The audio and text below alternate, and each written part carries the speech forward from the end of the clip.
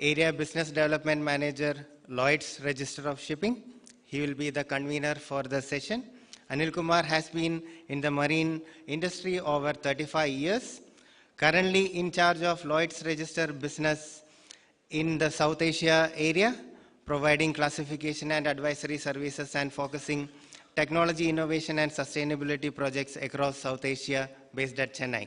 Prior to this role, he was Lloyd's Register South Asia business head based in Kuala Lumpur and principal surveyor and marine operation manager for India, Sri Lanka and Bangladesh.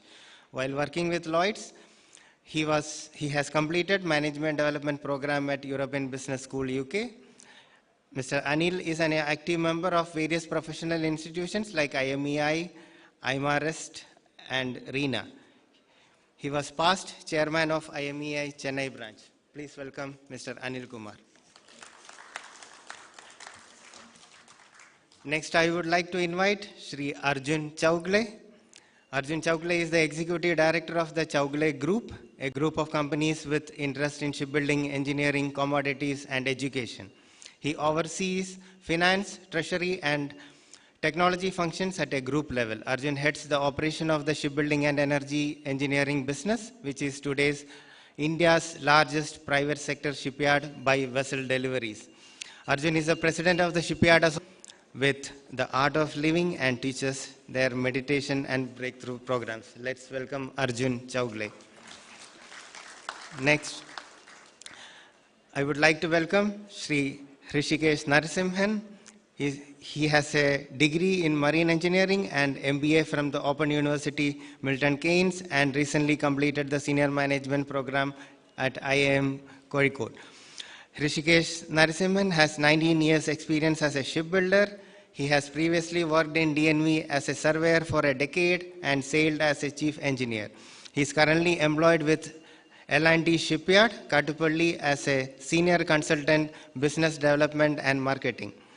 He has written several papers and awarded the best technical paper by FICCI in 2019 during the National Maritime Technical. Let's welcome Shri Hrishikesh Narasimhan. Next, I would like to welcome Shri Sanjay Verma. He began his shipping career in 1981 as a marine engineer, serving on merchant vessels for over 14 years. He worked with Shipping Corporation of India, V-Ships, and Maersk, Singapore. In 1995, he joined Lloyd's Register as a ship and industrial surveyor. Shri Sanjay Verma then joined Wärtsilä in 1999, holding various roles in technical sales, business development, and management at various Wärtsilä locations. Currently, as Director of Decarbonization Solutions at Wärtsilä Singapore, he focuses on developing sustainable shipping solutions, emphasizing energy efficiency and sustainable fuels. He advocates for immediate eco-friendly actions in the shipping industry. Let's welcome Shri Sanjay Verma ji. Next, I would like to welcome Shri Sajan P. John, Chief Operating Officer, Kochi Water Metro, and General Manager, Water Metro Organization, Kochi Metro Rail Limited, Kerala, India. Joined Kochi Water Metro by the end of 2016 in the upcoming innovative project from University of Kerala, Marine Engineering Training in DMET, Calcutta, and later sailed with Shipping Corporation and later as Marine Superintendent with SCI in the shipbuilding department. In various, he has undertaken various projects, new building in shipyards in Korea, China, and India as site manager and project manager for the company fleet. Sergeant John is also a law graduate from School of Legal Studies, Cochin University of Science and Technology, Cochin. He is a fellow of IMEI India. Let's welcome Mr. Sergeant John. Next, I would like to welcome Mr. Ronnie Hansen. He is a master mariner and he holds bachelor degree of law from University of Southern Denmark and he is now pursuing his master's. He is currently the nautical advisor to the Danish Maritime Authority. Currently, he is project manager in the Danish Maritime Authority's Regulatory Future Lab, where his main task is to handle matters related to alternate designs and approval on board vessels. May I please welcome Mr. Ronnie Hansen to the stage.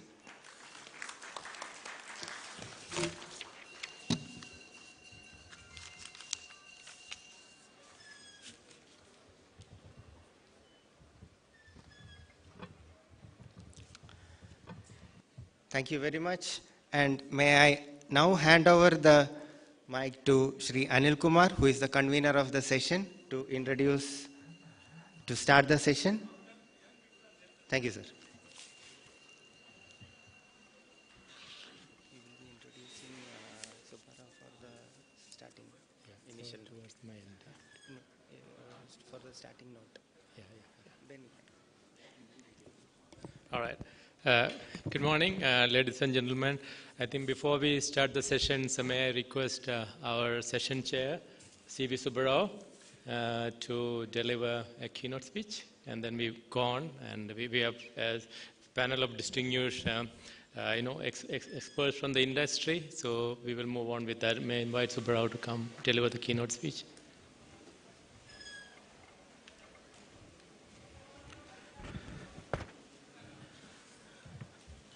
Ladies and gentlemen, good morning.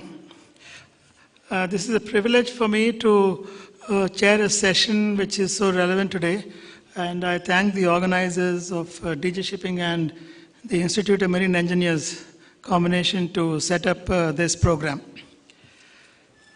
Okay, it's a green ships and smart technology. As you see, it's a shipbuilding session essentially, and as we see that the government is tremendously focused on the issue of shipbuilding, as you have seen in the recent budget and the announcements that have come forth after that. There are a lot of challenges, of course, but one of the key advantages that India has today is you do not have much of shipbuilding space or not much of shipbuilding happening. So I think you can start actually from scratch without having to sort of retrofit or move about the existing facilities that are available. So not only does it save time, it saves a lot of cost. And we are moving into a generation of disruption and disruptive technologies that you can implement your processes and your systems without much delay. But of course, like I said, there could be challenges, which we all know. The idea of this session is not to sort of conclude and say this is the answer. The idea is to see where the processes take you to. So I will just go back to the basics of how shipbuilding, or in a way manufacturing, actually takes place.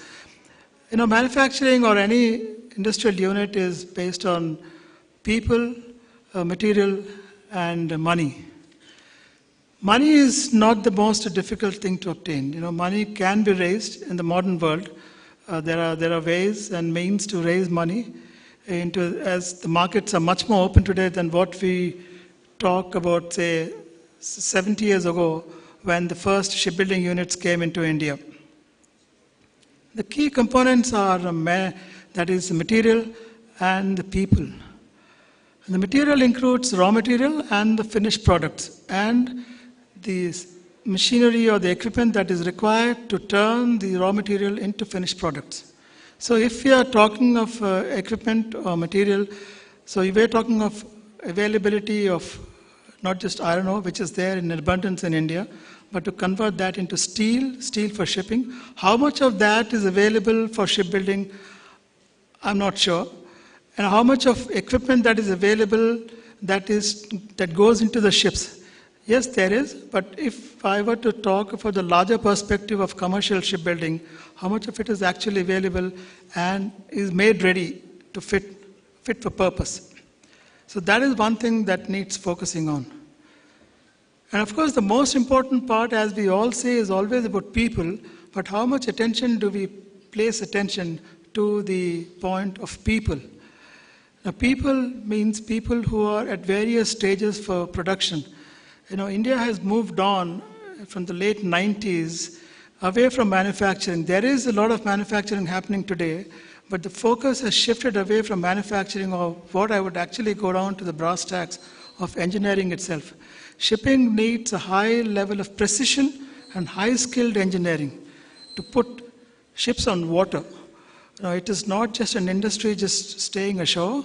You're talking of the volatility of just not the markets, but also the hostility of the nature that a ship is subjected to. Now, so we are talking of a design, we are talking of production, We are talking of education, how a ship is built. We are talking of design of systems that go into ship construction and naval architecture. How many of our schools are fit for purpose? How much of it is there in your various levels of management? It is just not an engineer. You need high-skilled people. You need semi-skilled people. We are aware of all of this. I'm sure many of the people in this room have been through generations where they have seen shipbuilding in various societies, including not just in Europe, which eventually gave way to Japan, which eventually gave way to Korea, which eventually gave way to China, and now we are actually running abreast. And we want to run with the hounds to hunt for the hares. So I think it's a very interesting topic. I would not like to occupy much of the time here because there are experts here who will probably navigate this session and probably give you a system and a process of how we can take shipbuilding in India forward. Thank you.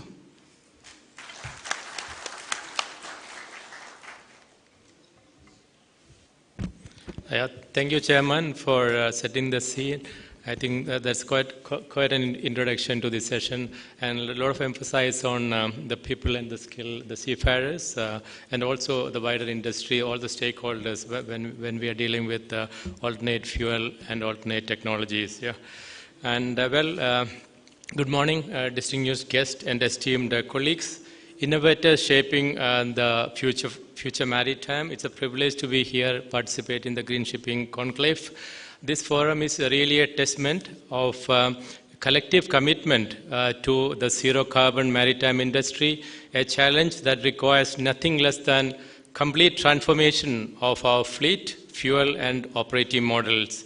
So on behalf of Lloyd's Register, I would like to thank the DG Shipping as well as the IMEI for giving us an opportunity to speak to you and also to moderate this session. We have in the other hall, the Hall A, the Chief Surveyor in the opening session. He set the scene very well, very clearly what we are trying to achieve. And it's a great initiative by the Flag Administration here, collaborating with IMEI and also the wider stakeholders in the maritime industry for this second edition of Green Shipping Conclave. The aim is to arrive at a pragmatic and inclusive policy framework for green shipping in India. The theme today is green ships and smart tech, integrating technology for sustainable sea. So during this session, we will draw reference to and expand upon the previous edition of green shipping section, which is 2022, and regarding availability of green technologies and shipping, in shipping, as well as the challenges and opportunities in green shipbuilding, and so that we maintain that momentum and continuity from our last deliberation here 3 years ago.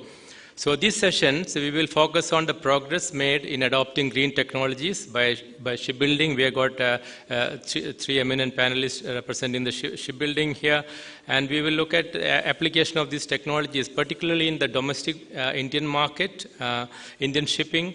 For example, the tugs and the short-run passenger ships, the barges and offshore supply vessel, and Indian coast as well as Andaman, Nicobar and Lakshadweep Islands. Yeah. So we will also make a deliberation to how do we link this to the Make in India program initiatives by looking at the feasibility of manufacturing material, equipments and components, and which are required for the green technologies in India. As all of us know, when we choose to build a ship or retrofit a ship or a dry dock a ship, for example, today, and green shipping is decarbonization rather is on the top of the agenda for all of us, and we made substantial progress from our previous edition of Green Shipping Conclave in 2022. And there is an uptake of green technologies now we can see, but then the challenge is that there is no precedence for this. So all of us, the flag administrations taking this initiative, the ship owners, shipyards, material equipment component manufacturers, the fuel producers, financiers, charterers, we all have to work together so that we achieve this common goal.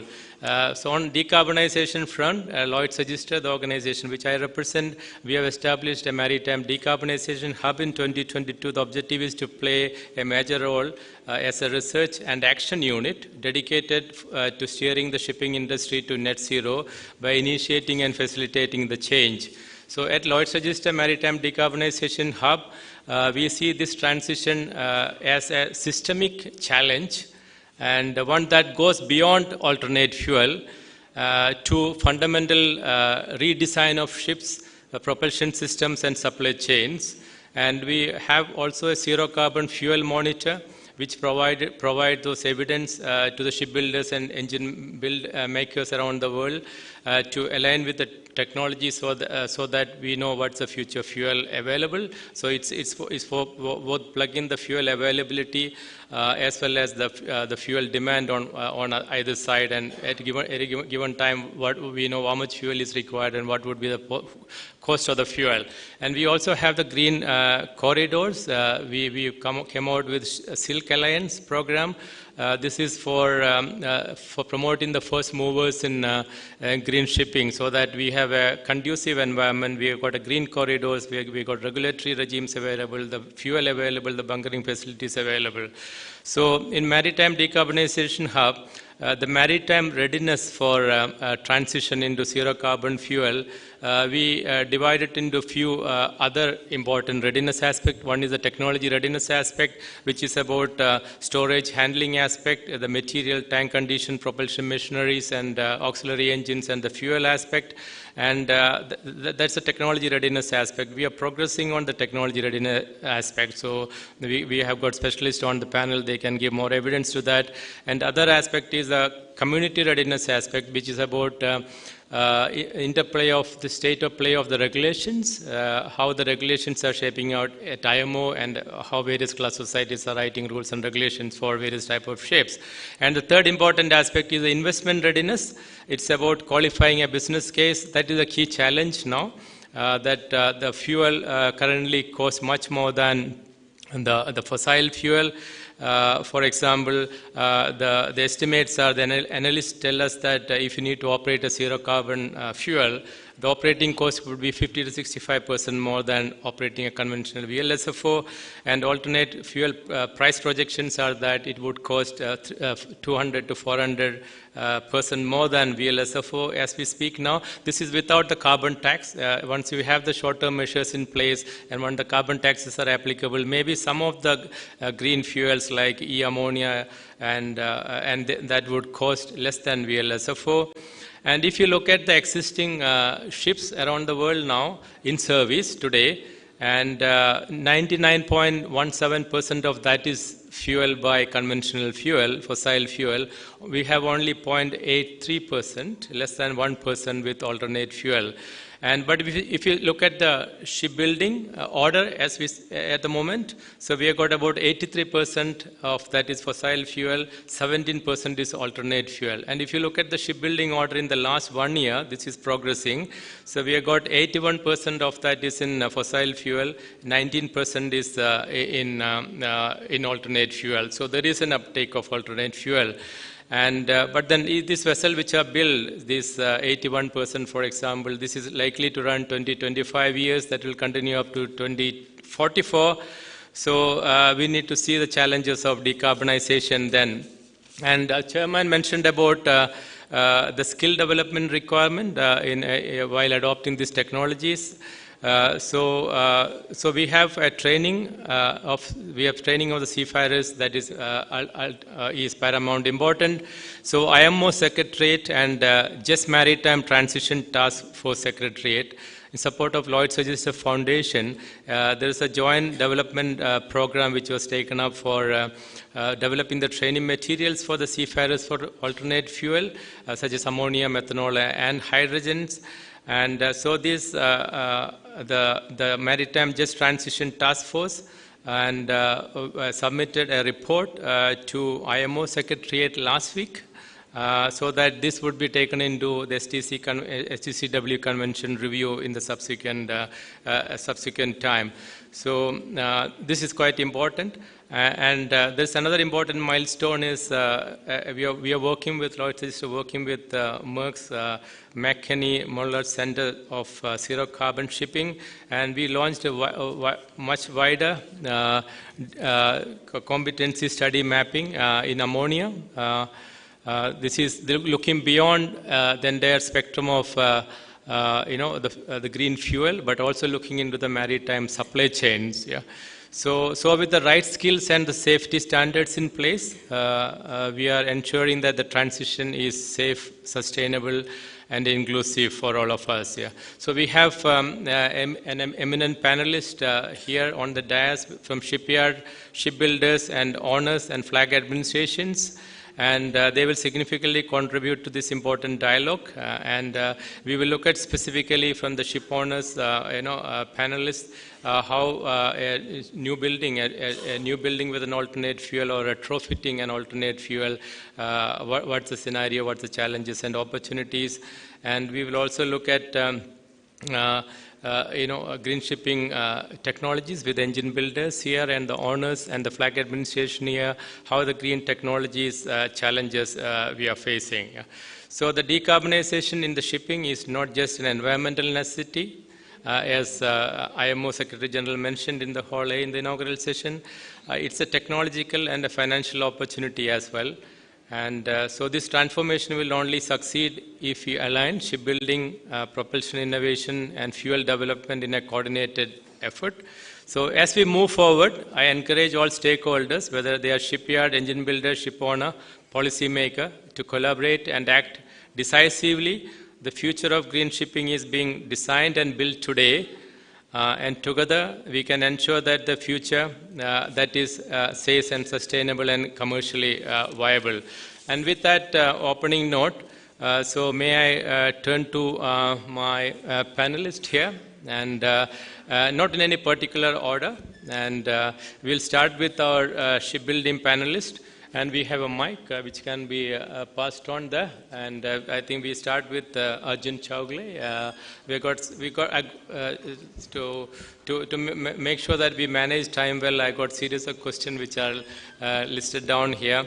And with Arjun Chowgle, may I ask you that what are the key challenges the shipyards are facing when you are incorporating the green technologies into design and construction of vessels? And also, can I ask you, in terms of sustainability, green technologies, where do you see the shipbuilding in this decade and the next decades? Yeah. So, Anil, the short answer to the first part of the question in terms of what are the key challenges of incorporating green technologies into ship construction, the short answer in India, from our experience, is the engineering challenge. There are two parts of the way we organize our work. One is the fabrication of the hull and the steel structures, and the other one is the engineering part, which is the commissioning of the equipments.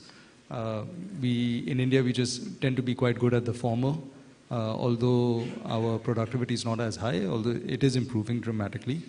But on the latter part, on the engineering and commissioning, there is a challenge, and that's the challenge is the people need to understand the product, understand the technologies, and after one or two ships, in these type of questions, it's always important to understand what are the underlying principles to this. And shipbuilding is an extremely collaborative process. It is, while we talk about shipbuilding, the process is not only about the shipyard. The process really starts, shipyard on its own also doesn't really start it. It takes a lot of inputs from all the key equipment suppliers, like the gentleman on my left. Without them, a project cannot be successful. And then, of course, organizations such as yourself, the class societies, they come into play. A project cannot be successful without everyone playing an important role. So it really is the integration of new technologies depends on how well each of these elements understand their roles. understand the new technologies, and actually contribute towards the program. As Mr. Subbarao was saying, in terms of India's development plan, we've skipped this whole area of manufacturing.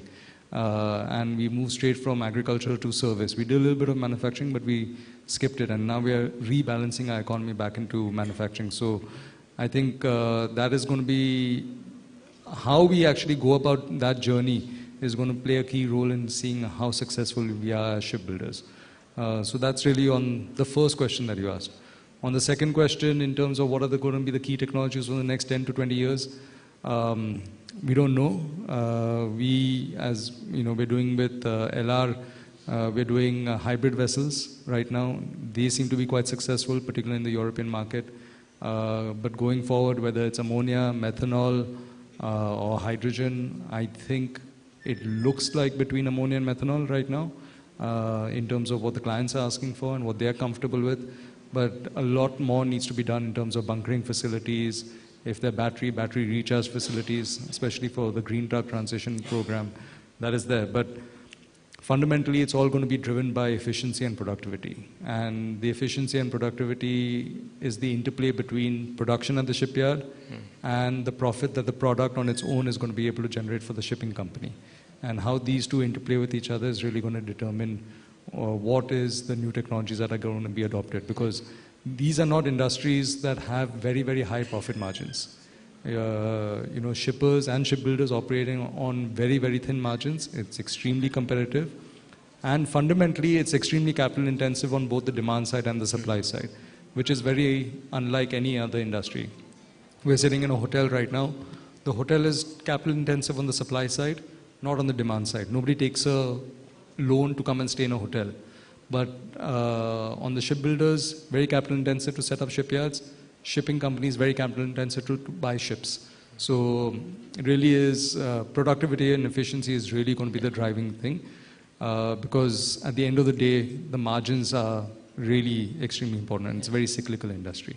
Yeah, thank you, Arjun. I think you mentioned about the hybrid vessels we are building now, which is probably a step ahead. So says we should build green ships and green technologies. So says we should build green ships and green technologies. On an ESG level at Chowgule shipyards, what are the initiatives you're taking? Yeah, so you know, we are the first shipbuilding company in India to have published our ESG report, which we have just, I think, released last week. But see, I think when you go on the journey of sustainability, it's very important to start measuring.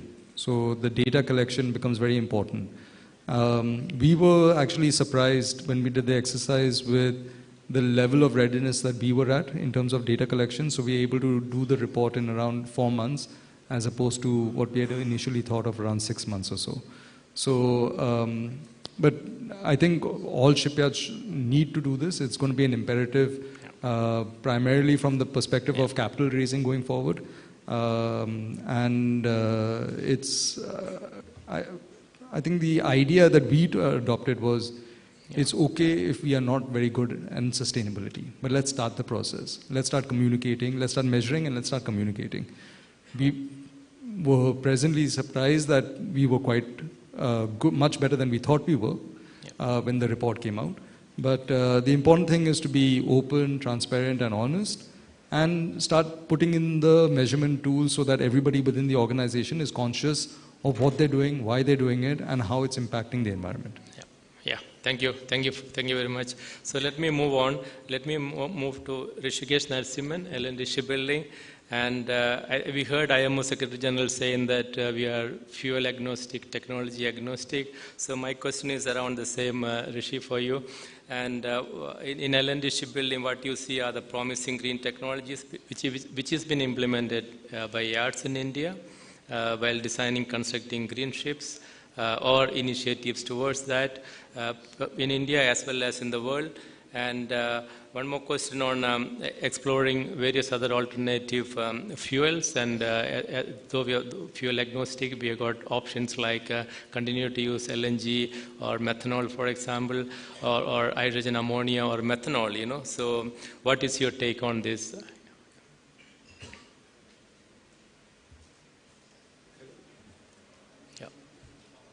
Thank you, Anil. So you have two questions. One is that, of course, you know, shipyards, they have to cater to the apex predator here, who are the charterers and the ship owners. And they drive the demand. The second question is that, so the first question is, what are yards doing worldwide and what are Indian yards doing to cater to the customer's demand? And the second question you asked was that how do we as a yard get sustainable in Indian yards? So let me answer that too. So shipyards worldwide are increasingly adapting green technologies. And they are usually the alternate fuels right now is LNG, LPG, methanol, ammonia and hydrogen. Methanol, ammonia and hydrogen are actually the flavor which is moving up. In fact, I understand, and you had said that about 200 ships have been ordered last year with methanol as fuel, and mostly container ships. And I heard yesterday one ship called Yangpu was delivered by Costco yesterday itself. And the other trend is, of course, that ammonia and hydrogen, all three of them are cryogenic fuels. So there has to be a kind of trend towards understanding how to deal with bunkering or having tanks with cryogenic fuels. So that's a major trend that shipyards has to work on. Just a second. Yeah. And of course, of these, you know, we see that the green hydrogen is possibly the real vision of the future, because that truly is going to be with zero emission. Now, coming to the supply side, we have, of course, in our esteemed panel, engine manufacturers, because the speed at which we will adopt also depends on how fast the engine manufacturers, especially of slow-speed engines, deliver the engines for methanol and you know, these new alternative fuels. So what I understand is that the Korean yards, which is Hyundai, Doosan and Hanwha, they are very busy with conventional fuels. Hyundai has got methanol engines, but Doosan doesn't have, and Hanwha is on the process. So even though there is a lot of demand, maybe the supply side of getting the engines is getting delayed. So this is one point to be noted. So this is one trend. The other one is, the other alternatives are, of course, battery alternatives and shore power connections. Here our experience has been that people are coming to us, especially the larger ships. They are looking at some kind of a version while you know, you have battery technologies being implemented, especially for shore connections. So here the national advantage is, you know, you get an advantage, a national advantage, where battery technology and the power electronic control technology are both available in that country. So India may have the power electronic control technology, but the battery technology is still at a nascent stage. And we are exploring with one or two customers who have come to our yards. But until you really get to the details, you wouldn't know much. But we have, I think, in our panel, an extreme, you know, Cochin Waterways has actually experimented. So, I mean, they are actually using it quite extensively, so we can approach them on that. But I guess some of the key aspects of the battery technology is that the weight and volume of the battery is high. Yeah. And also batteries tend to get, they have to be changed after 10 years. Yeah. You know? So their life has to be managed in terms of the cost that you have for battery technologies. The other energy saving technologies like air lubrication, then rudder bulbs, propeller ducts, Flettner rotors, wind kites, they're all being used. But in India, we have not, we've just got simple ones like scrubbers and emission control. Yeah. They are coming to us. But most of these energy-saving technologies have to be custom built, for the ship. Yeah. And they are also not, many of them do have to be fine-tuned for fine operations in the end. As far as shipyards are concerned, so in L&T, about 45% of our yard energy is from renewable sources. And here we see that most of the yards are pretty green in the sense that the emissions of the shipyards, for example, the oils that we have got, acids that we use, galvanization, all of them are out of the yard in clusters, and they are very effectively disposed. So we have major work in that place. And finally, what I would like to say is that you spoke about, So the Indian yards, like Mr. Subbarao had said, our key energy saving comes really in the yard from saving the time to build the ship. So 1 month of time saved in building really puts a huge advantage in terms of energy consumption and even cost of the ship. So the real focus on most Indian yards right now is how to actually organize ourselves and manage the production methods closer to what the Koreans do by planning and production engineering. This has been our main focus for the last 1 year in our yards. Okay. Thank you. All right. Thank you. Thank you, Rishi. I think we'll move on. So can we turn to the engine builder here now from shipyard straight into the engine builder? We got Sanjay Verma here from Waterways. Some related question from shipyards. Yeah. From the engine builder's perspective, in the technology perspective, what you see the development of in green ship engines, and how the engine builders, particularly, can talk about your organization as well as engine builders generally, how you are coping up with these demands from the market. As we saw, about 81%, 19% of the new builds are on alternate fuels now. And also, what are the green technologies you're incorporating in this engine so that we get the desired, greenhouse gas emissions? And also on this is for the new engines, and for existing ships, we got large number of ships, about 81% out there, for example. And what retrofit options you suggest, and what is possible, and what are the challenges over there? So 3 questions to you. Thanks for the question. I mean, I lost track of all the things that was read there. But I'll first address the previous discussion, which was on shipyard. Although we are engine builders, and not just engine builders, but other providers, system providers. But I would like to comment on the previous ones. If you want to build too many different type of ships, you will get nowhere. Indian shipping industry will get nowhere the way they are going, except for 1 yard, gentleman sitting right to me. They have got it right. So you have to understand where I'm focusing, because shipbuilding of, if you look at a bulk carrier and a tanker, which is a Cape-size tanker, and you look at a tug, and then you look at a mid-size boat, if you want to build them all, you cannot bring efficiency into any one of them. So first thing, you have to find a segment. And planetary session, there was discussion, what is green, what opportunity does this green brings? I would just like to say it's a very easy calculation what opportunity is bringing to the shipyards. If you look at, world is moving towards methanol and ammonia. That means that energy has to be transferred from place A to place B.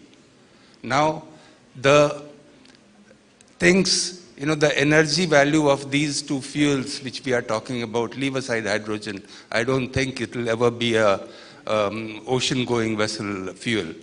I mean, you can talk about, again, sorry to move, but if you make a strategy, our green strategy is based on green hydrogen. Are you fooling someone? I'm sorry. I'm sorry to be vocal to say that we cannot make a strategy based on green hydrogen. Yes, if it's green hydrogen derivatives, I can agree. If you are focusing on river transportation, I can agree. But if you look at shipping, is not just about river transportation.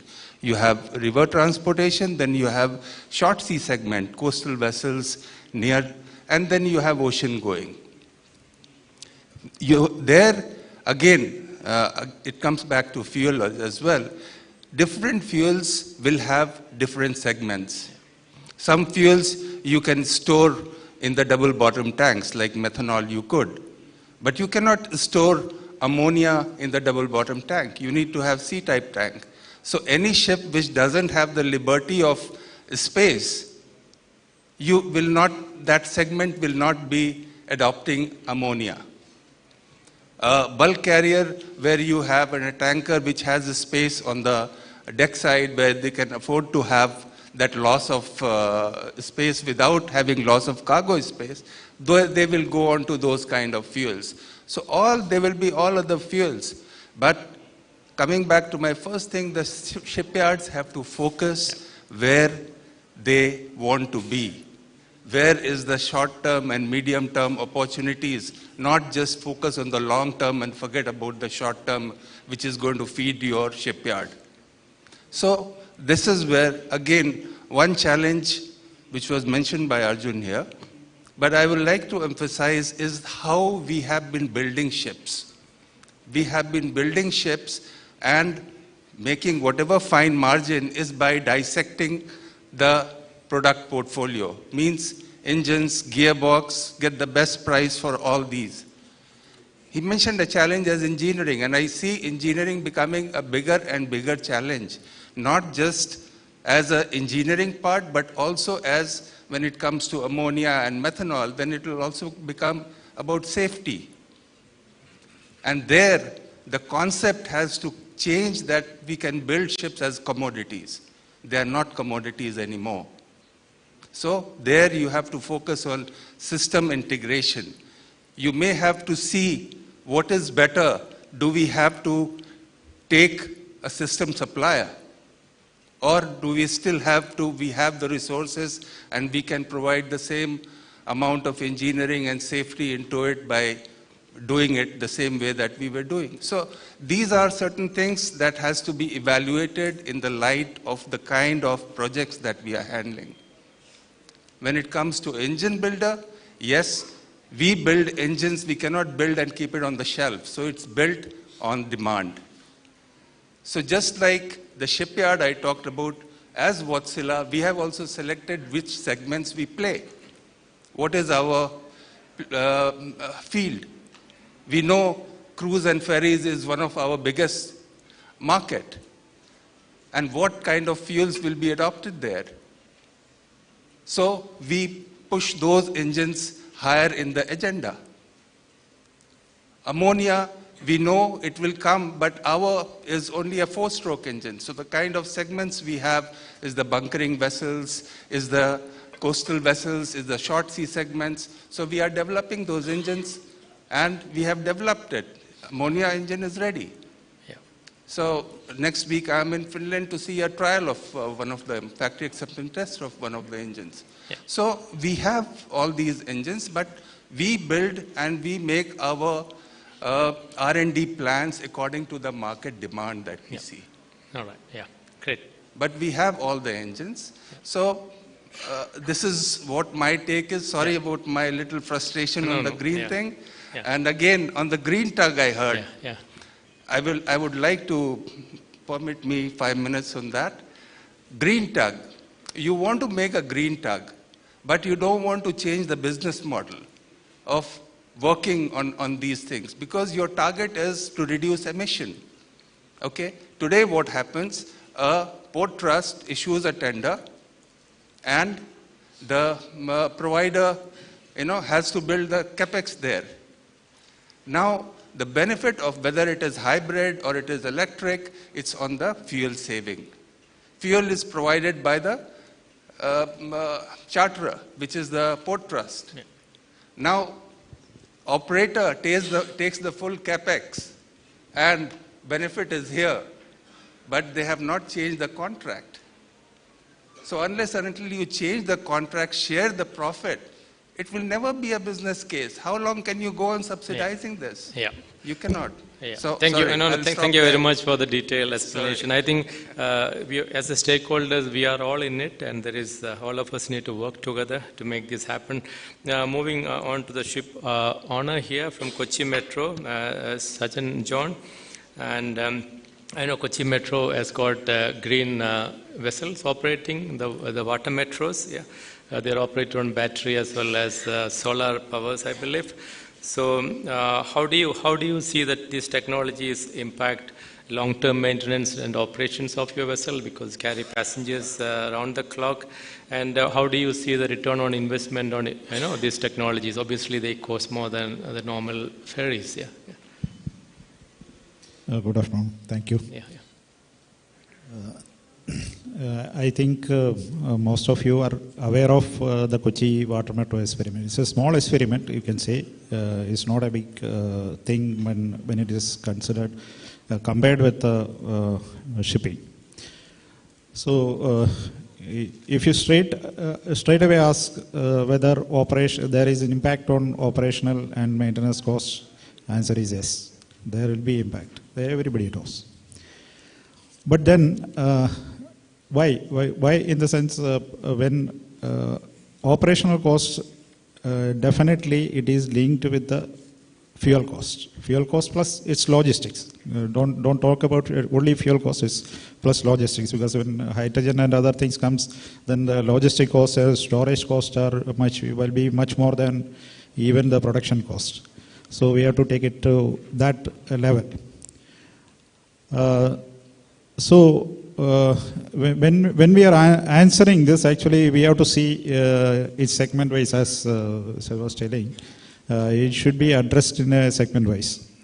For example, in inland waterways or maybe for near shore operations, where we have access to the shore, I think batteries are a very good option.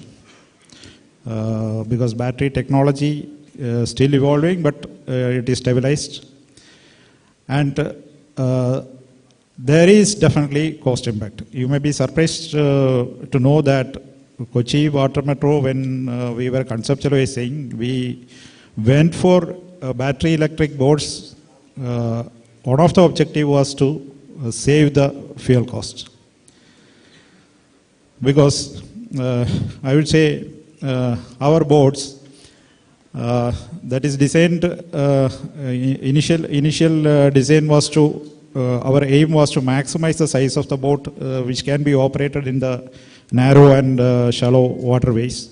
So once the size is fixed, then our target was actually how to fit in these batteries, because just to take for example,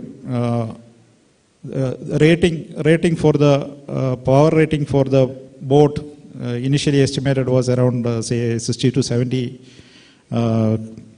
kilowatt hour.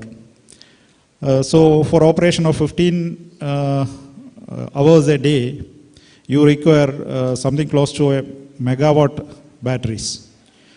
But this was not possible in a small boat like ours, which has draft restrictions, which has width and size restrictions.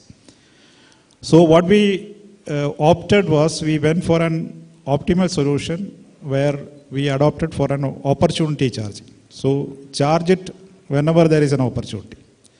So that is how the boats are designed only for 1 hour operation.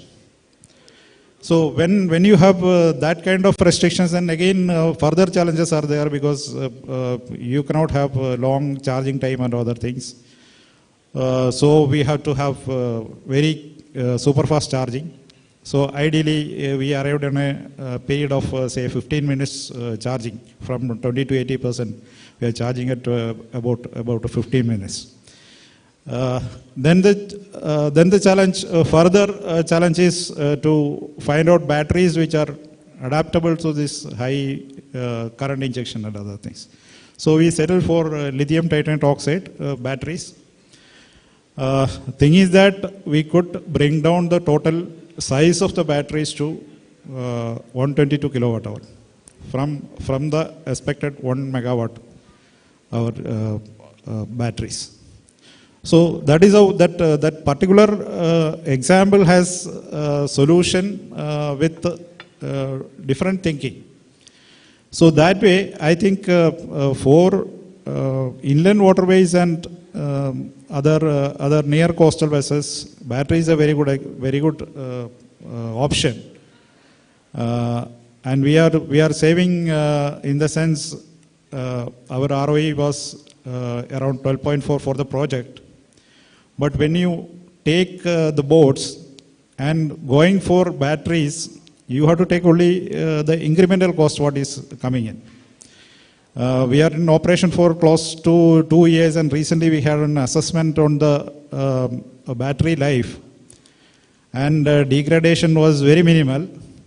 And though 7 years was the warranty for us, so we are expecting to have at least another 12 years life for the battery. In the sense, for the life period of the boat, you have to change the batteries for only once. And by then, there could be better batteries and at a cheaper cost. So that way, when you calculate the ROE, then only the incremental costs need to be addressed. So that way, I think it is a much cheaper option for operation. And maintenance, of course, when you are moving to electric propulsion, we all know the maintenance cost is actually less than normal engines. But when you go for clean fuel, other clean fuel, of course, there will be issues that may be coming. But cleaner fuels definitely supposed to reduce the maintenance cost as well. But the fuel cost is definitely higher, so that will be the issue. Yeah. Thank you very much. I think we'll move to the last panelist here. It's from Maritime Administration, the Danish Maritime Administration, Ronny Hansen. A couple of questions. You heard from the shipbuilder, you heard from the engine manufacturer, you heard also from the ship owner.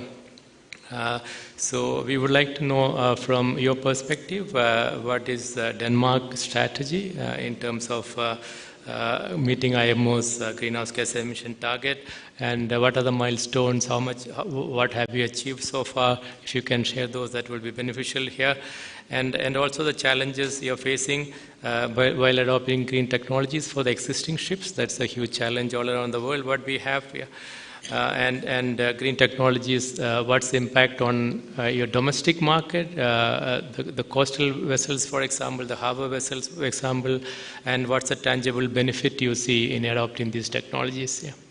Over to you, Ronny. Thank you very much. First, I'd like to say thank you very much for having us here. It's really a great honor to be here in Mumbai. To the first question, the DMA recognized the momentum we also saw in the Hall A and also today here in Hall B.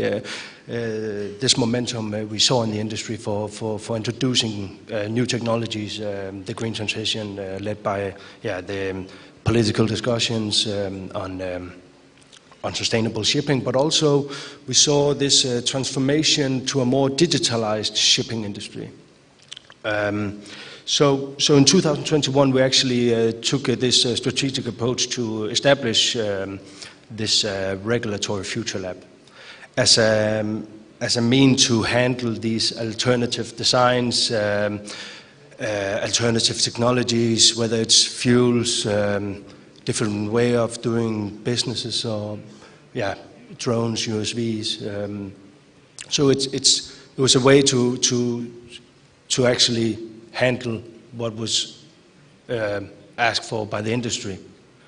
And that's also lead me to one of our key milestones, because in that process we also had to look at the way we were an authority in a different perspective. other panelists also mentioned this very importance of collaboration with the industry, shipyards, stakeholders in general, and the authorities, also across borders. So establishing the Future Lab and taking the experiences from that was one of the major achievements, and also make it an internal process for a smooth operation in the future. We all know there's always a start, and the first process will always take a bit longer than the second and the third. So that was, I think that was our key milestone for that, and also to take the experiences of the approvals that we are making, get them into the real world, and see how they are, harvest the experiences, and actually use them actively in trying to shape the future regulation as well, to make it more, how do you say, technology driven, or and not so much, maybe looking at a different perspective. So. Yeah. With regard to the challenging of modifying the existing vessels, I think our approach actually is consistent whether we talk new buildings or retrofitting. I know maybe a lot of the panel can agree with me when I say it's easier to move something on a drawing than it is in the real world, but we try to ask ourselves not so much if it's possible, what the client wants, or well, the company in this case, but how we can make it possible, and strong collaboration with ship owners, classification societies, yards, architects. I think we actually managed that pretty good through a proactive collaboration, and look at the more solution-orientated than instead of, because traditional engines, diesel-fired engines, you could just say sold as one-to-one copy and then stamp, go. It was a quick fix, really. Nowadays, it really is requiring a lot of collaboration in all levels, and not only from the industry, but also from the authorities. And as an authority, you have to, in our perspective, go into that as an equal partner. So to answer your question, our approach remains the same, whether we're talking retrofits or new buildings. It's just sometimes easier that on new buildings you can adjust before you start building. So, on a domestic level, and the tangible benefits we see with introducing green technologies, in Denmark is quite a small country, and we have a lot of small islands, and these islands requires they are how do you say, they're well dependent on our domestic ferry fleets. So. I think back in 2020 we had a project of electrifying these ferries, and there was many very tangible benefits from electrifying these ferries. We saw, of course, the environmental benefits, of course, but also operational cost was lower. Of course, investment was higher, but it was also the first project. So when you have projects, more and more projects, it will, of course, the research part will get, it's already done right. So, and we actually also experienced the passengers on board. It was more pleasant to sail with these ferries. So it was a different approach. And actually now we are at a stage where I don't think we see any domestic ferry built in Denmark with not some sort of electricity, either partially or fully. We are quite fortunate that a lot of our electricity comes from windmills and solar power. So that's also green electricity. So, but it's just one of the good tangible benefits that we saw introducing green technologies. Yeah, thank you very much. Ronita. So I think we have gone through one round through the panelists. I think we are running short of time. So our plan was to open up questions to the audience, but I don't think we have much time. So probably we can interact with the panelists during the lunch break subsequently. So before I summarize, may I request the chairman to have a few concluding words?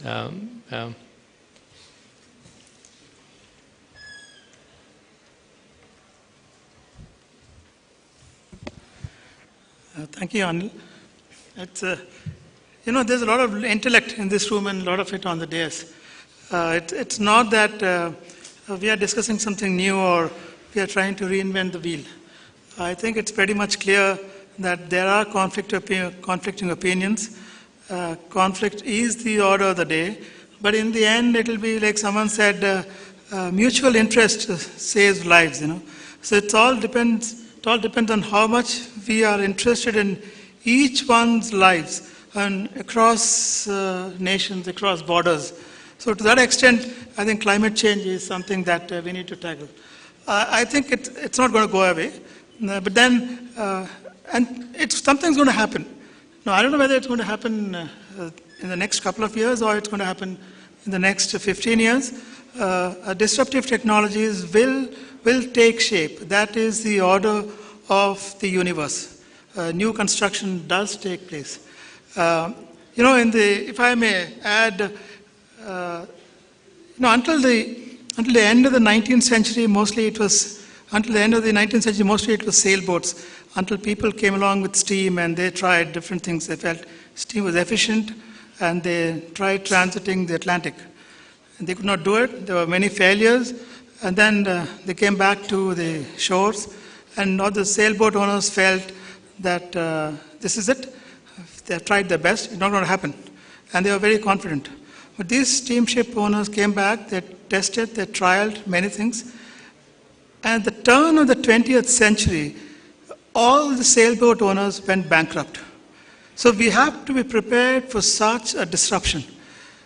It's a good idea to have lots of these discussions, but I think like Sanjay rightly said and Arjun was mentioning that yes, we should start something small. I think his firm, Chocolate, is sort of working well on its designs on a specific set of segments. I'm not sure whether it's going to work on large-scale ships. Perhaps we may have to focus on containers, large-scale containers, ships which guzzle, and maybe leave it to some smaller, manageable ships on the coast. So that will probably be the starting point. But this idea of green technology is I think, is incredible. What we'll eventually do is probably we'll use the technology to build. We'll use the technology. The technology will be green in manufacturing a unit for transportation. Because in the end, supply chain is important. Otherwise, we wouldn't be even sitting in here in this room and discussing what is green and what is smart tech. Thank you. Yeah. Thank you, Chairman. I think that's well summarized. So I think we can see there's an energy in the room among the panelists to see that we are all here to make this happen. But there are challenges, as I mentioned in my opening remarks. So we are advancing with the technology readiness aspect. We heard from the engine builder. And they are actually building engines with alternate fuel. And we have seen on the exhibition stand, Shipping Corporation of India, they're retrofitting one of their OSVs with methanol fuel. So it's happening in Indian shipping scenario. The existing vessels have been being retrofitted. There's plan to retrofit more ships, so it is likely to happen. So IMO, we heard IMO Secretary General talking about ammonia rules, and hydrogen rules are being developed. Class societies have already written rules for methanol, hydrogen, and ammonia. There's advancement in the community readiness level, the advancement of technology levels. Investment readiness, as I mentioned, and though the fuel cost enormously high at the moment, I think possibly when we have midterm measures or market-based measures, carbon taxes, these fuels the cost is going to go down. So overall, I think we had a very interesting discussions here and lots of good points and takeaways, and we will summarize this after this event. and we'll make a report out of this. And I would like to thank DG Shipping for giving me this opportunity to moderate these sessions, particularly Pradeep Sudhagar, Nebu Philip, and Brian here standing with me. Thank you very much. Thank you. Bye. I would request all the moderators, panelists, and convener to hand over the memento session. Thank you very much. It's time to say thank you to all the distinguished panelists, chairman, and everybody here. So may I request Mr. Brian to hand over the memento to the chair, Mr. Subbarao.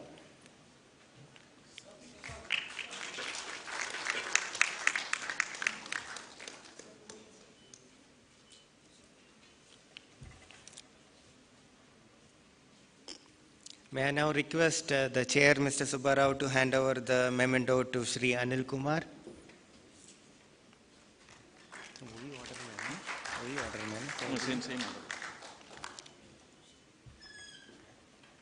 May I now request the chair to hand over the memento to Shri Arjun Chaugle.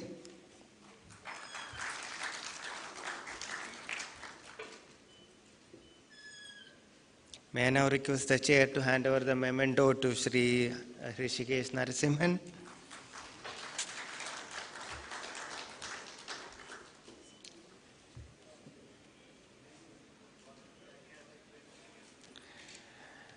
Mr. Sanjay Verma, may I request the chair to hand over the memento to Mr. Sanjay Verma.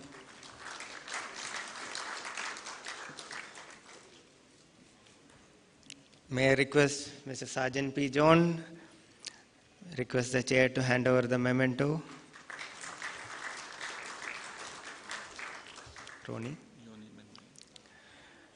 May I request the chair to hand over the memento to Mr. Roni Hansen.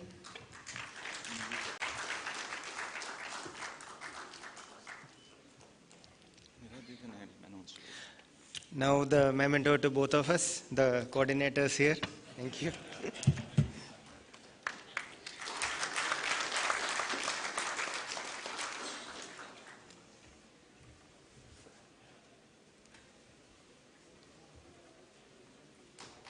Can we have a huge round of applause for the wonderful and informative session, everybody?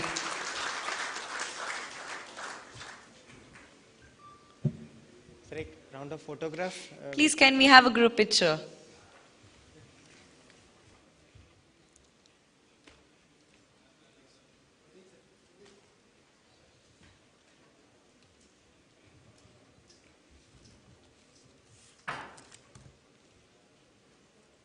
We also have Shri Pradeep Sudharkar, Chief Ship Surveyor, joining us, everybody.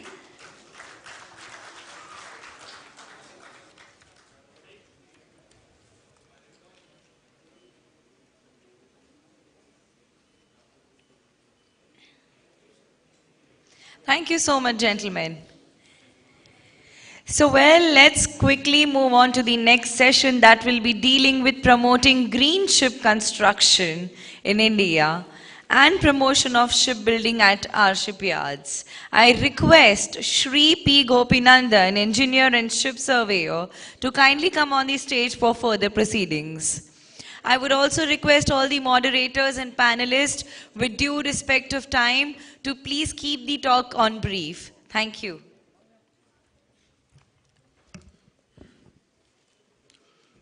Good afternoon, ladies and gentlemen. Welcome again. I would now request our panel convener, Shri Ashok Srinivasan, to start the proceedings and welcome our panel members to utilize the time more productively. Sir, please, Ashok Srinivasan, please come onto the dais. Thank you, sir. I'm already Shri here. Ashok Srinivasan is a master mariner with 24 years of experience and an MBA from Copenhagen Business School. Amongst many of his notable achievements, he is currently Vice Chair of Advisory Committee of IAX. Sir, please start the proceedings. Thank you. Thank you, sir. Thank you so much. What a great day today, and what excellent sessions already. And the last one on shipbuilding, we had so many good things. But we also had the chair talk about disruption. And we should be ready for all disruptions. To start with, we are standing between lunch and you have to be ready to be disrupted. Your lunch might get slightly delayed, but I'll do my best to make it as quick as possible so you don't really get too much delayed. With that, let me first invite our chair of this session on ship recycling, Shri Rajesh Kumar Sinha, sir, the Additional Secretary, Ministry of Ports, Shipping and Waterways, Government of India. He's a distinguished civil servant with over 30 years of experience in public administration, policy formulation, and strategic management across multiple sectors, including government, energy, finance, education, maritime infrastructure. His proven expertise in managing critical national infrastructure projects, particularly in ports and shipping, and is dedicated to India's economic growth through effective leadership and collaborative policy making. Welcome again, sir. And now I will invite my panelists one by one. I hope they're all in the room. First is Dr. Anand Hiramath. Dr. Anand Hiramath, yeah, there he is. Thank you. Please welcome to the podium. He's a highly accomplished leader in sustainable ship recycling, combining his strong foundation in civil and environmental engineering with over a decade of specialized expertise. He holds a master's degree in environmental engineering from IIT Guwahati and earned his PhD from IIT Bombay, where his pioneering research on integrated risk assessment framework for best practices in ship recycling set new standards for safety and environment responsibility in the industry. Welcome again, Dr. Hiramath. And next, I would invite Shri Ehud Barlev from the Lloyd's Register. He started his career as an engineering officer with 16 years of experience, including 3 as chief engineer, and has then transitioned to operational support, advisory services, and now he's manager at Lloyd's Register as of October 2023. He's now responsible for creating and implementing tailor-made tools and consultancy services for clients globally, including specialized offerings like Ship Emergency Response, Condition Assessment Program, and Hull Renovation Scheme. I can go on and on about him, but I'll stop right there because he has a very long and excellent CV. And next, I would invite Shri Rajkumar Beniwal, sir. He is a 2004 batch IAS officer and has nearly 2 decades of public service experience. He holds a BTech in mechanical engineering from the IIT and a master's in public administration from Duke University in the US. Currently, he serves as the vice chairman and CEO of the Gujarat Maritime Board. And as the vice chairman and CEO, he is playing a key role in the transformative phase of the Gujarat ports and maritime sector. I will talk a lot about it in this session. Next, let me welcome Shri Haresh Kumar Parmarji, Honorable Secretary of the Ship Recycling Industries Association of India from the Alang Recycling Yard in Gujarat. He's been involved in ship recycling since 1995 and has been overseeing the recycling of over 100 ships. His involvement includes serving as an executive committee member, joint secretary, and currently as the honorary secretary since 2019. He specializes in addressing issues related to the IMO, IMC, Ship Recycling Code, and the governmental departments on behalf of SRIA. He actively participates in several committees, including the Joint Plan Scrap Committee, Vehicle Scrap Committee, Container Manufacturing Committee. He has been trained on environmentally friendly ship recycling in Japan and is the executive member of the Federation of Ship Recyclers Association. Welcome again, sir. And lastly, I would invite Mr. Rubal Bansal from the Bansal Shipbreakers. He's a dynamic leader in the ship recycling industry, and he spearheads the operation of the Bansal Shipbreakers Private Limited. Under his leadership, the company has achieved significant milestones with a strong commitment to sustainability, environmental responsibility, and circular economy. Mr. Rubal has played a pivotal role in aligning ship recycling practices in global standards such as the Hong Kong Convention and is dedicated to promoting safe, green, and responsible recycling methods while advocating for industry-wide improvements. I welcome you all, gentlemen, a very excellent panel here. Before I start the proceedings with the panel discussion itself, may I ask the chair of the panel to give us a few opening remarks.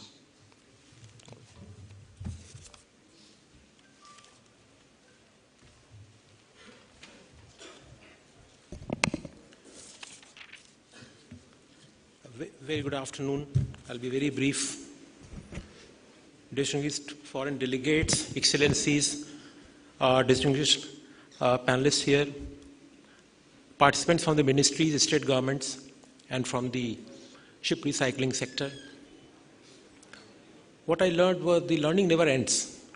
Today is another such day. I also started learning in the morning when I came to this forum. One thing I learned, that waves don't tire out. Ships do. Because ships tire out, so they have to be retired. Why do they have to be retired? Because if you use the tired ships, they are unsafe, unclean, and therefore you recycle them. Needless to say, and which I stated when I met the CEO or chairman of BIMCO, I said it takes real guts to invest in ship recycling industry. And that time ship recycling industry was going through that lower part of the cyclic curve. Not easy to invest in this business. So anybody who takes this risk is a real businessman. And this recycling is completely, to my understanding, is in private sector. I have not heard of any government company doing recycling of ships. They do build ships, they run ships, they provide manpower, but there is no recycling happening in government sector, at least to my limited knowledge. India, for various reasons, because we are very forward-looking and are becoming more forward-looking, were the first nation, probably one of the first few nations to have ratified the Hong Kong Convention, 2009. And probably the only country, which is a major recycler of ships, to have passed a legislation, passed a law for ship recycling in 2019. Today must be nearly 6 years now. We have our rules in place. We are in the process of finalizing the regulations, and well before June 2025, whatever date it may be, we should be having our regulations in our hand. Maybe next week onwards, we are starting some kind of internal discussion on that, on those regulations.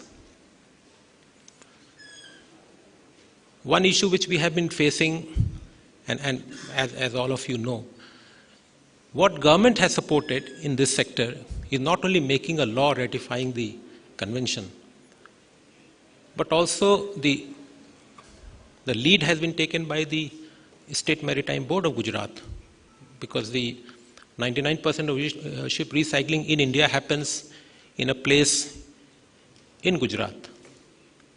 Fabulous place to visit and see how transformation happens on the ground.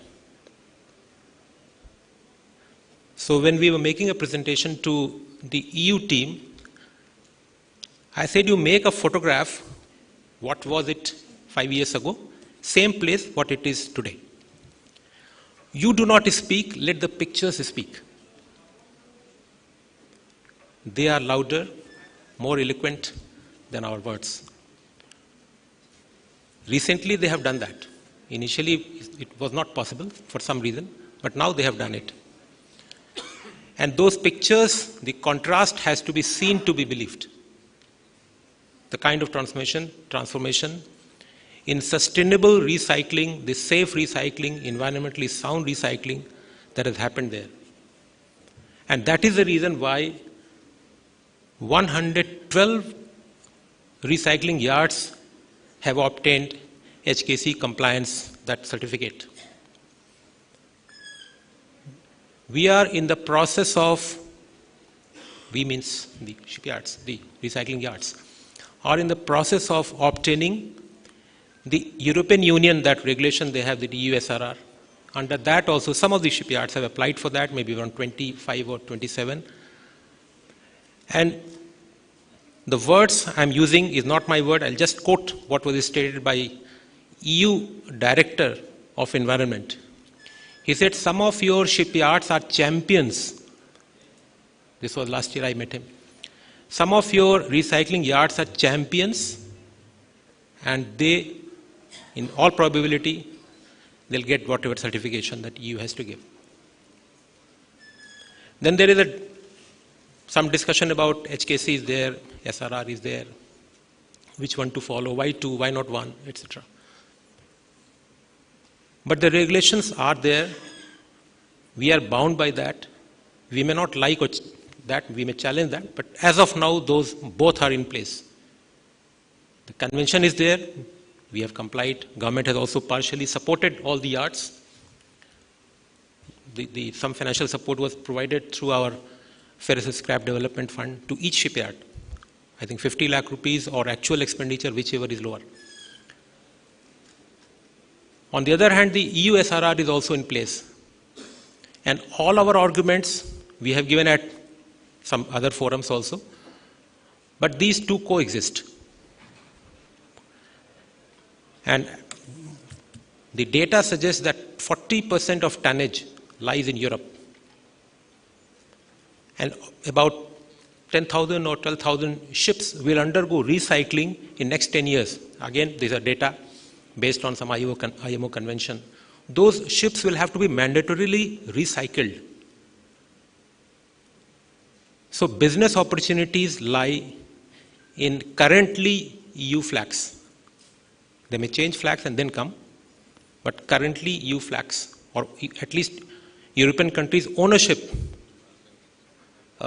ships. This is recognized by almost everyone, even the EU players. The Shri has, the Association of Recyclers, has been taking a very proactive role in this. They have been in dialogue with that ship owner groups also. In one of the pillars, morning session I was speaking about the shipping site pillars. See, if you look at the maritime, I have learnt it. There is a port, there is a shipyard, there is a shipping company, etc. But this shipbuilding part or shipping part needed a lot of focus. Now it is getting that due. Or probably it is start getting that due. Just a beginning. Maybe in another 10 years, probably I'll not be here, but this picture will be quite different from what it is today. In our one of the pillars which I mentioned in the morning, pillars how to improve the Indian tonnage, flag, shipbuilding, and the primary thrust was it gives a lot of employment. It creates employment. Environment friendly, safe employment places. It creates that. I do not have the employment multiplier factor of recycling, but shipbuilding gives 6.4. Ship recycling will also be very high. I do not have that data, but it will not be anything less than 4. Because I have seen the whole Alang township is developed because of this recycling. It happens in many industries, but there I have seen a very lively town. But again, it's a cyclic thing. In that one of the pillars, we are bringing out one additional feature of credit note facility. If any flag, any country, anyone, gets a ship broken in India or recycled in India, apart from whatever value he gets from the recycler, he will also be getting certain percentage of that value as a credit note. We are proposing about 40%. That credit note he can in cash or use or utilize if he gives a shipbuilding order in any Indian shipyard. So we are trying to bring in that to incentivize, not a circular economy, but a circular incentivization. I call it circular incentivization. You incentivize this and this both. So that also we have prominently featured, and this has received a lot of interest, questions, and also support. So there is one small thing I was saying that we are trying to do now, currently do. Apart from that, the EU team had visited sometime November, December last year.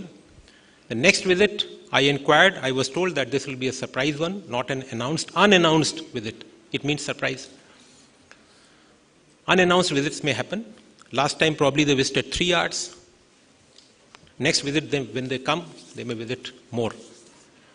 But this is certainly one area where sustainability, the name of the convention itself is, I only call it Hong Kong Convention. When I read the whole sentence, it is something like safe and environmentally sound and environmentally safe or sustainable recycling act, convention. So actually the focus is on safe recycling. Focus is on less polluting or least polluting recycling. That is what has happened in this sector in the last few years. And recently I was interacting with the NK class, I think it's a Japanese thing, NK class NK, which is written here also, class NK. They told me that they have given certificate to many of the yards, ship recycling yards of Alang. And many of the shipyards, many of the yards in Alang are holding multiple classes, multiple certificates from these many classes. My question was, why do they spend this much? One certificate should be enough. But no, because the business dynamics is such that if you want to have Japanese ship recycled in India, then that certification must happen through a very regionalized thinking. But yes, that is how the business has worked here. But each shipyard must have spent, on an average, 1 crore to 2 crore rupees, each shipyard must have spent to come up to this level, which business person will do without being sure of business. And that is the challenge. This is the very commendable. This is what I presented to you, that you must respect the business entity that has invested this much, risking this much in their business. You must come and see. I am new, they are not new, but I was still telling them, please come and see the yards. So these are my opening words. More or less I have spoken almost everything. So I only hope that we'll have a discussion. We have very illustrious panelists here. They'll give us more insight, to me also. As I said, it's a learning day for me. And all the best to everyone. Thank you.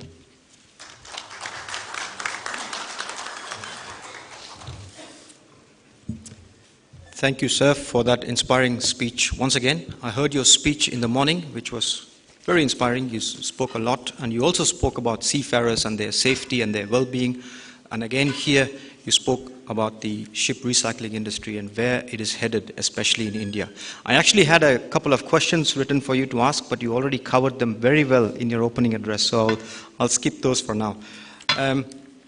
Also, remember what the Chief Surveyor, Mr. Anil Kumar, said in the morning.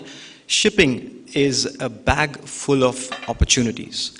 And if you look at the various sectors in shipping, India is probably not the country where there are many, many ship owners. They are sitting in the other countries. Even shipbuilding, as of now, at least today, India is not the top. It may become top in the coming years, but right now it is not. But if you look at ship recycling, India is positioned among the topmost nation there, and this is already a place where India is, and from here it can only get better and better. So with that, let me go to my excellent panelists once again and ask them a few questions. I'm wary of the time, so I'll keep looking at my watch. We've got to stop at 13:05, I think. Yes, and I will keep that in mind as we go along. So my first question is to Mr. Rajkumar Beniwal. You work with the Gujarat Maritime Board, and I would like to ask, what are the steps that Gujarat government is taking to promote the recycling industry and especially to comply with the EU SRR and the HKC requirements, if you may, sir. Thank you.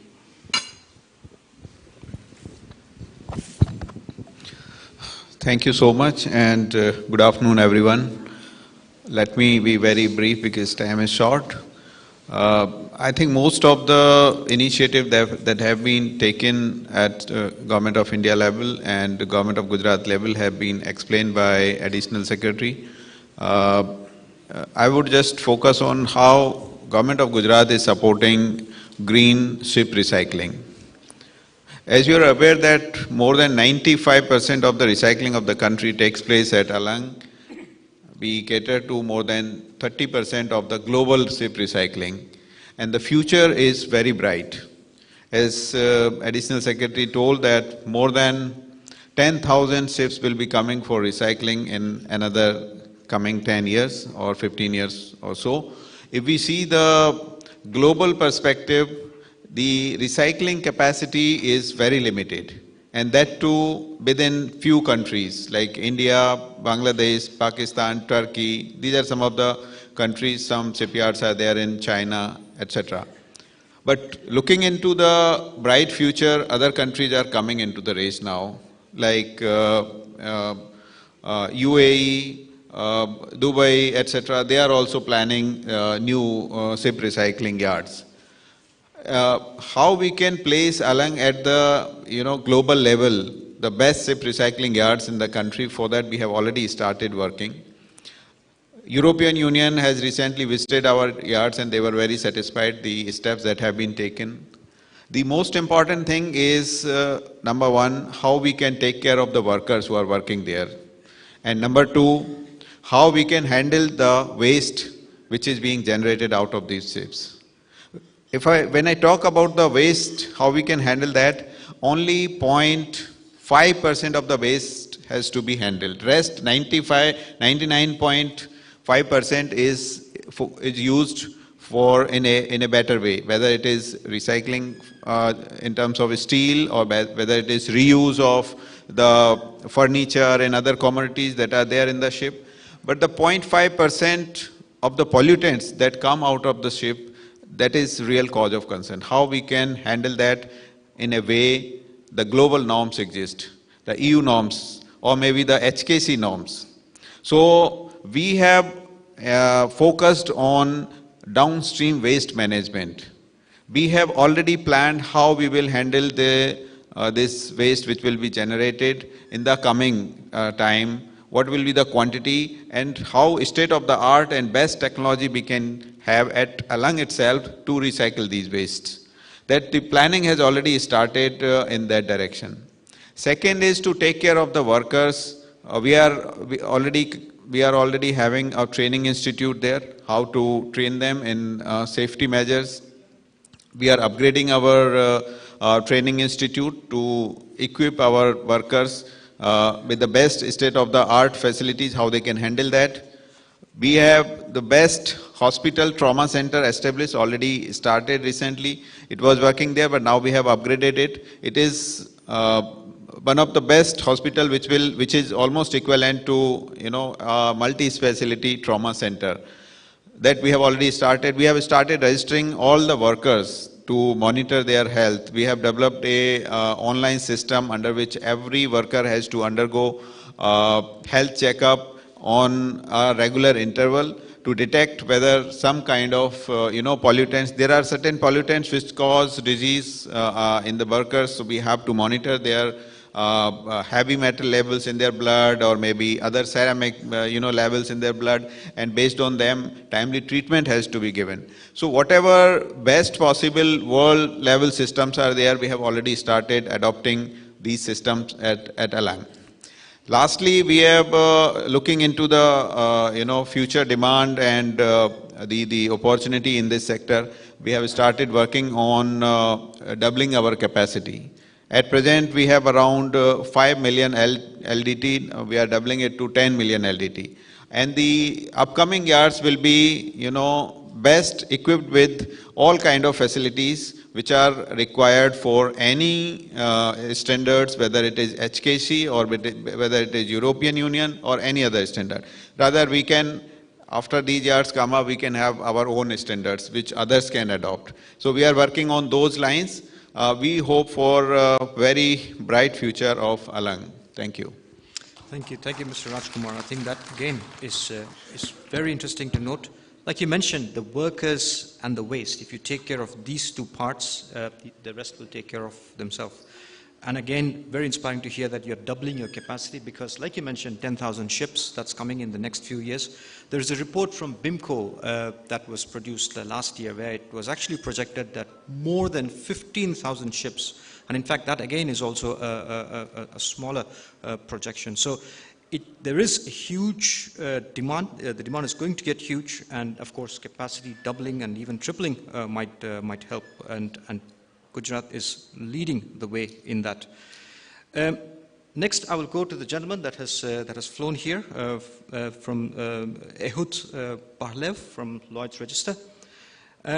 If I may ask, what are the possible reasons of the ship recycling that may go into a downtrend, and when do you think there can be a peak in recycling? And also, tell us a little bit about the certification process of the Alang yards when it comes to the HKC convention. Thank you.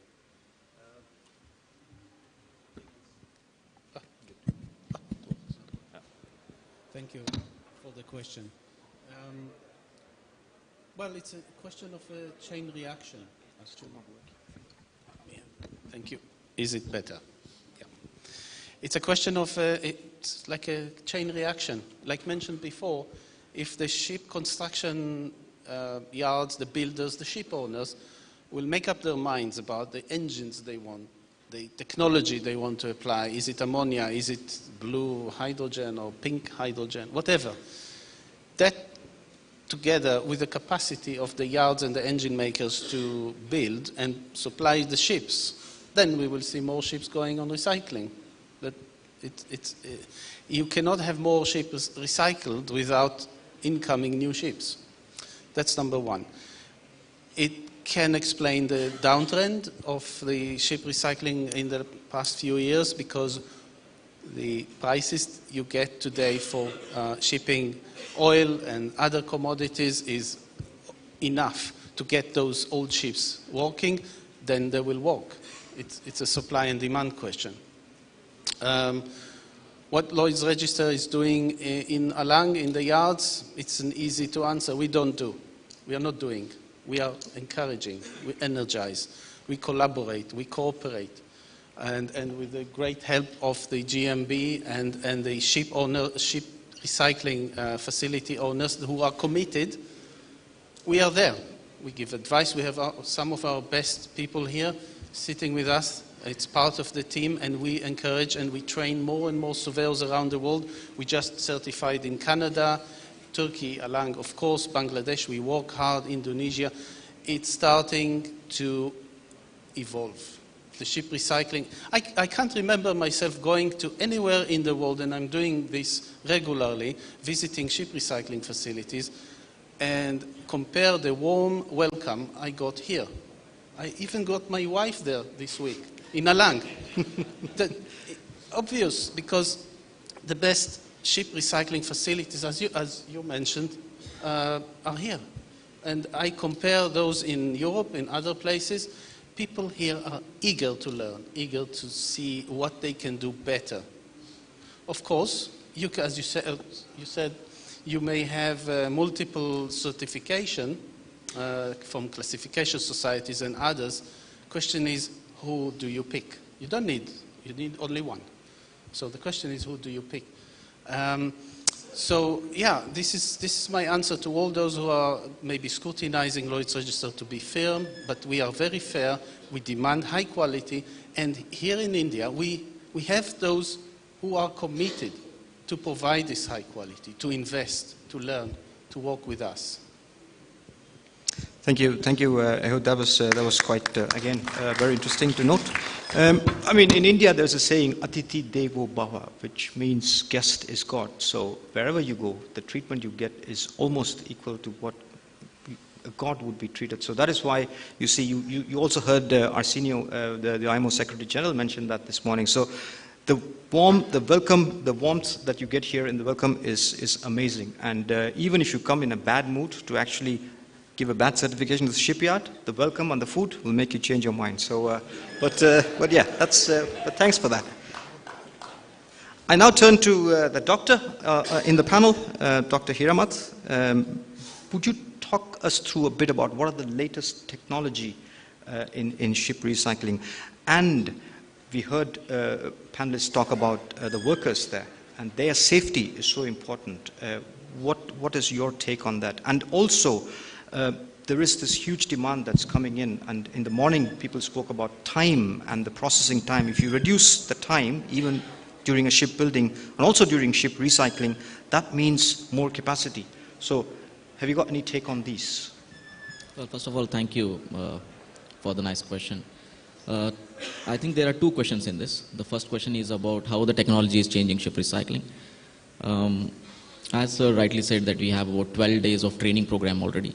But apart from that, independently, yards are conducting trainings. For example, we have recently conducted a training using virtual reality, right? That gives a more hands-on training to the workers, right? So technology is already in order to track the workers in the ship recycling yard, we have a worker tracking system where, if a person is going on board, we have a proper scanners. So that becomes even helpful during the emergency situation. Apart from that, the ERP has already there, just like a software company. Like the workers, number of workers who are there at the yard, their health records, the trainings they have undergone, whether the permit is given on night, a ship owner can access sitting in his own office that how many people are there in the ship recycling yard and what exactly is happening with his ship at the ground. These are the latest changes, but I believe soon, maybe by the next year when we have this conference, AI will also enter into ship recycling. There are a lot of people approaching, giving more ideas on bringing in robotics for tank cleaning. And also there have been few visits by the companies who are looking for safe cutting operations using robot in order to prevent the work at height instances at the work recycling yard. The technology is pitching in very fast than expected. This is first thing, which is indirectly helping the safety and environment for sure. And the second part is about if I am understood correctly, it's about you're talking about the green steel, or you're talking about the steel which is required, steel which is coming from the ship recycling can be used for that. Yeah, green steel. That's used. Okay. That's used in ship recycling, and of course then goes into shipbuilding. When you use the same steel. So shipbuilding, when we come, we also heard in this tax, year. So there is a 25,000 crores have been planned to be, and India want to be a big shipbuilder. But one step going as a technology, as an engineer, I see if you look at in order to build a ship, you need steel because 85-90% of the ship is steel. But if you look at India, when it comes to an emissions, 12% of the global greenhouse gas, GHG is coming from steel in India. Whereas in the world, wherever in other than developing countries, 7 to 8% is the average emissions that is contributing to the GHG. Why is because the 12% in India? Because we are still the coal-based technology we are using for manufacturing steel. So the best way, even the government of India has come up with a definition of a green steel in India. If your energy intensity for manufacturing 1 ton of steel is less than 2.2 tons of CO2 equivalent, you fit under the green steel category. If you look at the ship recycling, if 1 ton of steel produced from the recycling of ship, that is just 0.4 ton of CO2 release. So if you want to talk about the greenest steel in terms of emissions, carbon footprint, you cannot get the better than ship recycling, right? But looking around the other way, the requirements in the morning session we were talking about, ship is all engineering. It's about accuracy, it's about design. You cannot take a risk, right? So if you look at that angle, the fatigue stress required. So of course for the inland water, whatever inland vessels, the government has approved to build them. But for the larger vessels, though it's made of steel, but different sections of the ship has been made with the different alloys of steel. So meeting that is something where a challenge is, right? So if somebody able to connect that dot, then not only shipbuilding, the greenest ship can be built in India with minimum emissions. Thanks.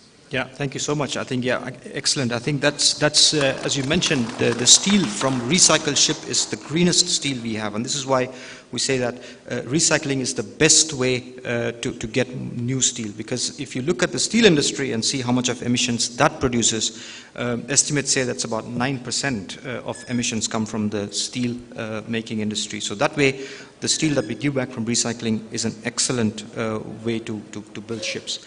I'll come back to you with another question, but I would like to go to my panelist on the left side of the chair, Mr. Parmar. What are your views on the current state of ship recycling yards? And I ask you this especially from the EU authorization point of view, because EU have some standards and they have been asking India to come up, and I know that we have made strides, a lot of strides forward, but what are your views on that? Yeah, as far as we talking about EU, our sir has already said very well about that case. As EU is on the progress of in ship recycling industries. And our central government as well as the state government, Gujarat Maritime Board, has invested a lot, and they are doing a terrifying job to recognize the EU yard in Alang. As far as development is concerned to EU, we are now ready with our level 3 multi-speciality hospital, which was required by the EU certification, as well as our TSDF site. But then also our Gujarat Maritime Board and our state government has done a very good job. And whatever the waste coming during this our ship recycling, which cannot be recycled, which cannot be disposed of at our TSDF site, we locate 16 more TSDF sites throughout the India, and our government has already made a MOU with them, and our association and Gujarat Maritime Board will do the best job for the TSDF site also. So as far as the EU is concerned, this last visit, there is a very few comments. Out of them, hospital we have already done. TSDF site, association and GMB are working on that, it will be done. So there is a few comments from the yard side, and they are also working very hard on that. So we hope that in the next, when their committee will be settled in May or June, definitely 1 or 2 yard will come with the EU certification. That will be sure about that. Because of upgradation for the EU and as far as the Hong Kong Convention is concerned, our central government has given a huge amount to our ship recycler, somewhere around 100 crore rupees, to establish the upgradation of the ship recycling yard up to Hong Kong Convention.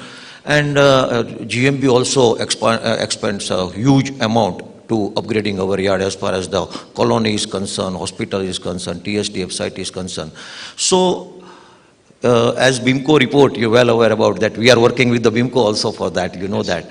So we hope that in near future, India will be the best destination as far as the green recycling is concerned. As Dr. Anand has said, carbon footprint if we are concerned, if we are comparing the steel from iron ore to our final product, we are somewhere around saving the huge carbon footprint also on that. So we have to support on that, and our both government are working very well.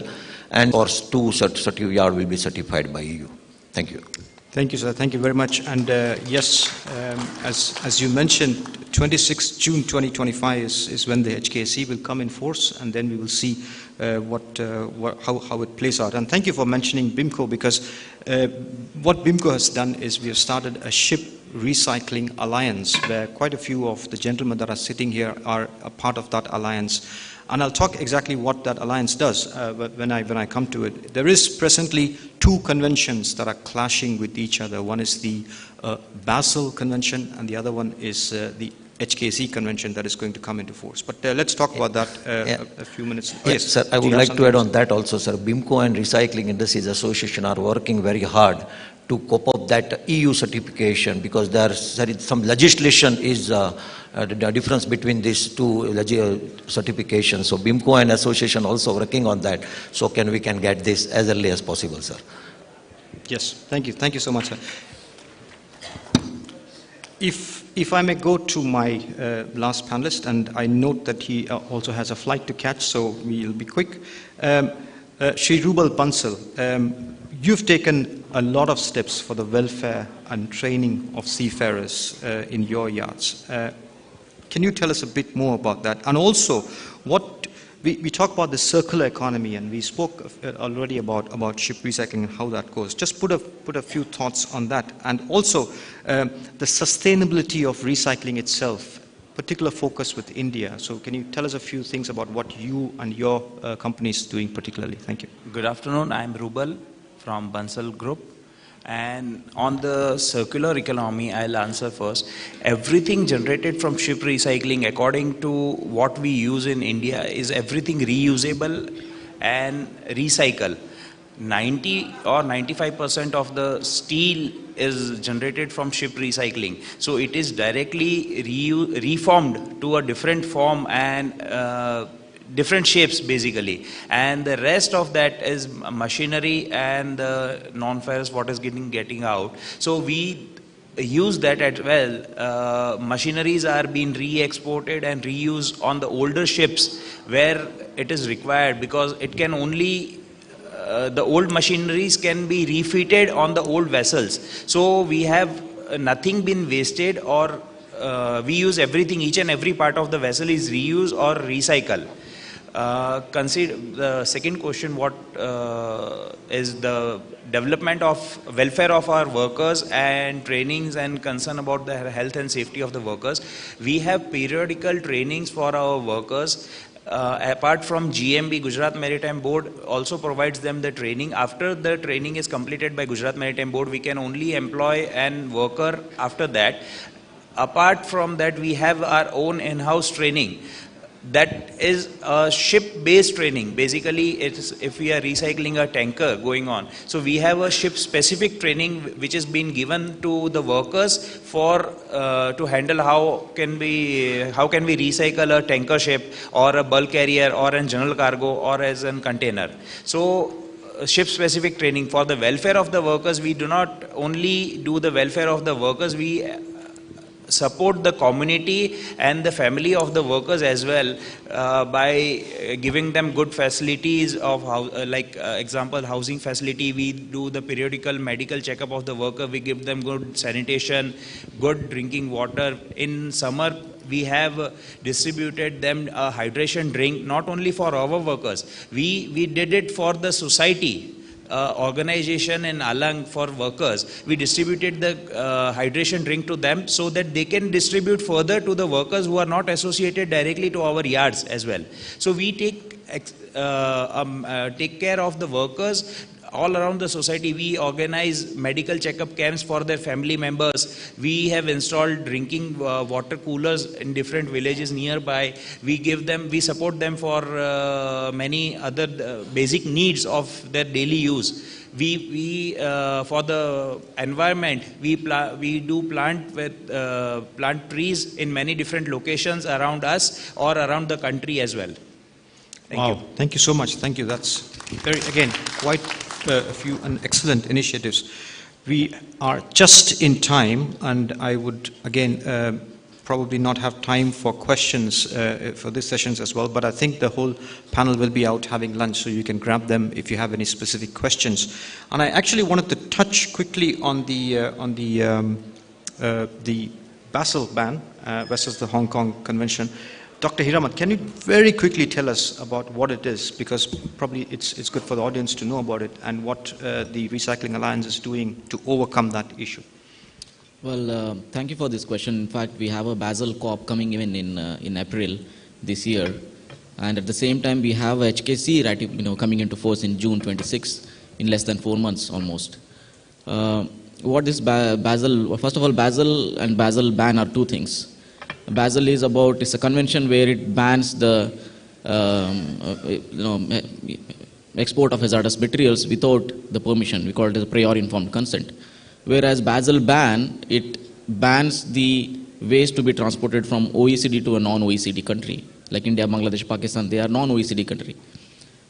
So the Basel ban is preventing for the acceptance or approval of yards in India, Bangladesh and Pakistan, which even EUSRR is fighting, because Basel ban has come in 1992, but it got it came into force in 2020. It's a very old system, and the Basel ban is not just for the end-of-life ships, it's for everything every waste that is being exported. So somewhere in the alliance we are trying to push more on the HKC agenda, because HKC has to be the global ship recycling convention, and anything related to ship recycling has to be governed by HKC. And instead of prior informed consent, there should be an international ready for recycling certificate, which should be treated as the valid document when the ship is sailed for its last voyage. Because of the Basel ban, EU SRR will also be hesitant, because since Basel ban failed, that's why EU SRR came in 2013. So somewhere there are two regulations which they are fighting in. And on one hand, they say they will approve yards. On the other hand, they have been prevented to approve the non-OECD yards. So this is where we stand between the crux between different regulations. And once HKC comes into force, the PIC of Basel Convention should be treated as IRRC of HKC. And HKC should govern all the import and export related things, especially when it comes to ship recycling. And other waste will always go as per the Basel. Yeah, thank you. Thank you so much, Dr. Hiramat. That's, again, very interesting legal sort of dispute that we have right now. And we have already submitted papers both to the IMO and to the Basel COP, Basel COP, which will convene later during this year in the spring. And we hope that the HKC will prevail, so ships can easily be recycled, sent for recycling to, again, EU-approved countries, but also the yards that are approved by the HKC, and not just those on the EU list. Thank you very much to my panelists. May I ask now the chair to give us a very quick closing remarks, and then we will close the session. Thank you so much. Yeah.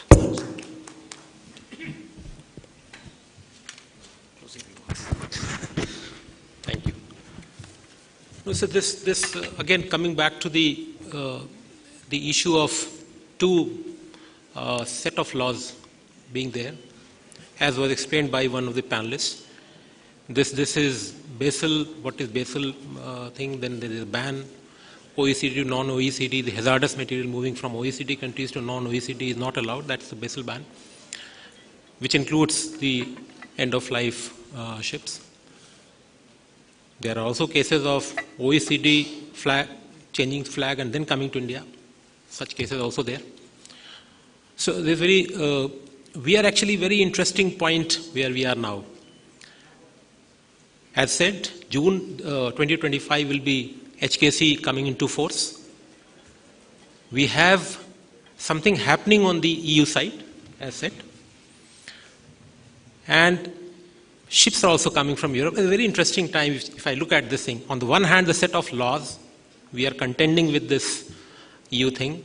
On the other hand, we are also looking towards Europe for the ships, because that's where the business, probably the tonnage lies.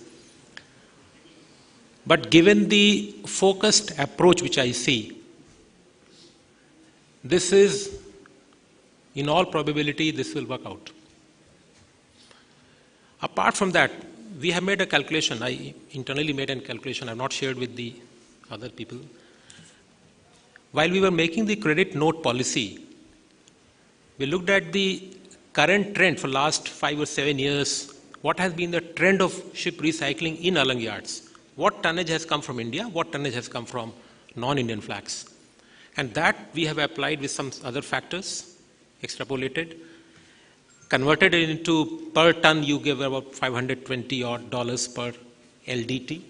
Some LDT word is used, some unit. Multiplied with that, then we have come to that figure, how much we require as part of credit note. That we have included, which you must have heard that Honorable Finance Minister made an announcement in this budget speech. That was about the shipbuilding financial assistance policy, including credit notes. That credit note is this part of the recycling. So very interesting. I today also learned a lot from the panelists on various fronts. Absolutely no doubt that this is a collaborative effort of the recycling yards and the State Maritime Board of Gujarat Maritime Board. I have been interacting very closely with the Maritime Board officials and also with the association. Personally, I have visited many yards. So all in all, I find it very interesting and positive phase which is coming up. As in the morning today, Secretary General of IMO, he probably posted a picture of a rising sun while he was jogging today morning in some Mumbai place. I also see probably a very shining future for this sector. Thank you.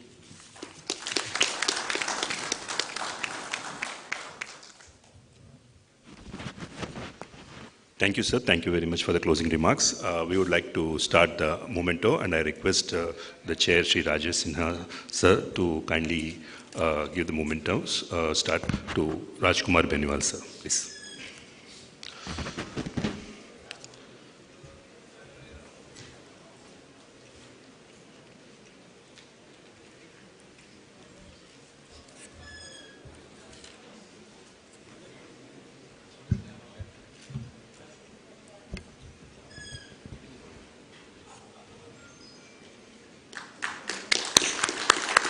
Chair.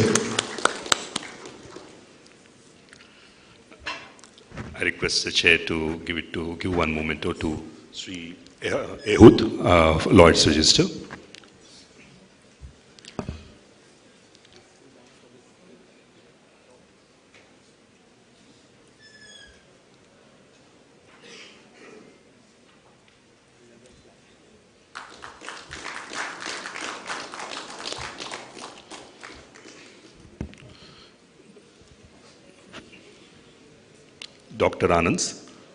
Dr. Anand Hermat. So request chair. So we'll all the members, please, one by one.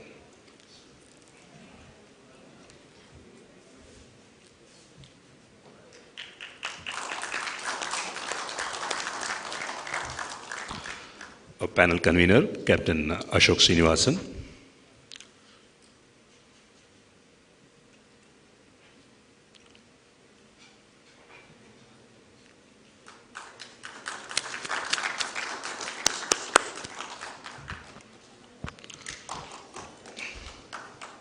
Shri Harish Parmar.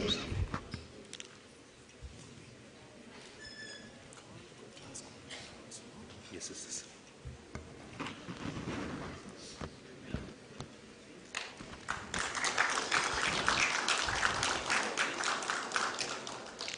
Shri Rubal Bansal.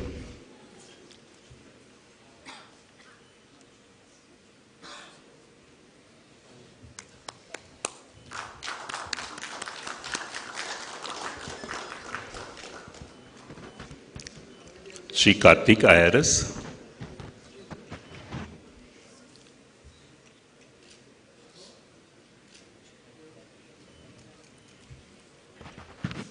Shri Karthik IRS, please. Sit last to the coordinator, sir.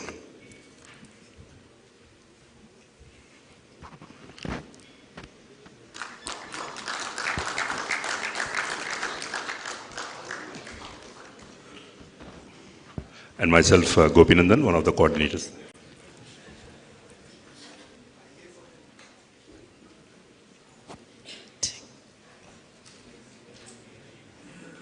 Can we have a huge round of applause for the gentleman right there?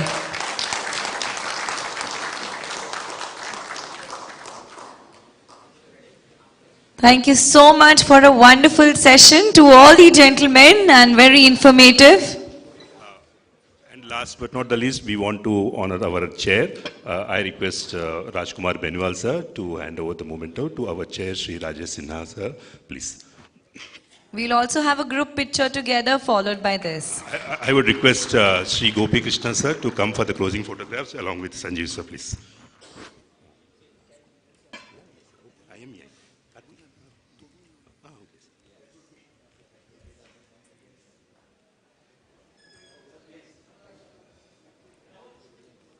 Congratulations for a wonderful session once again.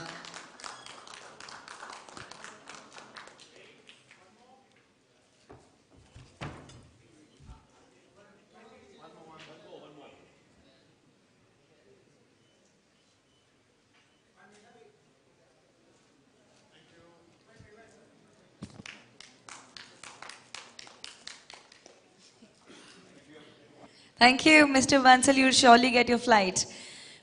followed by the lunch. We'll all be joining the session lately. And let's enjoy the lunch, everybody. Thank you.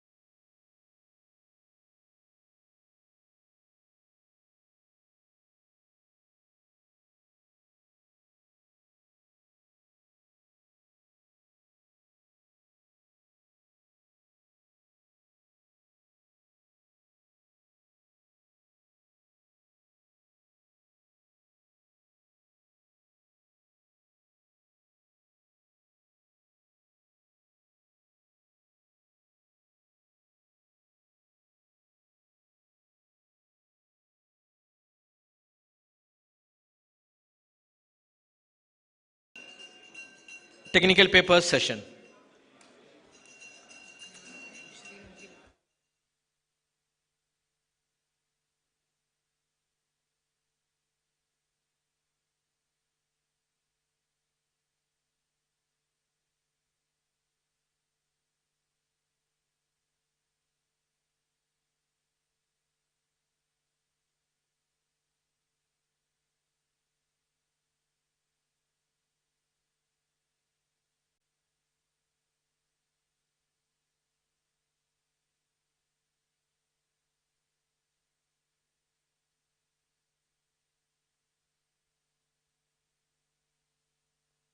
Hello.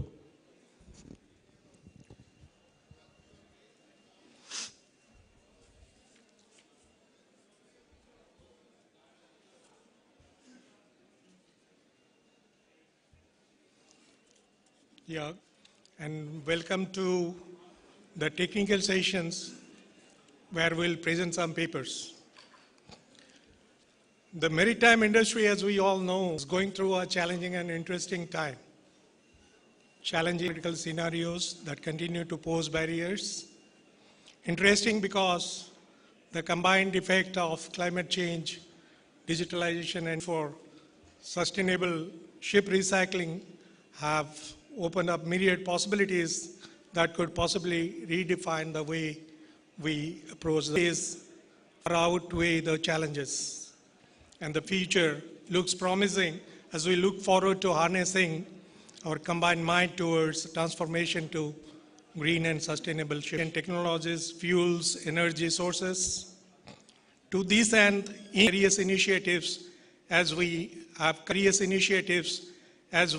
have come to know in the morning sessions, to name, etc. A slew of measures were further announced recently in the last budget session, some of which include setting. There has to be proper handling of hazardous material, measures for safe working conditions, environmentally responsible practices, and well-trained workforce. There are opportunities for Indian recycling yards to take the lead when the global green ship recycling market is expected to witness tremendous growth in the next few years. We stand at the crossroads of a critical moment in history of shipping.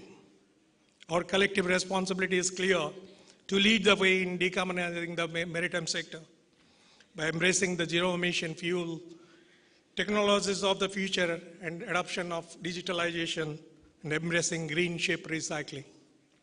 We have gathered some very eminent speakers who are experts in their fields, and they will be presenting their perspective in these topics.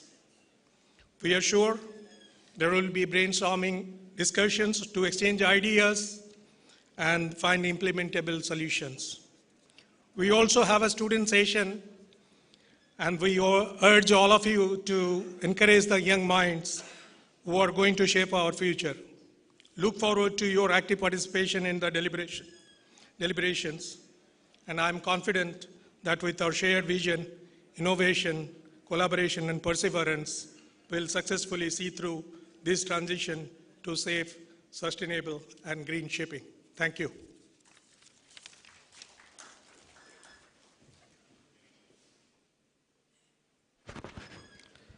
Thank you, Mr. T.K. Shah, sir, for the inaugural speech. I invite Mr. N. Girish on the stage. I would like to have a brief experience note of Mr. N. Girish. He has graduated in Naval Architecture and Shipbuilding from the Cochin University of Science and Technology in the year 1982, and he has done his post-graduation in Ocean Engineering from the Yokohama National Institute of Japan. He has worked in the ship design office of Musgan Dock Limited for about 6 years prior to joining Indian Registry of Shipping in 1991.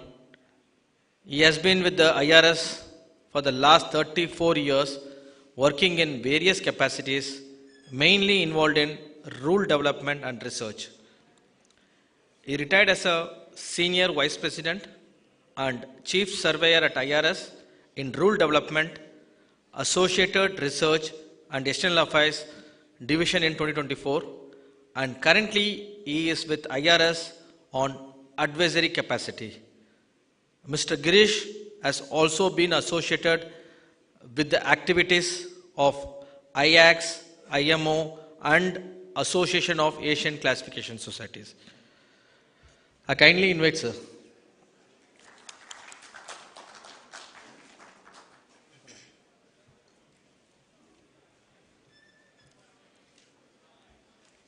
Good afternoon, everyone.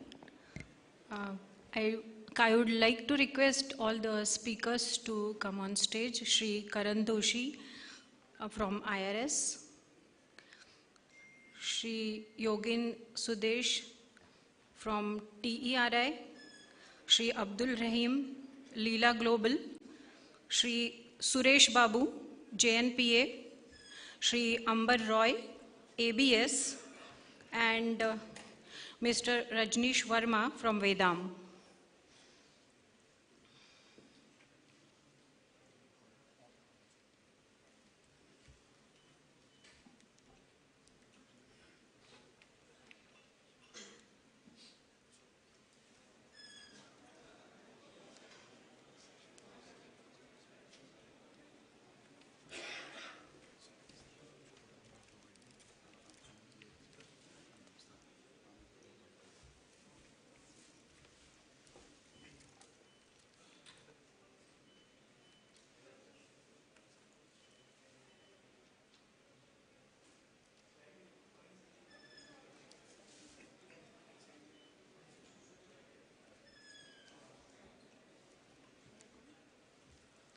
I request Shri Karan Doshi from IRS to please make his presentation.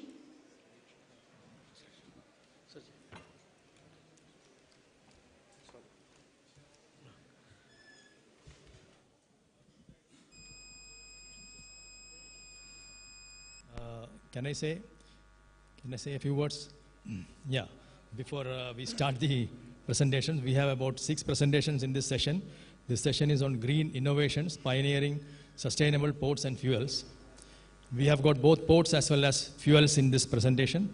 In fact, both are interrelated because the ports, efficiency of the ports finally helps in the efficiency of the ships. So we will be covering various aspects of the fuels like life cycle assessment, availability of fuels, as well as the greening of the ports, sustainability of, as well as the energy being supplied to the ships by the ports and the sustainability of ports. Today we have first presenter is Mr. Karan Doshi from IRS. He will be talking on life cycle assessment analysis of marine fuels. Mr. Karan Doshi, please. Thank you, sir, for that kind introduction. Good afternoon to all the persons present here, especially from the doyens from the maritime industry. So today I'll give a presentation on the life cycle analysis of marine fuels. Let's move to why this topic is important now. As we all know, we are on the cusp of a major global maritime transition because we are trying to move to other types of fuels apart from our conventional HFO, MDO, MGO. Net zero carbon and net zero carbon fuels are considered to replace the conventional fuels. Now, what is the need of this topic? So that brings us to the first question. Are net zero or zero carbon fuels really zero carbon? You can see on the screen, I have plotted the GHG emissions intensity for some fuels, some popular fuels.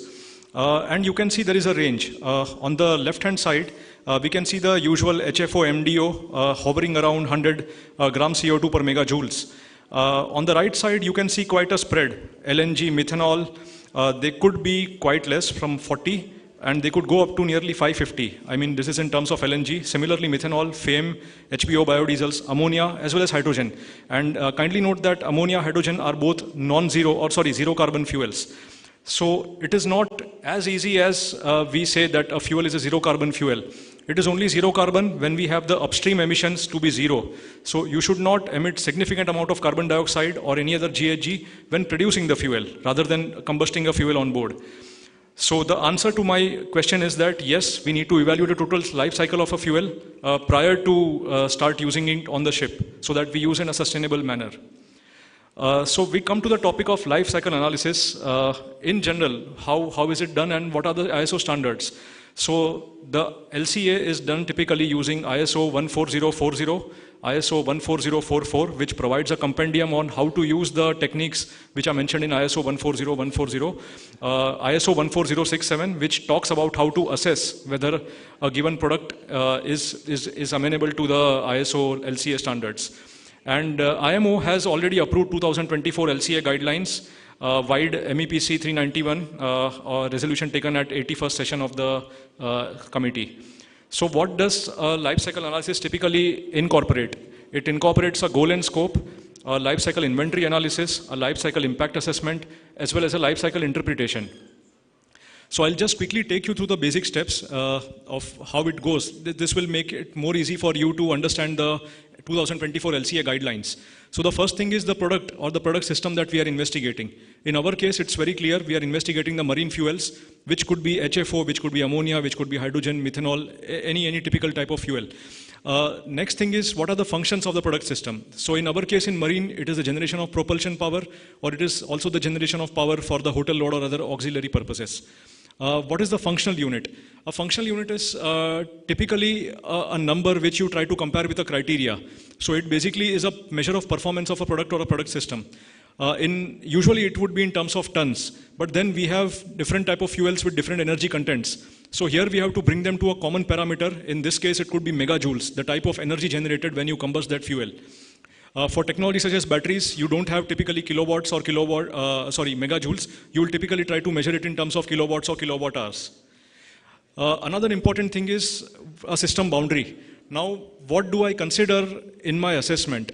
Do I even consider that I had to put up a new plant for manufacturing ammonia, or it's as simple as I have a plant already and I start measuring the emissions right from the production processes in the plant.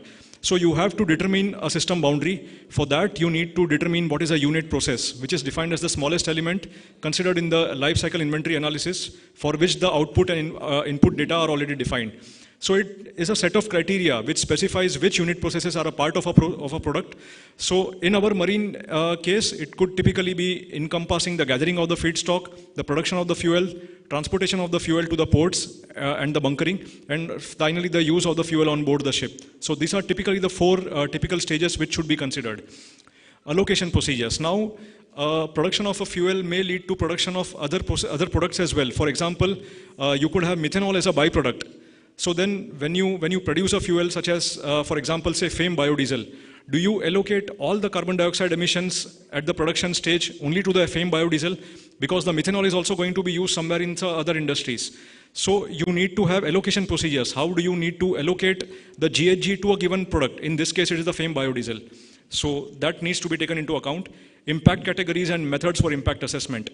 So you see that, okay, we are focusing on what is the net GHG emission from a fuel. But is it all? Supposing we pollute the water around that area where the fuel is being produced, or we lead to a very large amount of particulate matter being emitted in the air, not on the sea, but on the land. So will this be acceptable? So these are other things, the sustainability aspects that we have to see. Data requirements are very important because we get a lot of data from the process. Okay, one process tells me that I am emitting close to 40 megajoules, gram CO2 per megajoules, but how do I trust it? How do I make sure that it's a reproducible and an authentic value? Then the assumptions and limitations. What are the assumptions that I'm making in my LC analysis? Definitely I'll have to do some assumptions, I'll have to take some limitations in account. And then finally, what is the reporting and what is the conclusion of the reporting? So these are the basic elements which are discussed in ISO 14040 and ISO 14044. As I said earlier, the impact categories are important. They have to be considered amongst the ones. Typically, we have taken this in the marine industry based upon what is being encountered. And of course, these are being discussed as well. So these are not finalized, but a majority of this may finally find their way in the final LCA guidelines. So there could be climate change in terms of total biogenic or land use, acidification of the soil, eutrophication, photochemical ozone formation, ecotoxicity, human toxicity, whether you lead to increase of carcinogenic or non-carcinogenic factors, depletion of abiotic resources, minerals and metals, water use, land use. I'll just quote an example of land use. For example, you want to produce FAME biodiesels using palm, but then you may have to cut down an entire forest for that, and you are actually releasing a large inventory of stored carbon dioxide. So all those things have to be taken into account. For example, the land use is a very controversial issue and is being deliberated at IMO. PM emissions, ionizing radiation. So these are some of the factors which you need to take into account in terms of other impact categories, that is the other non-GHG impact. Data quality. Now data quality again has various factors, whether the first is a temporal coverage, whether the numbers which you are having are really old or really too forward, or they are actually representative of the actual process, the temporal coverage, the geographical coverage. For example, in India, you may incur less amount of GHG emissions compared to that in Indonesia or Brazil. So whether your numbers are covering in the proper way, the GHG emissions. Technology coverage. If you are using an old technology, the numbers will be different. If you are using a new technology, say for example with carbon capture facilities as well, then you will have a different type of a GHG output number. Precision. We should go to a single digit accuracy or double digit, or we should have a 95% confidence interval, various things. Authenticity, consistency, representativeness. I don't really have to explain these things. I'm just reading them out. Reproducibility, because a person A does some evaluation, a person B typically should come to the same evaluation. The process should be in that way. We should also perform an uncertainty and sensitivity analysis so that we know that our values are not too much off. If there is data missing, we may have to use assumptions to fill it in. What are the assumptions that we use? And then again the PM emissions and the ionizing radiation. So with this, the IMO LCA guidelines were constructed. You can see they consist of a goal and a scope.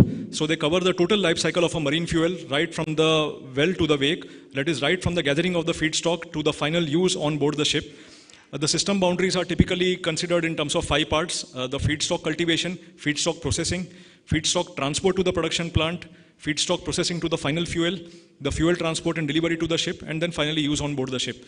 The functional unit considered is the megajoules, which I explained earlier, and the GHG intensity is measured in terms of how much grams or kilograms of CO2 we emit if we combust the fuel to obtain 1 megajoule of energy. Allocation procedures, we should make the allocation accordingly. So the IMO guidelines do provide for this. If you are producing some other product which is being used elsewhere, then you have to accordingly allocate in terms of energy content or the mass. Sustainability. So GHG is not the only sustainability. It has to be what carbon you are using, what source of electricity you are using, what is the carbon stock you are depleting. For example, as I said, you are cutting down an existing forest to make a new production plant. The effect on soil, waste and chemicals, conservation. And then the data which you use has to have a rationale. It has to be accurate. It has to be reproducible. Here are just some of the equations. I'm not really going to go and explain each and every term, but on the screen you see the GHG well-to-tank emissions calculations. So they take into account various things. As I said, the feedstock cultivation, the feedstock production in the plant, the transmission and distribution, and you also deduct carbon capture if you are using it in the plant. So this is how the final GHG TTW looks like. Sorry to interrupt. Just finish in 1 minute. I'm at the answer. Thank you. And as you know, if we are going to do all this, it is important to have an authentic certification body who will certify that yes, whatever you are doing is in the right mode in accordance with the ISO standards as well as the IMO LCA guidelines. So there are certification schemes already available, the ISCC scheme and the RSB and the EU RED. But then the maritime industry is on its way to develop its own maritime certification scheme. And naturally, there will be certification bodies for this. So this will be, of course, considered at the next at MEPC 83, as well as it is being discussed by the ISWG, which is going on. So to summarize, we have IMO LCA guidelines, a framework to evaluate future marine fuels, and these are already referred in the future MARPOL Annex 6, Chapter 5 amendments, possible amendments which may come to force in the future. We will have to use the LCA guidelines to measure the total GFI of a fuel. These are targeted at evaluating the total life cycle of a fuel, that is right from well to the wake. The sustainability themes are also important to be considered. And we'll also have something called the fuel life cycle label, which I am explaining in the next slide.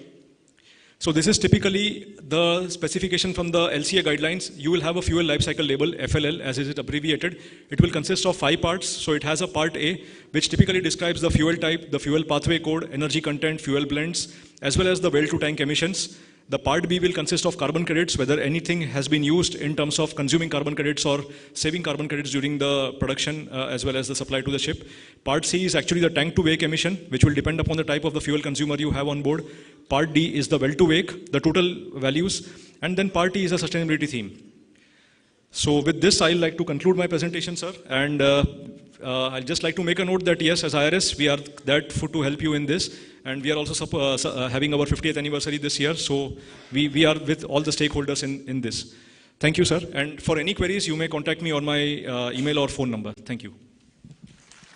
Thank you, Karan, for finishing in time. Of course, we have heard about the life cycle analysis methodology. Briefly, he has introduced that, because this will be required if you are going to use alternative fuels, that they should not pollute more or they should not emit more than the normal fuels. To ensure that, we need these guidelines, and we have to apply this as a tool when you use the to find the well-to-wake GHG emissions of those fuels.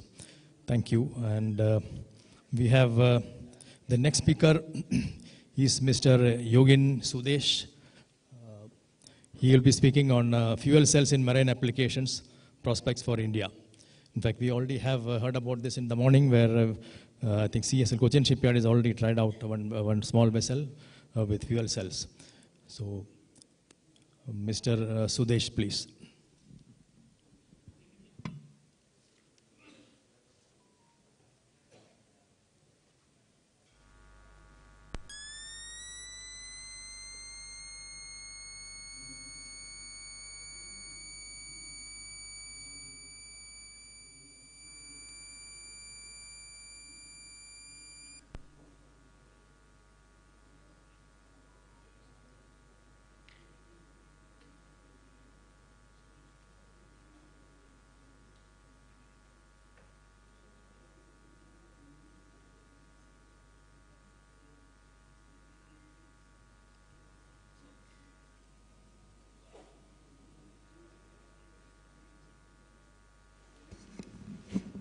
Sir, we will move to the next paper presentation. There is a technical glitch over this PPT. The next speaker, Dr. Abdul Rahim. He'll be speaking on alternative fuels way forward. Dr. Rahim is the Chief Maritime Strategy and Innovation Officer at Leela Global, Dubai. Because earlier he was with NK. He is more familiar with as an NK person, but I think if you're ready, then we can request him.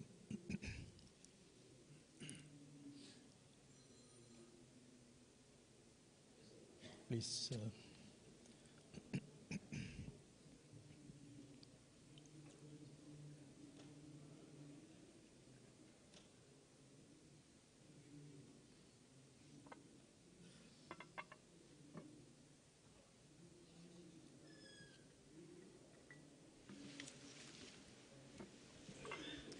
Thank you, Chairman. Good afternoon, ladies and gentlemen. As introduced, I am Rahim, Chief Maritime Strategy and Innovation Officer with Lila Global. In my past innings, which ended 3 months ago, I was with Conclave for 32 years, and today I'll be showing some of the work done by Conclave as well. In the morning session, the speaker was mentioning about the greenhouse renewed strategy of IMO. So if I recap it, compared to base year 2008, by 2030, the GHG should be reduced by 20%, striving for 30%, and by 2040, should be reduced by 70% and striving for 80%, and by 2050, it should be net zero.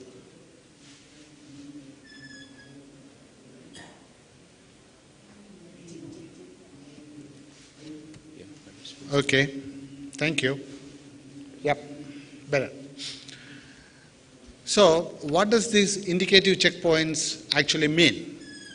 So how do we assess that? So Conclave has carried out a detailed study on allowable GHG emission to achieve the 2030 and 2040 indicative checkpoints, as well as the zero emission fuels and zero emission ships needed to achieve these targets. And the basic assumption is all the ships above 5,000 gross tonnage engaged in international voyages were considered.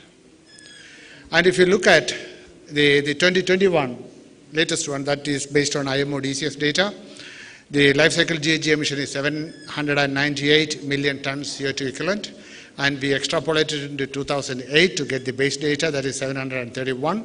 So by 2030, we need to reduce it to 585 million tons. So this is the 2021 one, this is the 2008 one, and this is the 2031, and by 2040 it should be reduced to 219. That is approximately 27% reduction is required by 2030 compared to 2021 levels. Now look at the number of zero emission fuels and ships needed. So if you according to the IMO target, it's 5% zero emission fuel. So if you look at 5%, then for green methanol and green ammonia, we need close to 21 million tons per year. But if you look at the current production level, it is about 20,000 tons. That's a very fraction of that.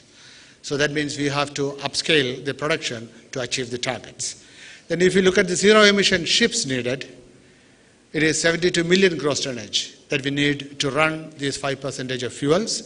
But up to 2026, the order book is about 12 million. That means from 27 to 30, for 4 years, we need to produce 15 million gross tonnage per year of ships that run on zero emission fuels. That is also a little challenging. Now let me go into the scenario of 20% reduction that is to be achieved by 2030 and 70% reduction achieved by 2040. Here again, as you can see here, we need 25% reduction. And the share is 106 million tons of green methanol and 114 million tons of green ammonia.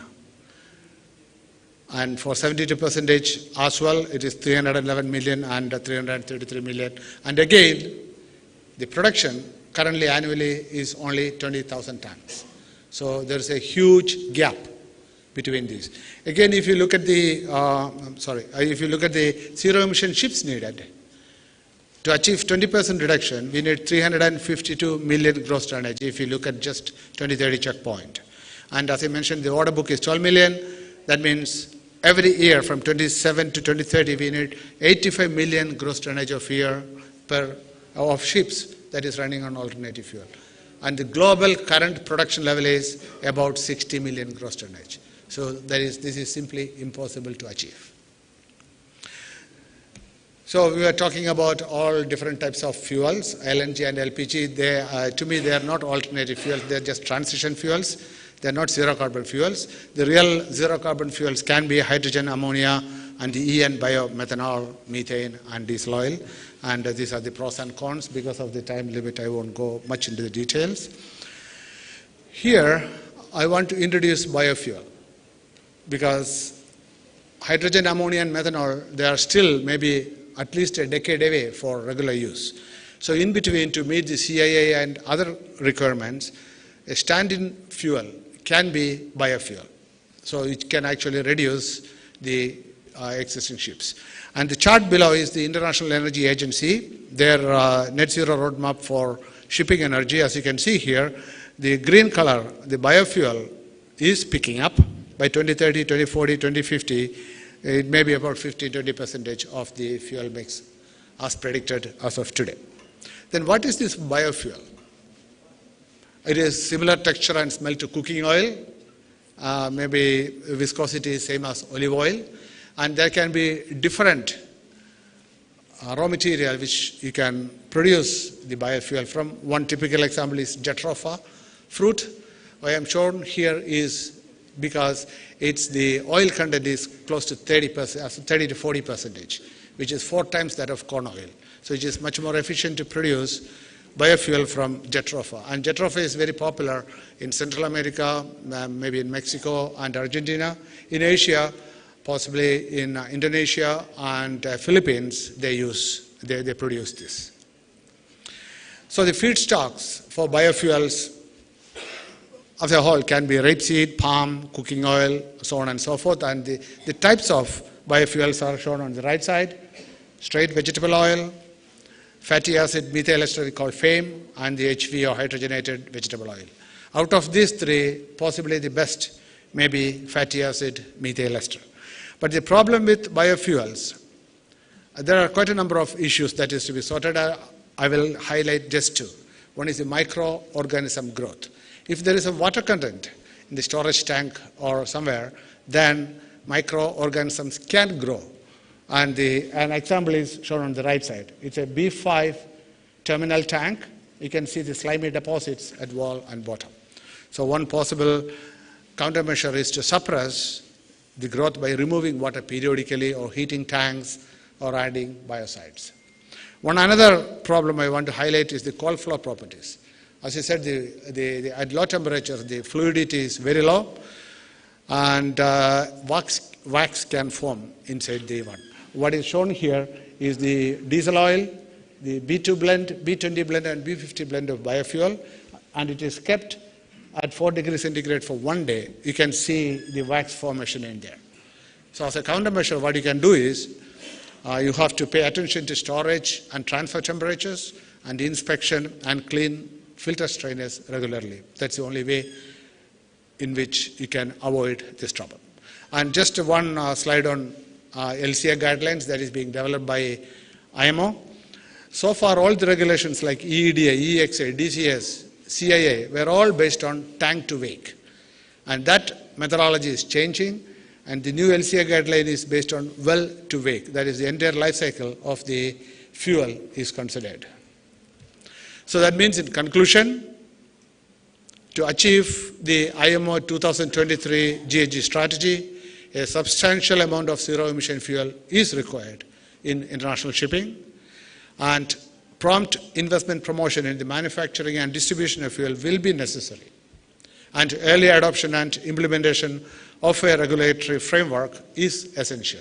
So that's what IMO and EU are promulgating with the say EU ETS and Fuel EU Maritime. So they are forcing you to switch to alternative fuels. Then it will be essential to secure new buildings and retrofit capacity, because I mentioned the new building capacity currently number of ships running on alternative fuels. Either you can new build or convert. So we need to find enough yard capacity to do that in a systematic manner. Then collective efforts from all stakeholders, international organizations, national governments, the maritime industry, the energy sector, shippers, shipbuilders, class societies, flag states, everybody need to pull together in the same direction to achieve this. And as I mentioned before, the biofuel as a good alternative in the interim period to take care of this, but within maybe 15, 20 years. Because the worst thing is not 2050, it is 2040.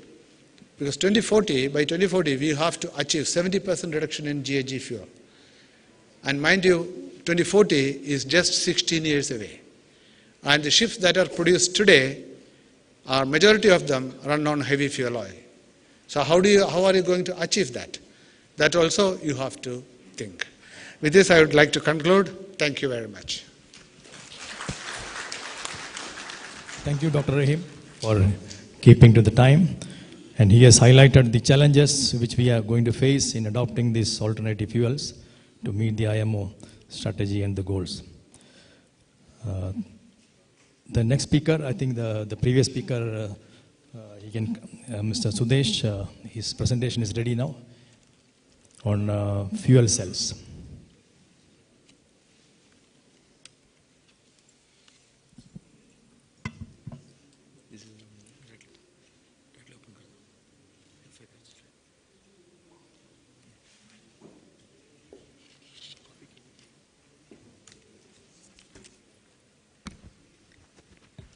Good afternoon, everyone. So my name is Yogin Sudesh. I'm from a research associate in TERI, working with the National Center of Excellence in Green Ports and Shipping. Today I'll be covering on a topic of fuel cells in marine application, global status and prospects for India. Before this, I would like to thank TERI, Ministry of Ports and Shipping, Waterways, Dr. Pyali Das and Dr. Vibha Dhawan for this opportunity.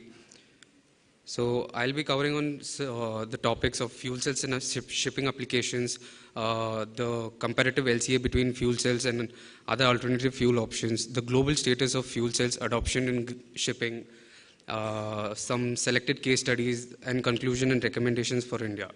So to give a brief about the introduction, what is fuel cell and like what is hydrogen and what is fuel cell? Basically everyone knows since it's been the talk of the renewable energy or the sustainable sector. So fuel cell is an electrochemical device that converts fuel into electricity. So basically it takes in hydrogen and oxygen from air and it converts, it reacts in an electrochemical way to produce electricity and heat and water.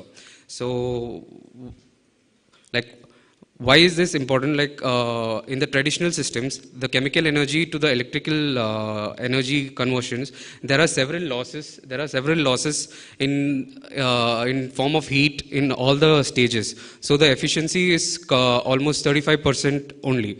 But when it's the fuel cell package, the chemical energy is converted directly to the electrical energy and thermal energy, which gives up to the 80% of efficiency. So a fuel cell is when it looks like a simple computer rack, which has also been demonstrated in the exhibition hall by KPIT Technologies. So the single fuel cell is basically a cathode and the anode, and which generates around 1 volt to 200 amperes. A single fuel cell. The single fuel cell is stacked. A single stack contains 500 cells of these single fuel cells, which generates up to 100 kilowatt of power. And the similar stack, it's 4 similar stacks is arranged, or multi-similar stacks is arranged, and it gives a module of 0.4 megawatt. And similarly, the system scales up as per its energy needs. So what are the benefits of fuel cell technology? So longer range. It needs less frequent refueling, scalable design. Modular fuel cell offers flexibility in layout, allowing ship designers to optimize space usage effectively. So 1 to 6 megawatt power already a reality in ships that has been observed. So by SOFC and the PMFC fuel cells, solid oxide fuel cells and the proton exchange membrane fuel cells. So these are the various types of fuel cells. The classification is based on the type of electrolyte used in the particular fuel cells. The high adoption of shipping, we can observe that PMFC, SOFC and molten carbonate fuel cells are majorly adopted currently in the shipping sector. So when why is this classification important? The classification is important because it allows the ship owners to choose what kind of power requirement they need or what kind of fuel they are going to use and what kind of efficiency that they require for the shipping owners, ship companies to use these kind of fuel cells. So these classifications are very important. So when we look at the proton exchange membrane fuel cells, the efficiency is around 50 to 60%. It operates temperature between 80 to 120 degrees Celsius.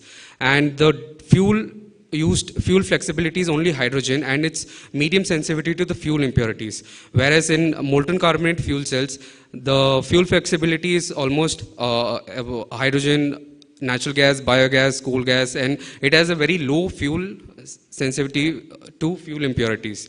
So then comes the solid oxide fuel cell electrolyte, which uses a solid ceramic electrolyte. Efficiency is around 60 to 80%, and this efficiencies can be scaled up to above 85% when there is a combined heat and power integration to the system.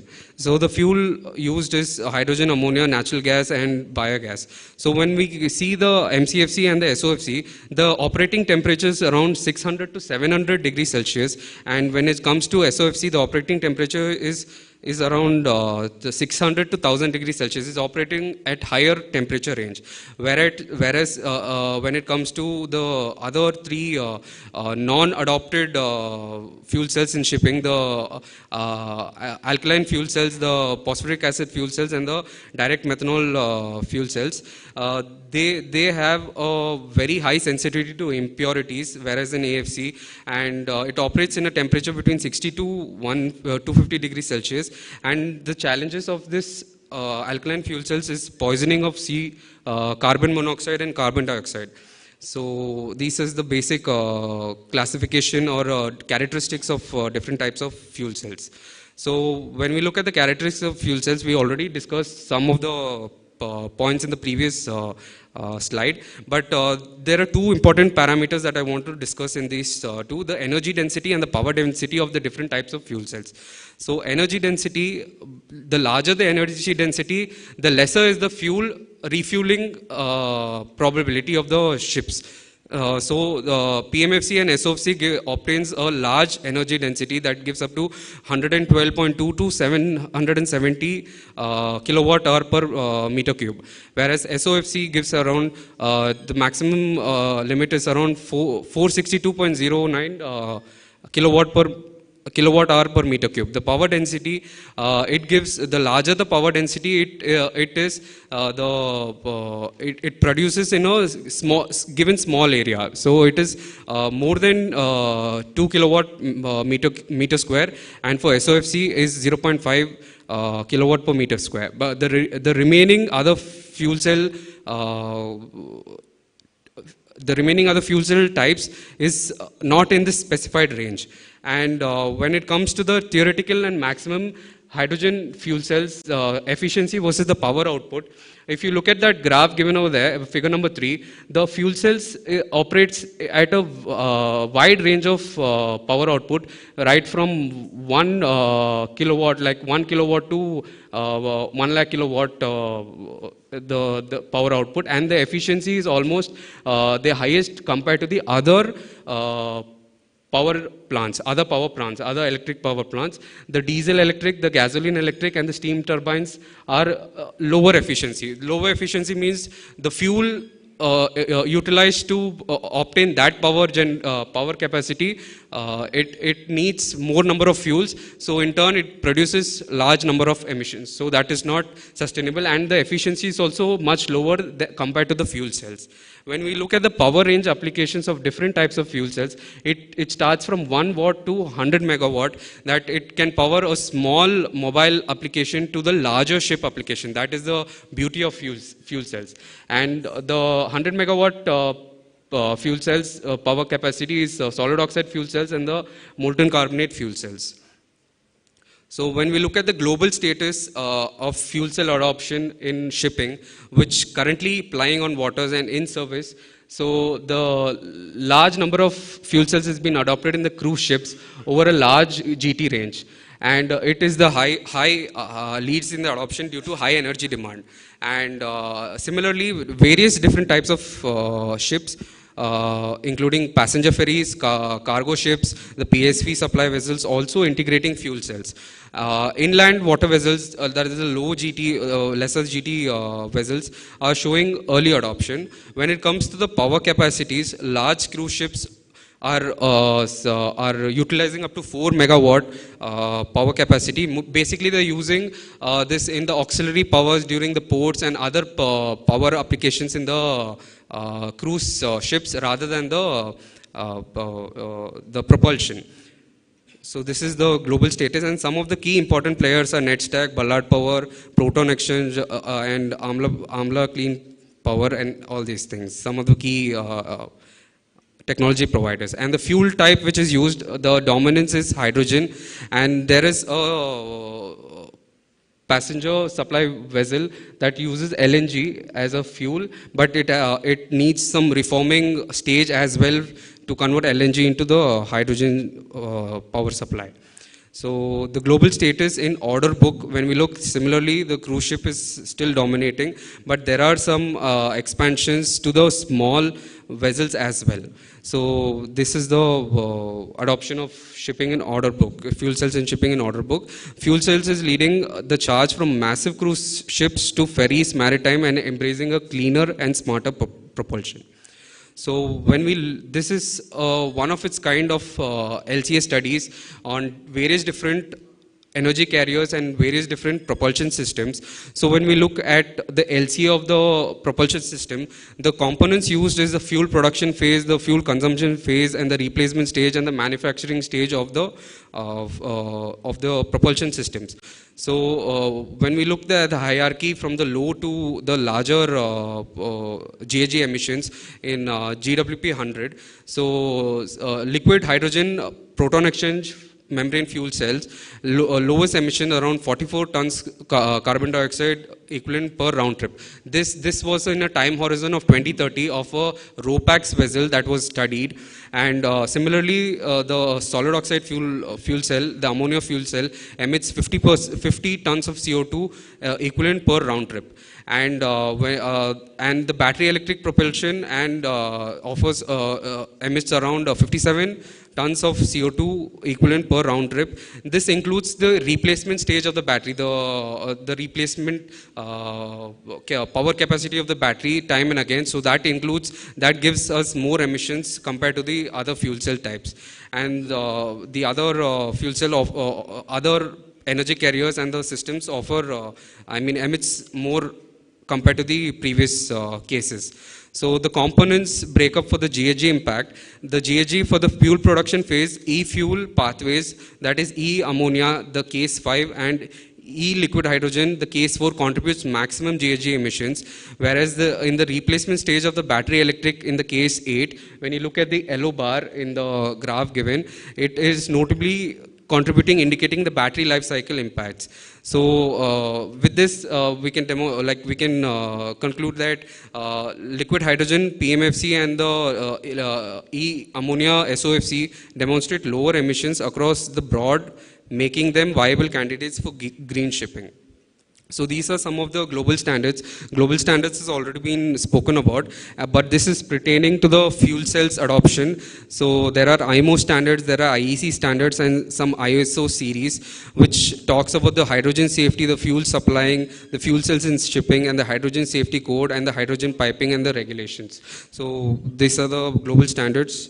And currently the fuel cells ships in India by CSL, which is ongoing and planned. There's one already been deployed, and the technology demonstrator is already been present, the KPIT technology.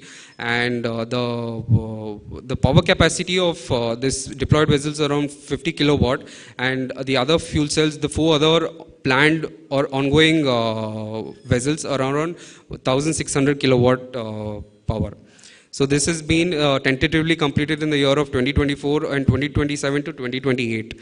And another international based order that CSL is building a Samskip feeder container vessel, 2 containers such as 2 vessels, which has been tentatively completed by 2025 and 2026. So coming down to the conclusions, critical factors for larger deployment of fuel cells are power density, size, and the cost and the fuel flexibility and the durability of the fuels. And present power capacity from kilowatt to the megawatt limits the applications to inland waterways and short sea coastal applications. Hybrid power system combining diesel engines, batteries, and fuel cells complements both the technology and enhances further reduction in the further reduction in the emissions. Batteries and fuel cells complement each other, with fuel cells addressing battery range limitations and battery providing immediate power for short distance operations. So one notable point that is being tackled in the ongoing project is the standard size FC module and heavy duty applications aimed at developing open size standard for FC module extendable in the integration with the ship. 8 fuel cell suppliers with other researchers and other technology providers co-developing standard size for a fuel cell in the STATS project. This is expected to develop the size of the fuel cell, driving the cost down significantly to make the high competitive to the engine and batteries. So some other conclusions are the capex reduction, the fuel price, and the fuel cell reliability. So global research projects of the fuel cell system on board over 22 years period. 76% PMFC or 28 projects are being implemented. Sudesh, 13. Could you please conclude? Sorry, yes, sir. Yeah. That's all.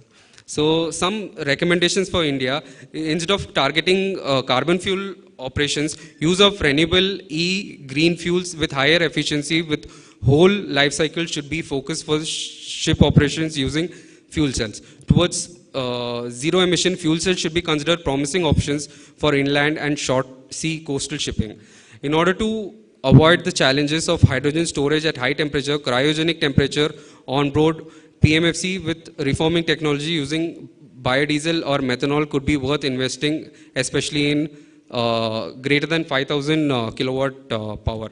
So some of the drawbacks of low power density, short time, and high capital cost are surmountable by sustained innovations, high efficiency and integrated SOFC CHP systems, and drastic GHG emission reduction, which could be made favorable with emission tax. So further, the research should focus on hydrogen storage solutions, high performance membranes, reducing the operating temperature of SOFC in order to use cheaper materials, easier assembling methods, and use of the shelf components. So I conclude by this conclusion. Thank you so much.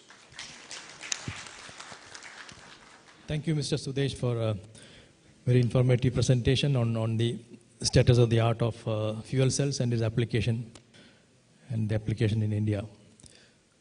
So next speaker is Mr. Ilyas Sultanis from ABS. He will be speaking on the shipping energy transition and green shipping corridors development. So we'll hear about the green shipping corridors, which is a very important initiative for adopting alternative fuels. Is it PDF? Yeah.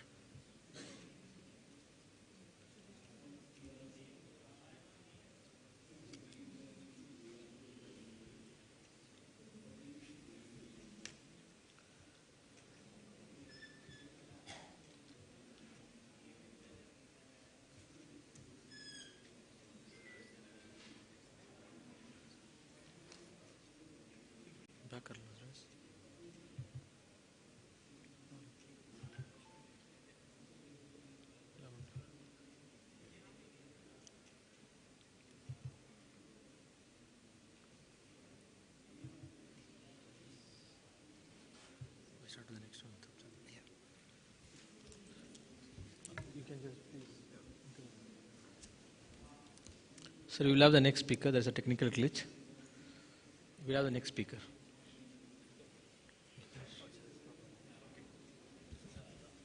I think since there is an issue with the presentation, I think we call the next speaker until the presentation is ready.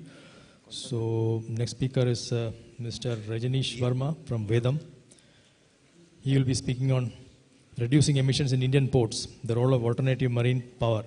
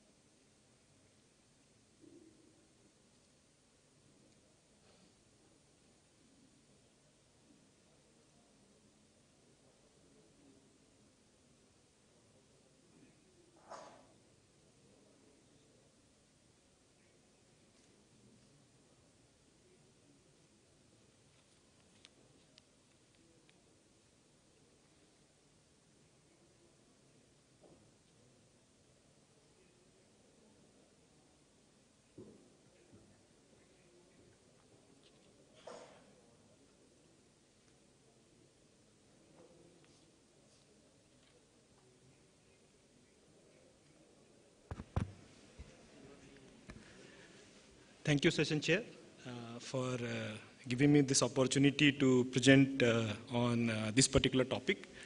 And good afternoon to everybody. My topic is AMP, and I'll be talking, AMP is alternate marine power, and I'll be talking about what, why, and how.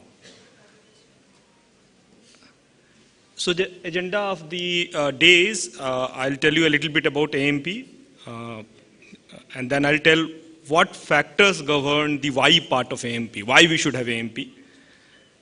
And then we'll talk about how to have AMP, both on the shore side and on the ship side.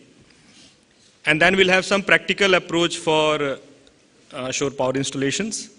And finally, some developments and word of caution. So as most of, before that, let me just start with a little bit about me. So my name is Rajneesh Verma. I'm a naval architect, and I'm director of Vedam Design, which is a ship design company. We are into various sectors like marine design, dredging, defense, offshore, gas. And also we are focusing a lot on green design these days. Mr. Sudesh talked about the hydrogen powered vessel which is being built in Cochin shipyard, Samskip. So we are associated with that. We are doing detail engineering for that and helping CSL in making that vessel. Apart from that, we have been involved in a lot of other green activities as well. We have tied up with, recently, we have tied up with Tata Consulting Engineers, TCE, and we are advising a major port in India for establishing shore power supply infrastructure. So TCE is taking care of the shore side part, and we are advising on the vessel and the marine part. So AMP, as many of us would be aware, it's alternate marine power. And the basic concept is when the ship is in port, you shut down the power plant of the vessel and you draw the power from shore, from the shore-based grids. So all power needs, hotel, reefer, cargo gears are met by shore-based system. And it's known by many, there are many names for it. It's called AMP, OPS, SPS, cold ironing, but basically they are same. So why? So we have to look at why we want to have AMP on board. So there are broadly 4 major factors: environmental part, the regulatory factor, the economics bit, which is most important, and also a little bit on the operational part, why it drives AMP. So if you look at environmental part, when the ship is at berth, we have the generators running, and they emit a bit of CO2 at the shore, and they can be a source of pollution and greenhouse gases. But if we have shore power, then we can shut down the main generators, and we can have good amount of fuel savings, up to 180 tons per year for certain kind of vessels. And also, we can have a substantial NOx reduction as well, especially when the DGs, they are running at high RPM. So the NOx factor is much higher there, emission is much higher there, so that can be brought down. And of course, we can comply with the carbon neutral goal of 2030, 2050. On the regulatory part, if you see, there is a push towards greener and cleaner fuel, green energy on both the global side, through IMO, from EU, USCG, there are various local port authorities in China, they are pushing this. And as well as, very good to say that there's a lot of local push also. So DG Shipping has been a pioneer in this. They have been pushing through notifications and guidelines on shore power. And also, of course, Ministry of Ports and Shipping. So on the regulatory level, if you see the CII formula, so basically CII is, broadly it's fuel consumed by the annual distance traveled. So the shore power, what it does is, it reduces your fuel consumption, and that is how it leads to an improvement in your CII rating by reducing your overall consumption. So we can have, with shore power, we can have up to 8 to 9% of improvement in your CII, and you can avoid moving into, you can remain in good categories. Also the economics bit, so it's very important. So if you see, in India, the tariffs are very complicated. But state to state, the shore power, if you burn MDO on board, and if you take into account the maintenance costs, the crew costs, the spare part costs, you are landing up somewhere between 17 to 24 rupees per unit if you are running an MDO or VLSHFO. But if you go for shore power with some subsidies, it can be in the range of 14 to 15 rupees per unit. So there is an economics bit also. Of course, there's a capex involved, but in the long term, it can break even and it can be good on the balance sheet. And operational part. So, of course, when you're not running your generator, so the maintenance is low, your maintenance cycle increases, onboard noise comes down, the engine room feels good, looks and feels good, it's all the time silent, and it's good for crew. It's overall good for crew. So we have got advantage in all parts when we do the shore power. So now, how do we do it? So broadly, there are 2 parts, 2 bits, the shore side and the ship side. So if you see on the shore side, I'll quickly move. So on the shore side, if you see, basically what we're trying to do is bring the power from grid and make it compatible with the vessel. So, so you have got a grid from where you take it to the master substation, which is normally at 33 kV. Then you do a little bit of step down at the E-houses. So from 33 to maybe 6.6 kV. Then through various substations, you bring it down to the cope point and make it compatible with the vessel. One important thing here is to look at the frequency. So, you know, many ships are designed for 50 hertz. Some are designed for 60 hertz. So has to have some sort of frequency conversion. Normally, which can be done at site. It is easier to do at site on the terminal side, and then you bring it so that all the vessels are compatible with it. So, and finally, you then deliver it to the cope point through which it goes to the vessel. So these are some parts of, you know, shore sites. We have very standard units available which can be installed very easily on the port. We had to during our study and our feasibility studies, we had suggested few of these things to be installed at the shore at a very cost-effective way. Also, one important thing for the terminal is how do you lay down the cable on the terminal? So you have to look for really creative solutions, especially for when you're doing the old terminal. You do not have too much space below the jetty to lay the cable. So that is one problem. Sometimes shore pits also, because you have to put the cable and the ship cable has to come and get connected. So those shore pits, you do not have enough space between the fender and the end of the terminal. So there are solutions where this can be tackled as well, and it depends on case to case on each terminal. So that's on the shore side. Now, how do you do on the ship side? So ship side, we did some conceptual studies. This is a case for 20K deadweight cement vessel. We have done similar one for containers and this thing. So if you see on the vessel side, you can see there are receptacles, basically reels, cable reels, which can cable drums, which can take the power cable from the shore. And then you can lay it down to the your engine room, electric switchboard room, and do the connection to the switchboard.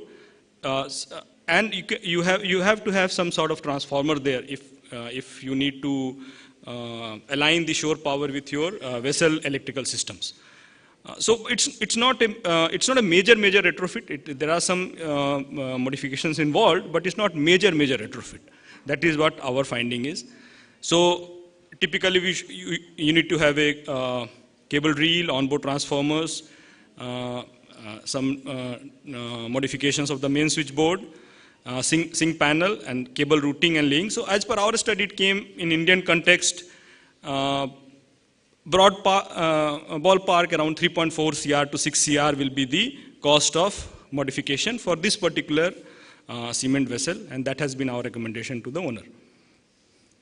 So how do you go about it? So of course, the retrofit, now there are a lot of tools available to collect the data for retrofit and get the as-built data, so the routing can be done better, and we can avoid any kind of modifications at the actual installation stage. So we had done a 3D scanning for the cable routing and did the whole pathway of the cable, so it could be installed better.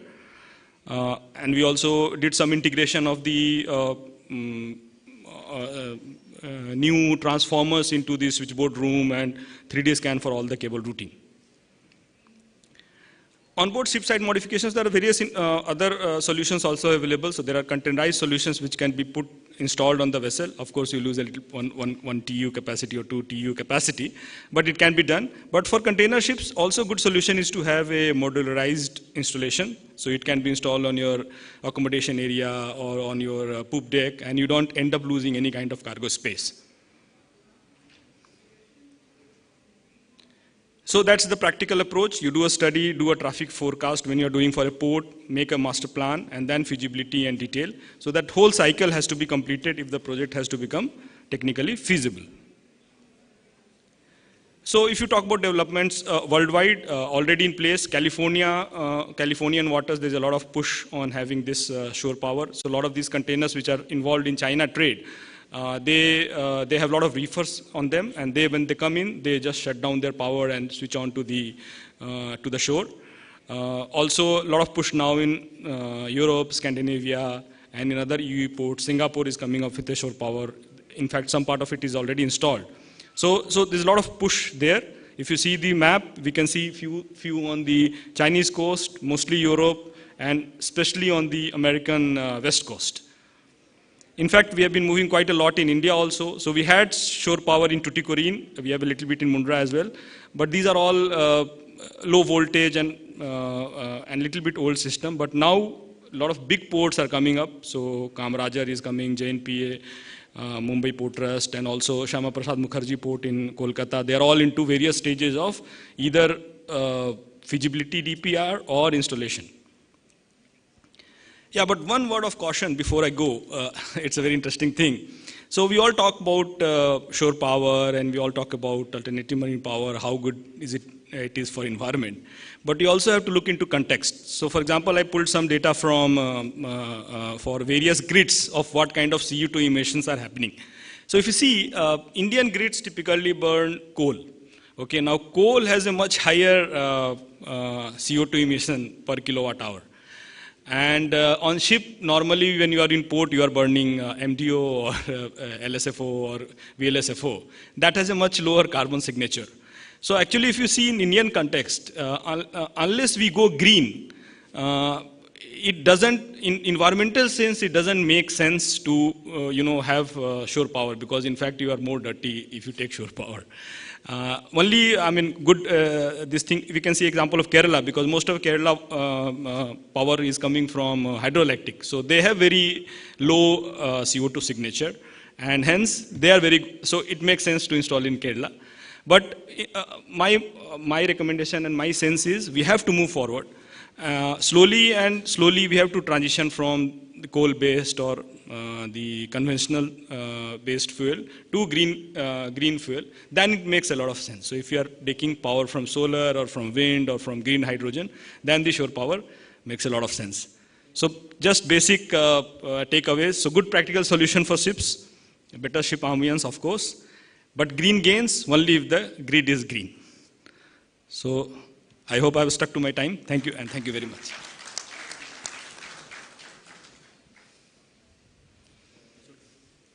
Okay. Thank you, Rajneesh, for the presentation, and especially highlighting the point on the kind of power which you are, shore power you are giving to the ships.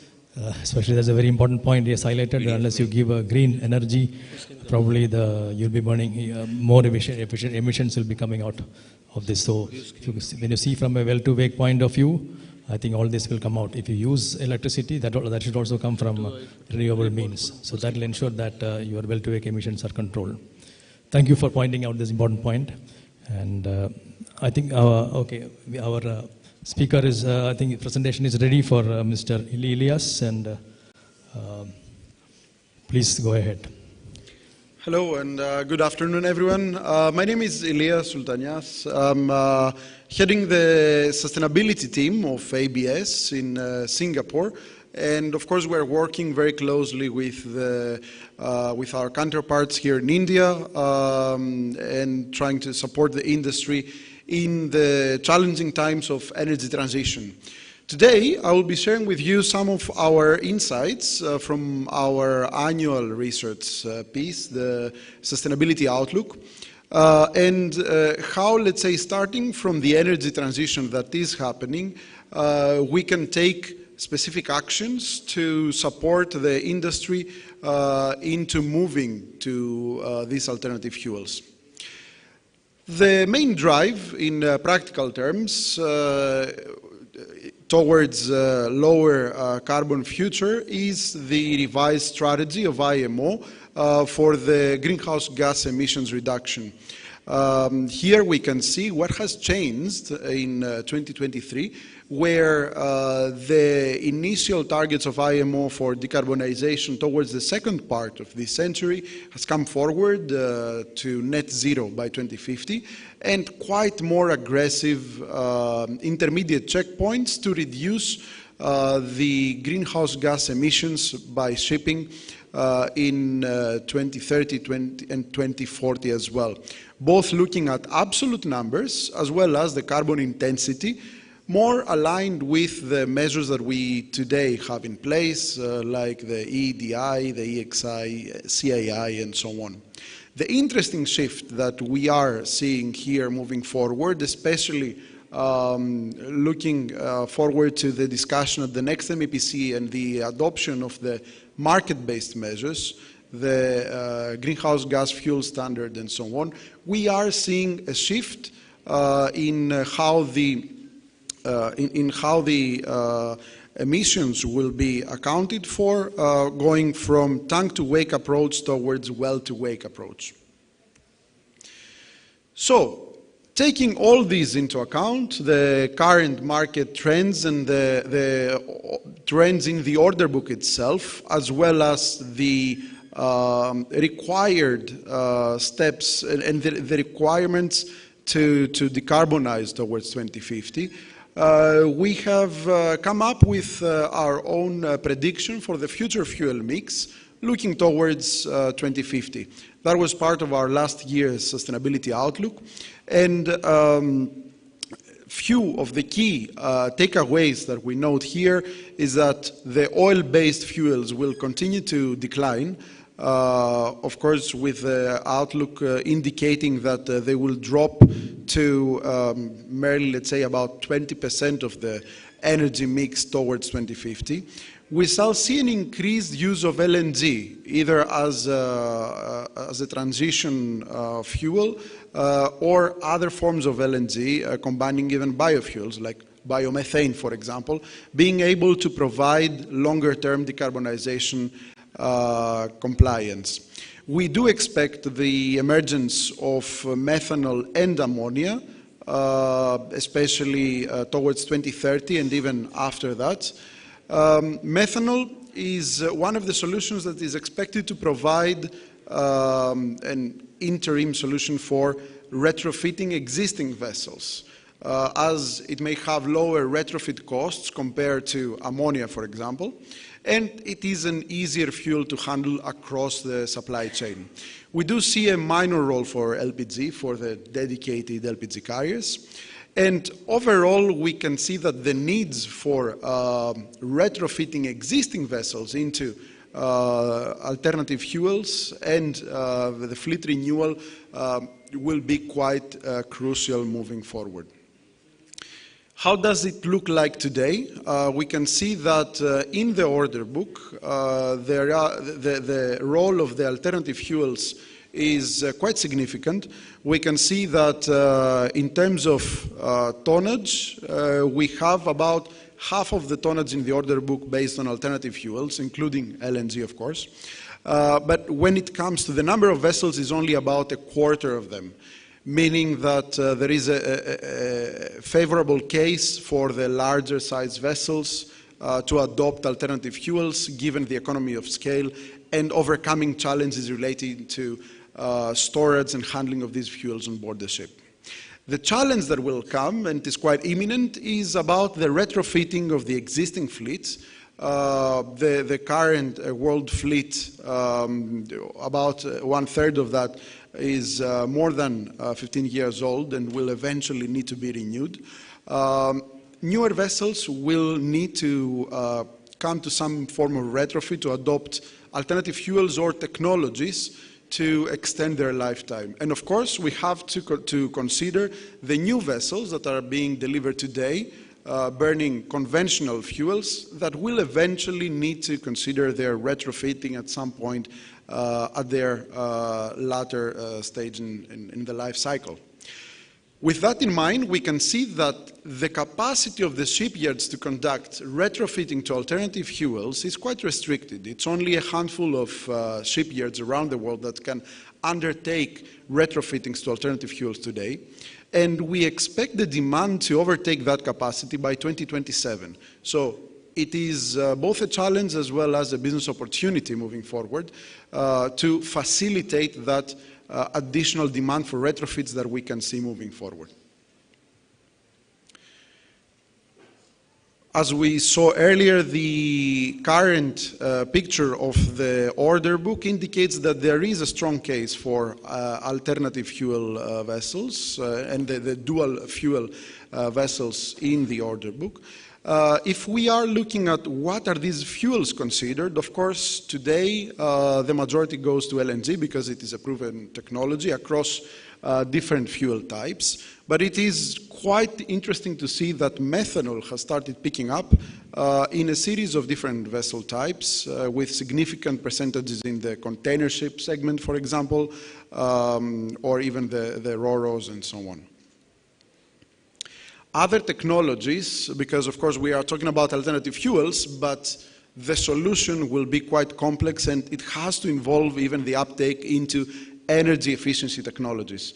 Today we can see that almost all vessels in the order book across different segments do adopt energy efficiency technologies quite consistently. And of course for existing vessels, bulkers, tankers and container ships that may lie a bit far from their optimal operational point, we have adoption of technologies, such technologies as retrofit, and that includes bow enhancements, hull fins, air hull lubrication systems, and we can see, for example, how that is quite a preference for new builds, for example, versus the existing vessels, but also other technologies that include propeller and rudder characteristics and geometries, like the rudder bulb, ducts, fins, and so on.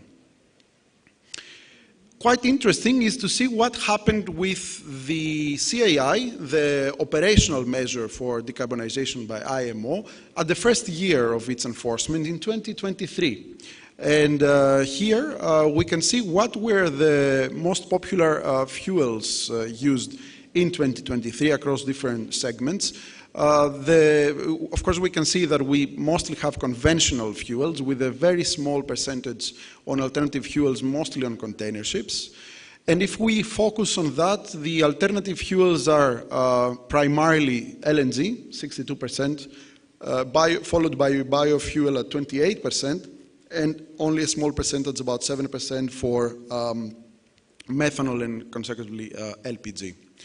The translation of that into CII is that we can see that across, let's say, the different vessel segments, we had almost half or a bit less than half of the fleet rated A and B.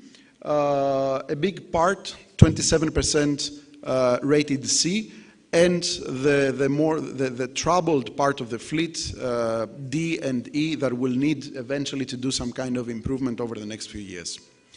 If we look at per segment, bulk carriers, container ships, and tankers, the bulk carriers seem to have been to have had a bit higher percentage of the ratings D and E compared to container ships and tankers. But still, it is a picture that we can see that it gives few more years for the majority of the fleet to arrive towards compliance. Now, coming back to adoption of the alternative fuels and the need for retrofitting, we note that about 1/3 of the world fleet is more than 15 years old. So the replacement with new tonnage will be quite imminent. Especially when we consider that the average age of the global fleet is about 12.5 years. The challenges, given the capacity of the yards, are given, but what is also quite important is to answer the question of which fuel will be the solution, especially when owners are making this decision today. This is not an answer, this is not a question with a single answer. Very much depends on where these alternative fuels are being produced and what is their production pathway, because that affects very much their carbon footprint. So there may be different fuels suitable for different applications and business cases. We have identified synthetic fuels or biofuels, including biomethane, biomethanol, and of course biodiesel blends moving forward. That could be part of the solution. In any case, such technologies can only be taken up with strong initiatives. And one of these initiatives that will be able to give some leverage to many stakeholders in this industry could be the realization of green shipping corridors. These green shipping corridors are an enabler for decarbonization because they bring together different stakeholders to provide incentives and credible business cases for adoption of alternative fuels and energy efficiency technologies, decarbonization technologies, whether that is on a particular geographical corridor or corridors around the use of specific technologies. What will make such corridors a reality is the cooperation between the stakeholders, and these include the ship owners, of course, the ports, port authorities, and the bunkers, bunker suppliers, the producers of the alternative fuels, so the fuel suppliers, as well as the regulators. When bringing all these stakeholders together, we have to make sure that there is collaboration across the value chain, and the fuel pathways are viable so that we can have sufficient supply of these alternative fuels. A logistical case and the logistics around the supply of these fuels should make sense, and it can only be enabled with certain initiatives from the policy and the regulators. The way we approach this at ABS is that we start... Sorry for interrupting. Yeah. I think we are short of time. Can you conclude first? Yeah. Sure. So the way we approach this at ABS is that we are starting with an analysis of the traffic across certain routes, as well as the situation with the supply of alternative fuels and the potential to produce these alternative fuels. And we run simulations to see how, let's say, with a minimization of this overall cost of this green shipping corridor, we can arrive to the right networks and where the various incentives will make most sense. Key outcomes include all this information targeted for port authorities, fuel suppliers, what is the capacity that will be required for each particular fuel in different ports, and eventually helping the owners answer this question, what is the suitable fuel for different applications. Some of the results that we have published as part of some of our studies we can see here for the shipping corridor of Singapore to Los Angeles and Long Beach. And here are some of our publications that can be found online. I will be more than happy to engage with further discussion with everyone. Thank you. Thank you for the good presentation, explaining all the current state of the art, current status of adoption of various fuels and possibilities, as well as the green shipping corridor, which will aid in the uptake of these kind of fuels, provided for the infrastructure is being provided. So I think we have come to the end of our session. Yes. Yes, sir. So how much time we have for? Time is finished. There's no time for any question answers. Yeah, we can answer. We can have five short. Very few questions. Yeah, maybe we can have a few questions from the audience. Mike,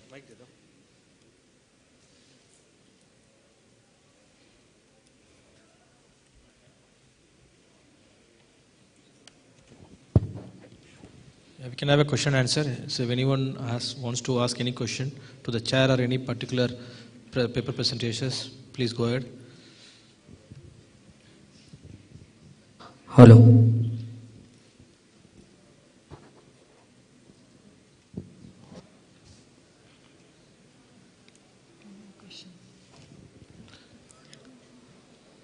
So, yeah, please.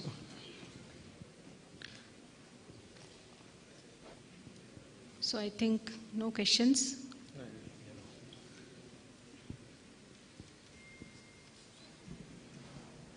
Hi, good afternoon. I am Vidyut Chakravarti from SEMCorp India.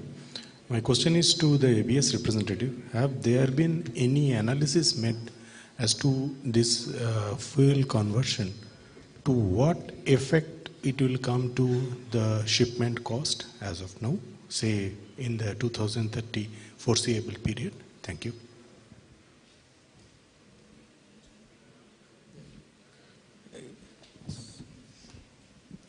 Sure, and thanks for this. I think this is a challenge we have faced a few times as we have been approaching, the feasibility of conversion of different types. Most recently, I think our team looked into the feasibility of Kamsarmax bulk carrier, for example, turning into methanol.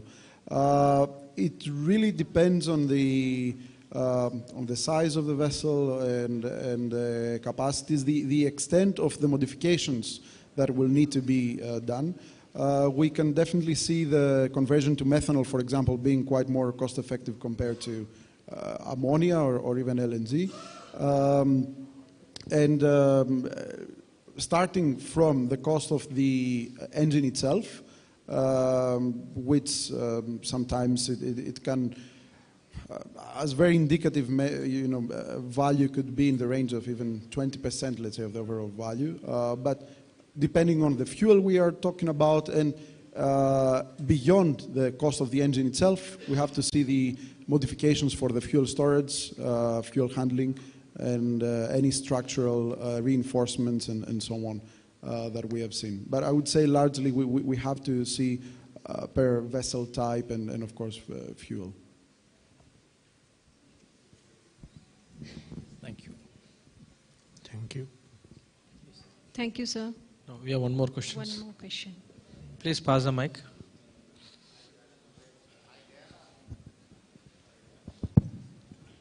Good afternoon.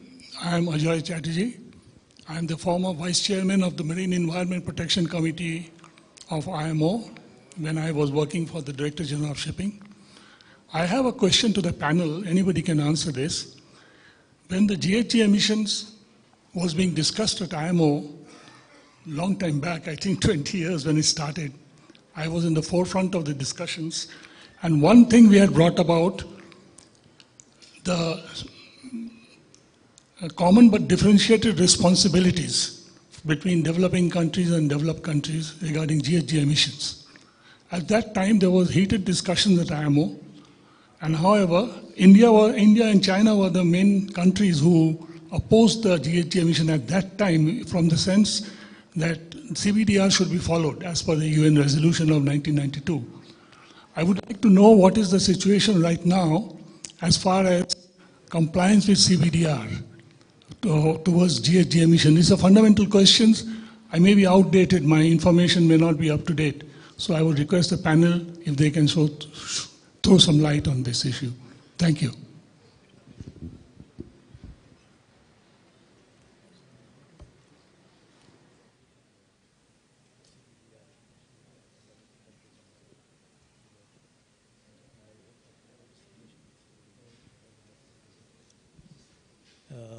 Since nobody's, you can, okay.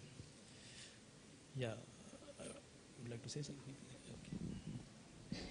Okay. So I think what we have seen is it has become a challenge for the industry itself. The whole decarbonization journey has translated into even business opportunities for shipbuilding, let's say, countries, for example. We have other stakeholders more on the forefront with concerns about the cost to renew the fleet, to build new vessels.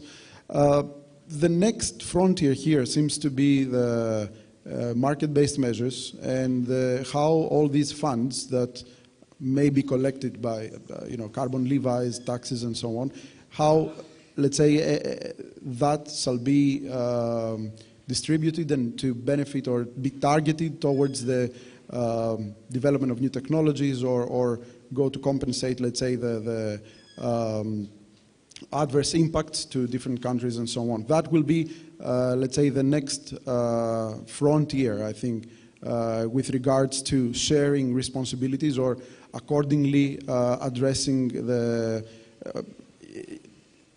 trying to manage the expectations with regards to the market-based measures where we are right now. Because so far, I think the industry from different fronts has had to address this as a challenge, whether you're coming from a ship owner perspective, a manager, or a shipbuilder, or let's say the stakeholders that would be immediately affected. Maybe I can add that, okay, what is presently going on at IMO, even now as we talk, the ISWG Intersessional Working Group on GHG is meeting, and they are discussing the market-based measures. And there's a big debate on whether to go for a levy-based system or just a purely a flexibility compliance-based measure where the ships which are not meeting will be paying for the paying for giving a reward to the ships which are going for new fuels. So these two things are being discussed. China is supporting the flexibility compliance mechanism, but a lot of countries are supporting the levy-based system. From whatever IMO will generate or the fund will generate out of these measures, part of that will be given for research and development and for the small island developing countries and other developing countries which are affected by this. So some amount of the fund will be distributed. Through that, some kind of a compensation will come. Otherwise, as I understand, that is the only way to consider the CBDR now. The way the market-based measures are being discussed and the measures which are being finalized, or I would say being debated. Once it is decided, possibly from the fund generated, there will be some amount of fund given for the affected countries. I hope I have answered your question. Yes, yes. To the extent possible, yes. Thank you. Yes, sir. We will, Thank you, sir. We will conclude, sir. We will conclude the question and answer session. So we are getting late for the next session. So I request I will have a momentum session, sir. Kunal.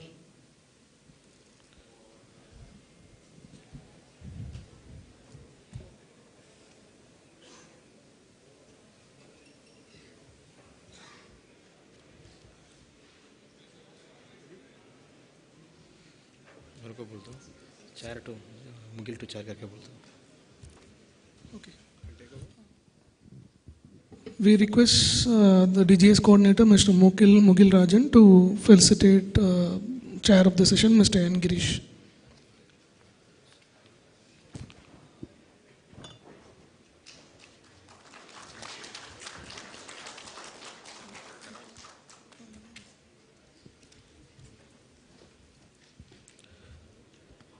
Request chair to hand over the momentum to all the speakers.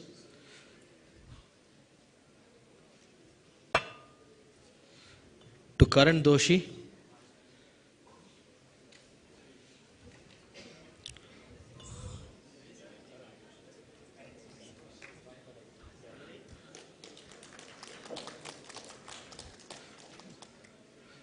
To Mr. Yogin.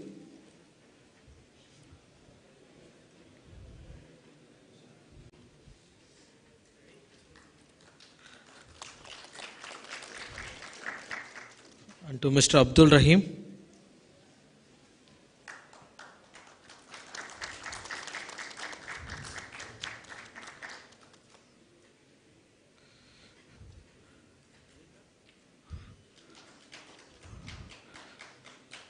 To Mr. Ilyas.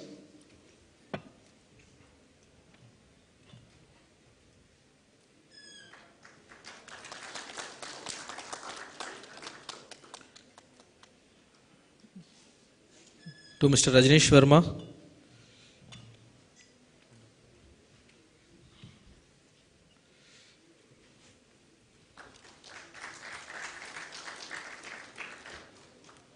I also request the chair to kindly present a memento to our coordinator, Mr. Mugil Rajan.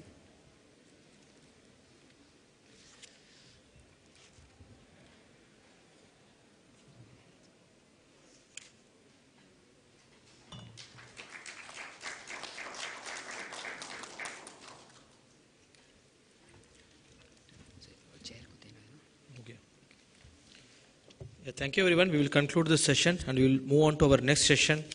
That is session 12 on Green Tech Warriors, Engineering the Future of Decarbonization. Thank you everyone.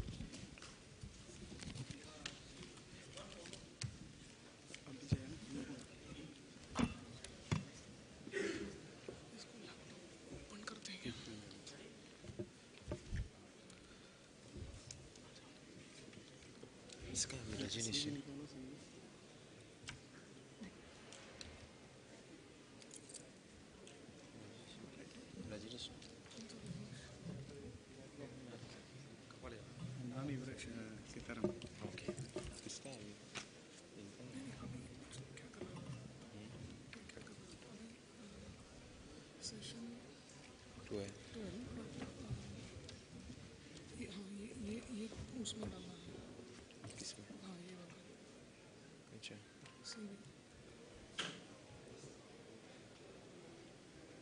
ये पूरा folder है session 12 में डाल दो यहाँ पे डाल दो एंड वो जो PDF बाहर था ना PDF जो बाहर था पेपर 3 में कुछ ओपन नहीं हो रहा था ना वो PDF कहीं पे बाहर रखा हुआ था कौन सा पेपर 3 इनका दृष्टा का नाम से हाँ ये वाला हाँ वो क्लोज करके इसको कॉपी करके कोई में डाल दो ये डायरेक्टली ओपन कर दो ठीक है तो 12 सेशन 12 नहीं वो फिर इसमें है ना इसमें इधर ही रहेगा हाँ इधर अभी उधर जाओ अभी इनका ही है ना अभी इनका नहीं बीच में आएगा अच्छा तो सीवी खोल देना किधर 12 सेशन किधर है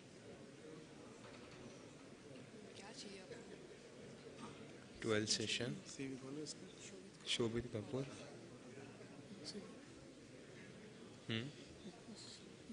अच्छा बस ठीक है. Yeah, very good afternoon, audience. Thank you so much to be, you are awake and attentive after a heavy lunch session. And we expect you to be more attentive and, be awake because next session is Green Tech Warriors. Warriors means we have to be a little careful. So we expect you to be awake and, more attentive. Right, now I would like to introduce the chair of the next session 12, Green Tech Warriors, Engineering the Future of Decarbonization. Mr. Shobit Kapoor, Marine Operations Manager for Southeast Asia West for Lloyd's Register, Marine and Offshore Services India LLP. So he is, I think he worked as a marine engineer on board tanker ships with the Great Eastern Shipping Company and Anglo-Eastern from 94 to 2005, starting from the rank of 5th engineer to chief engineer profession. He has been senior marine surveyor, ISM, ISPS auditor since 2008. Lead auditor by 2010. In fact, he has been already given so many sessions. I think everybody is aware. So without any further delay, I would like to quickly invite Mr. Shobit Kapoor, chair of this session, to please welcome, sir. Yes. Right. So other speakers in this technical paper presentation, I would like to invite Mr. Anil Sharma from Anglo-Eastern Maritime Academy. Please come on the stage, sir. Welcome. Mr. Hendrik van den Heuvel, Royal IHC Holland. Welcome, sir. Welcome to the stage. Mr. Pankaj Mishra from Wärtsilä, India. Welcome, sir. Welcome to stage. We can feel the vibration when you are coming. Wärtsilä. Right. Mr. Bimal Haridas, Man Energy Solutions. Yeah. Please come, sir. Welcome to stage. Dr. Suhas Vanmane, Indian Register of Shipping. Good afternoon, sir. Please come to stage. Welcome. And Captain M.S.N. Murthy from Indian Navy.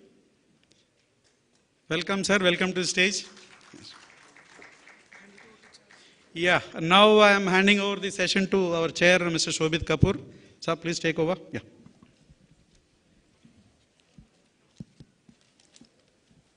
Ladies and gentlemen, colleagues, and pioneers in maritime decarbonization. Once again, welcome and good afternoon to everyone. It's been my honor to be chair for this Green Tech Warrior session. And before we move further, just 1 minute, I would like to thank Mr. T.K. Sahu and Mr. Kunal Sharma's team who have done a fantastic job in going through so many technical papers and trying to select the best among those technical papers. It must not have been a very easy task because we had hundreds of papers and submissions, and we are lucky to have such good presentations here, and some of them who were not selected. Most probably we will try to accommodate them in MER or other subsequent magazines.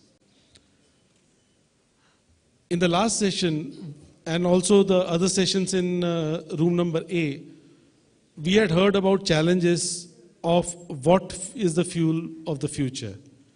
Each fuel, whether it's methane or whether it is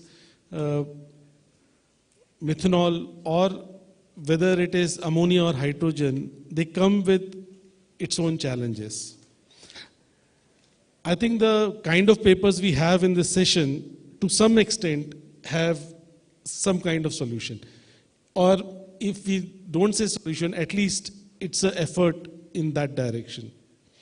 So without further ado, I would like to invite our first speaker, Mr. Sharma from Mr. Anil Sharma from Anglo-Eastern. He's going to speak about onboard carbon capture system. I thought I knew something about this, but after going through his paper, there's a lot we have to learn about.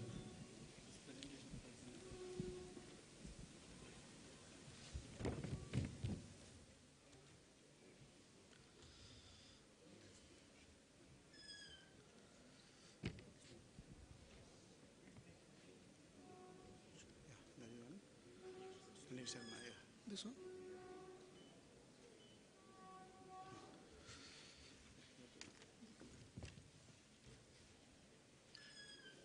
Yeah, good afternoon, ladies and gentlemen. It is a matter of great pride for me to present my paper in this esteemed platform.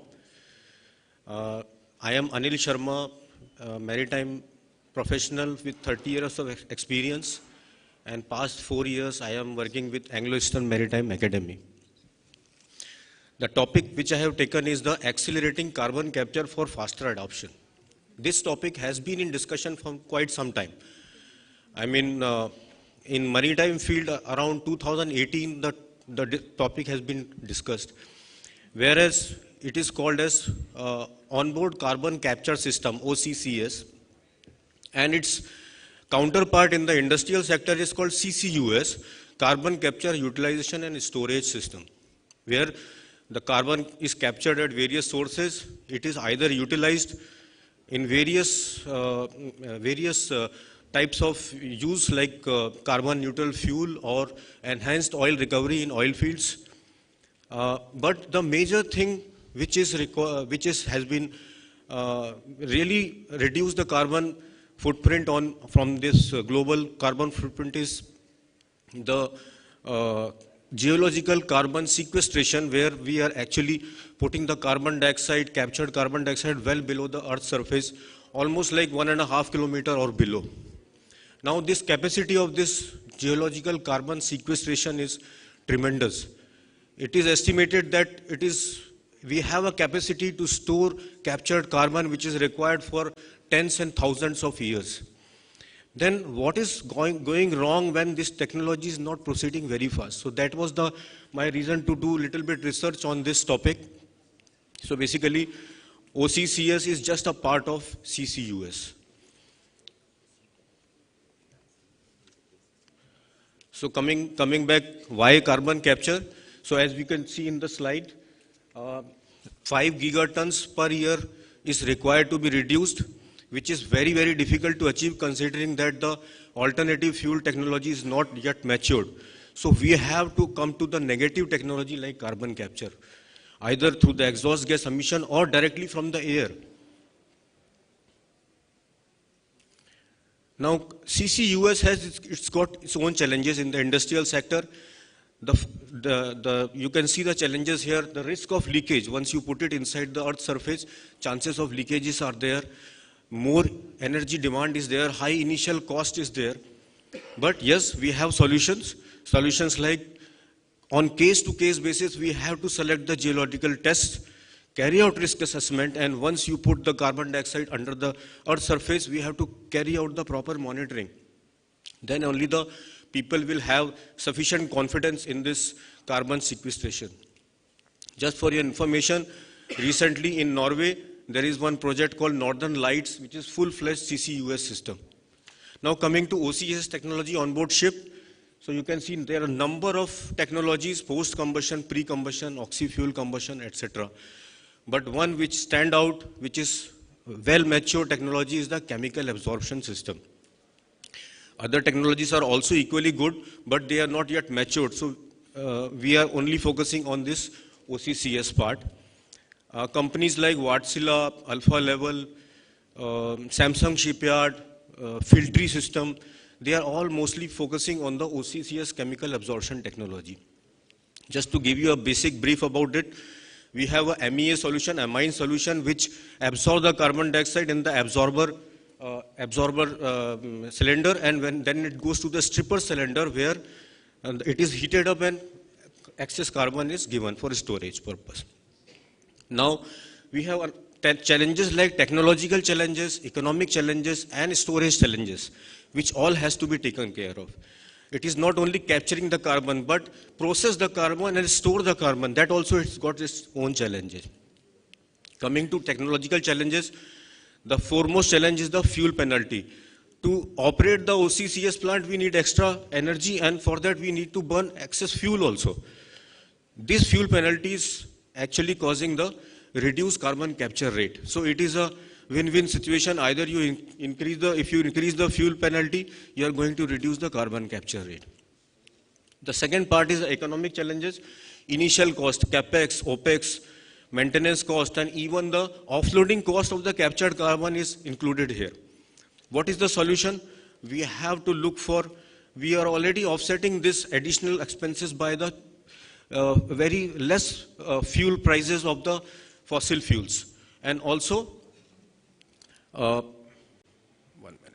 also the carbon pricing index. Recently we have regulations like EU ETS or Fuel EU Maritime where the carbon trading has been started.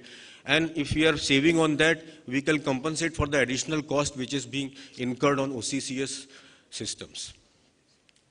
Now commercial feasibility, the last point is how we are going to, we have to compare the option of OCCS versus other alternative fuel technology. There has been one study in my paper in Appendix 3 which is comparing a container vessel with different options, and OCCS stands out to be the lowest even after some year when all the technologies are matured.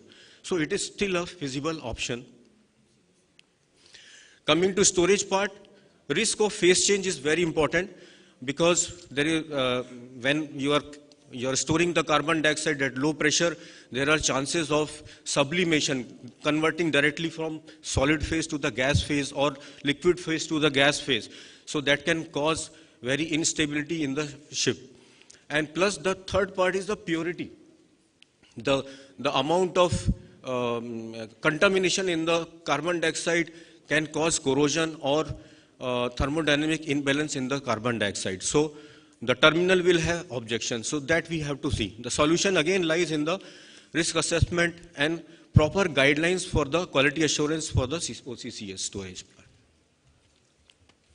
Now the linking OCCS and CCUS is very, very challenging because similar to our bunker infrastructure, we need to develop an infrastructure for carbon storage as well.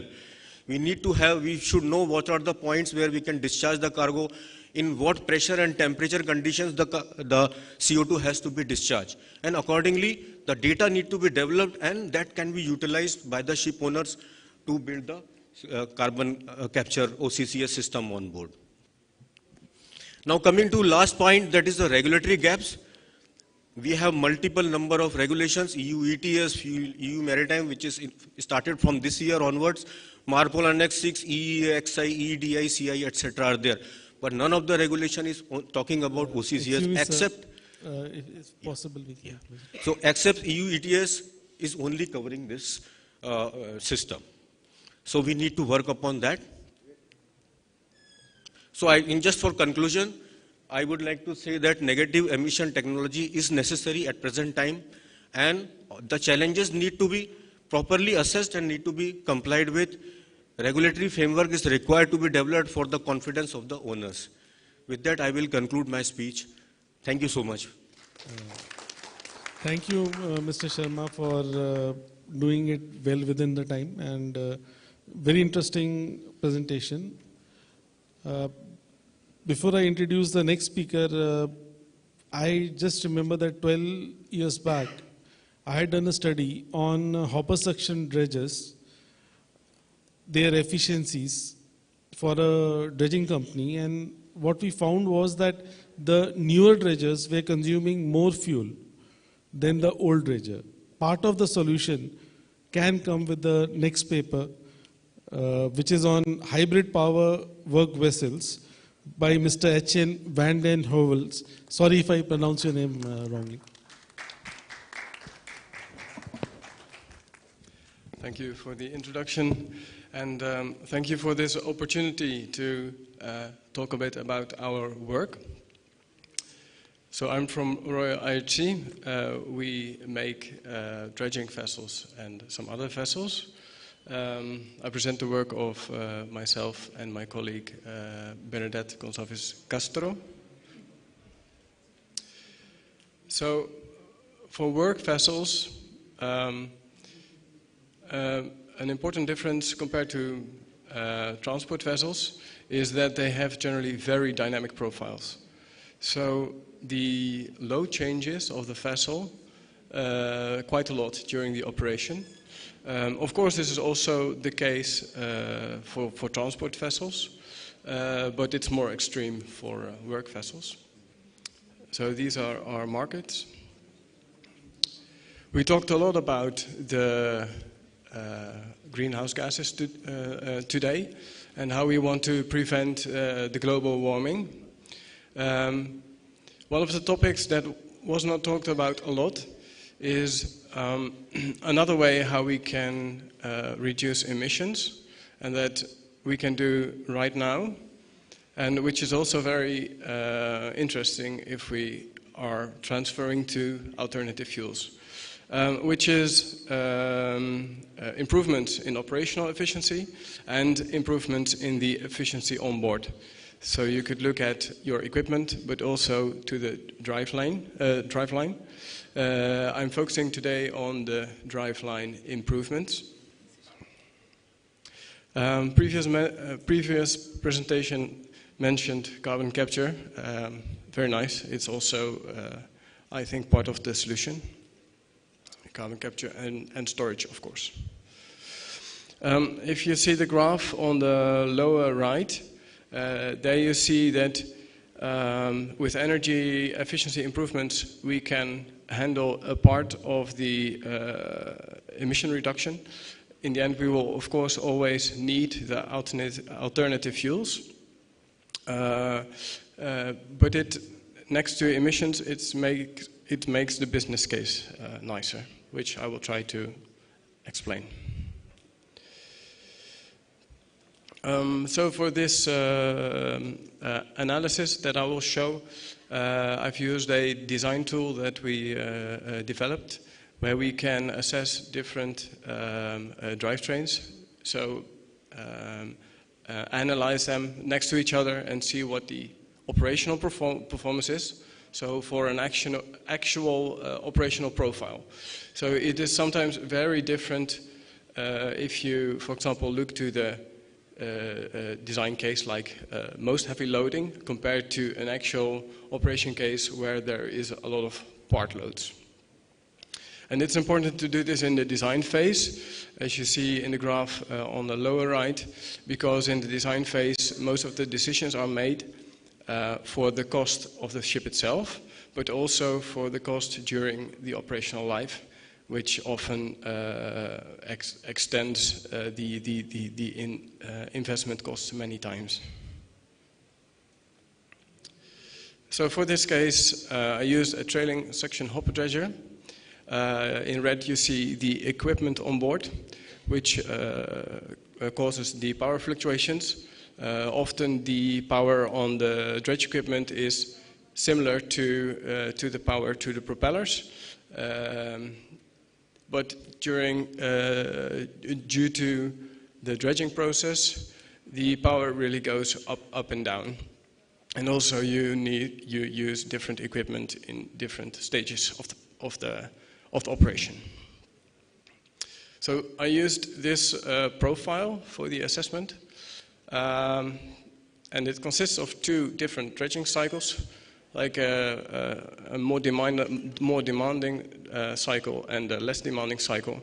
And it also has a period of idling. Maybe that's during times of maintenance or waiting or being at port without having a shore connection, which is of course a nice thing as discussed before. Hybrid is a word used very much. So I'd like to distinguish for this purpose between two hybrid types for vessels, which is hybrid drive or propulsion, where a consumer, in this case a propeller, can be sourced by two different units. So in this case an electric motor or a direct drive with a combustion engine. Hybrid power, on the other hand, is creating power from two different sources. So in this case, a generator and a battery. On this paper, I will focus on efficiency improvements by a hybrid power system. So I will consider a battery in combination with gensets. So I will compare a drivetrain with high speed with medium speed engines. So the high speed engines are a bit smaller in capacity, as you can see, 1350 kilowatts, whereas the medium speed engine has more capacity. And in general, this leads to higher efficiency of the engines. You can see the fuel consumption curve on the bottom right. It's important to see that at lower loads, the fuel consumption is much worse than at, let's say, middle to high range. So if you install larger engines, you have to still be able to actually preferably not use the lower end of the power band. There are two battery variants, both with the high and the medium speed engine designs. There I took into account losses from the grid to the battery of 2%. It's both ways. So the four designs that I will compare are with and without the battery for the high and medium speed, and then with different amounts of engines to have enough power for the operation. I jump into the results. So this is using the operational profile shown before. This is from the drivetrain with the high-speed engines, where we have 4 high-speed engines. This is what the first engine picks up. And you can see in orange the fuel consumption that fluctuates due to the fluctuating load.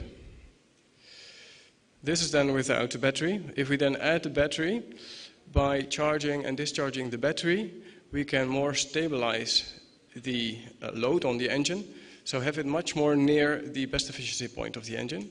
So the red line here is much more stable, and also at some point the battery is full because we increase sometimes the load on the engine, so then we can switch the battery off. We have a period of 0 fuel consumption for this engine.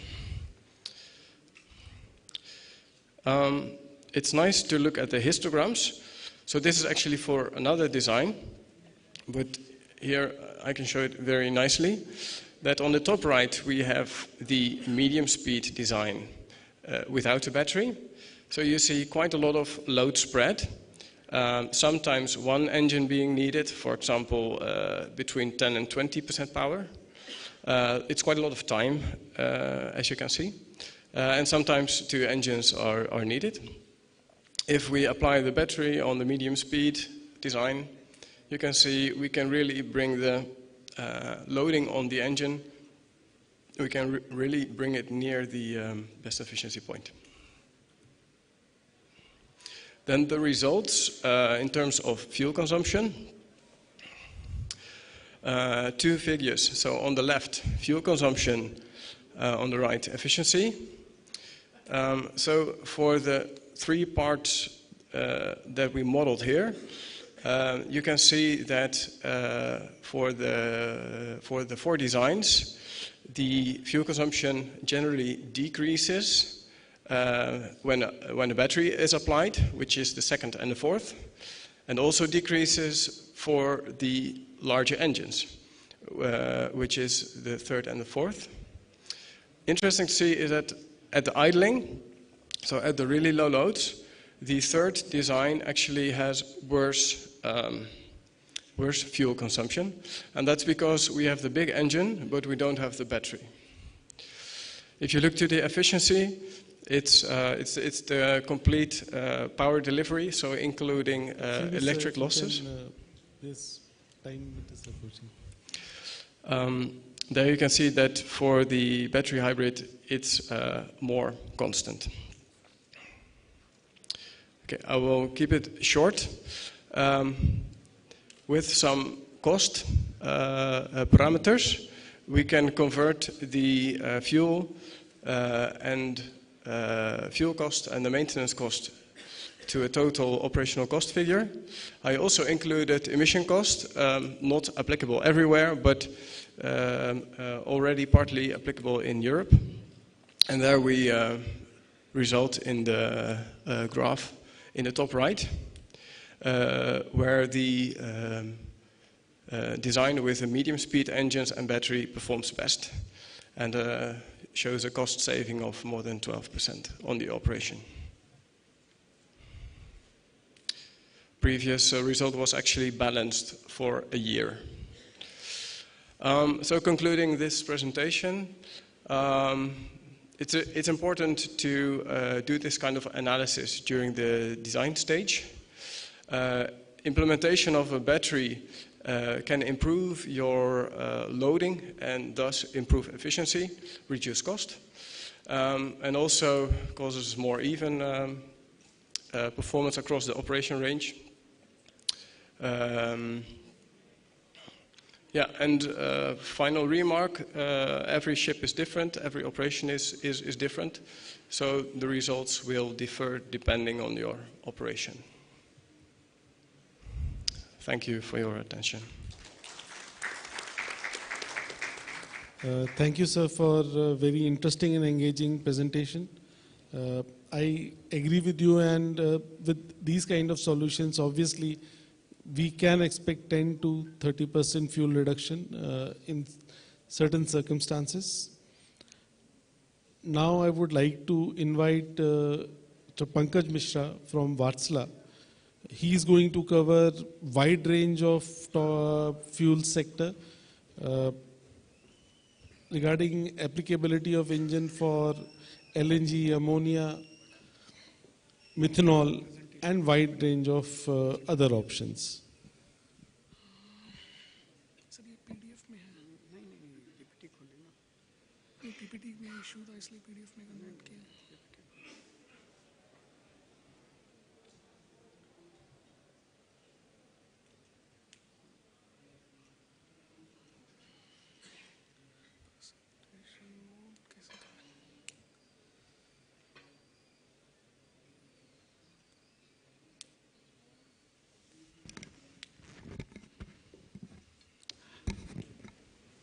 Good afternoon, ladies and gentlemen. Thank you very much, the Green Shipping Conclave Committee, for giving me this opportunity to talk about the sustainable technology development. My name is Pankaj Mishra. I'm working in the marine business of Vatsala. I will basically talk a brief about the future of the sustainable fuel as well as the technology development side. While to start with, just a brief intro, IMO has adopted a revised greenhouse gas strategy where a basket of technical and economical measures should be agreed considering well-to-weigh greenhouse gas emissions. The technical element involves the goal-based marine fuel standard regulating the reduction of GHG emissions, while as the commercial part of it talks about the GHG pricing mechanism. A variety of fuels will come into use depending on the region and use case. The green synthetic fuels are not expected to become widely available before 2040. As such, the LNG and the fuel blends are the first step to decarbonize the shipping. While as there is uncertainty in the environment, the ship owners has got the flexible route wherein they can choose the fuel flexibility and can adapt to the ever-developing changing requirements from the regulation part as such. So the point here is that a measure taken in a short term can basically serve also in the long term in terms of this uncertain environment. When we look at the cost factor of the different type of fuels in 2025 and 2035, we see a point that the cost of emissions will close the price gap between the fossil and sustainable fuels. Fuel flexible engine technology provides an upgrade path for existing and the new vessels from transition fuel to the green fuels. Multiple fuel options, for example, methanol can be used in multi-fuel engines, which means it can run on conventional and biofuels as well as the methanol. This flexibility allows for a gradual transition to cleaner fuels while utilizing the existing infrastructure and the existing engines storage medium as such. Moving forward on the future fuel, I'll touch base on the methanol. Methanol can be transported and stored using the existing infrastructure designed for the conventional liquid fuels available in 100 ports worldwide, making it relatively easy to integrate into the existing shipping operation without major modifications. Wärtsilä has got a long history with methanol, the long experience with methanol. The first conversion, that was the conversion of Stena Germanica. We have converted these engines in 2015 and those are running well now, as of now. Then in 2022, there was a first of its commercial operation for Wärtsilä 32 methanol engines launched. It was together with the fuel gas supply system, and there later on further optimizing on the life cycle and emission cost, launched the additional methanol engine types and retrofit options. Moving forward to the ammonia, we see that 2020 we started the initial ammonia investigation on the combustion side. 2021, the safety and engine and exhaust systems were, talked about together with the research on ammonia. 2022, we have seen a milestone while the technology development and research continues to optimize the operation on ammonia. Strong collaboration with the customers and other stakeholders also continued for industrial solution validation. 2023 was the first technical concept ready. 2024 was the first ammonia engine orders, and now 2025 is the first ammonia engine is getting delivered. We are going to have the factory acceptance test next week in Finland. Well, to demonstrate that, how this has been developed and executed, the designing, constructing, and the commissioning of a full-scale, real-time environment, including the storage, supply, and safety system for multiple fuels. This is the kind of a skid that this was the demo 2000 ammonia engine testing skid, and we have done safe and successful bunkering. Many a times the project designed and constructed and commissioned on ammonia gas and fuel supply system in collaboration. Now, talking about the hydrogen, Wärtsilä 100% hydrogen ready engine power plant concept based on the Wärtsilä 31 engine platform.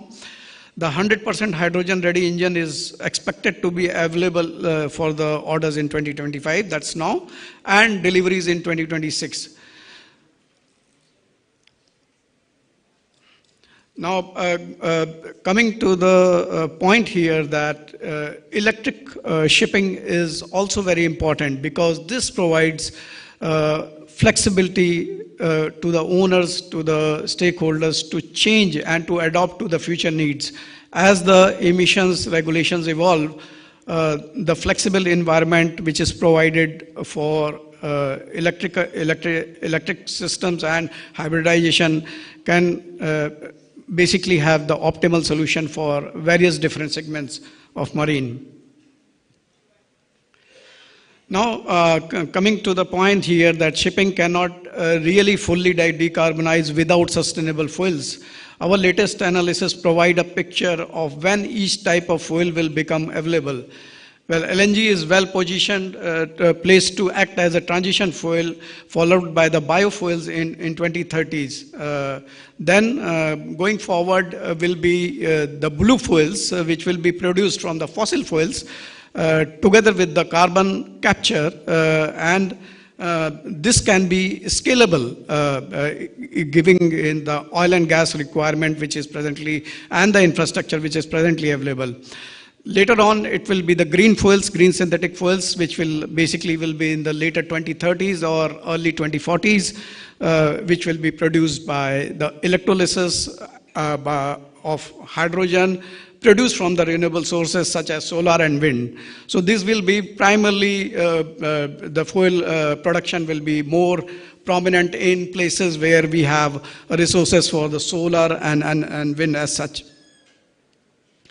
Now, just summarizing the thing as such, it is important for the ship owners to have the maximum flexibility and to keep the options open as the industry navigates the uncertain path to the net zero. The fuel flexibility and the ability to convert fuels is crucial as it does not depend on the availability of the single fuel type.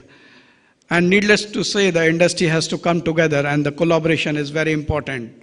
The concept on internal combustion engine, operation on the future fuels like biofuels, ammonia, hydrogen, and methanol, including the hybridization, are already being developed and demonstrated. Thanks for the patience. That's my part. Thank you, Pankaj, for wonderful presentation. It covered wide range of fuel types and various options for the ship owners.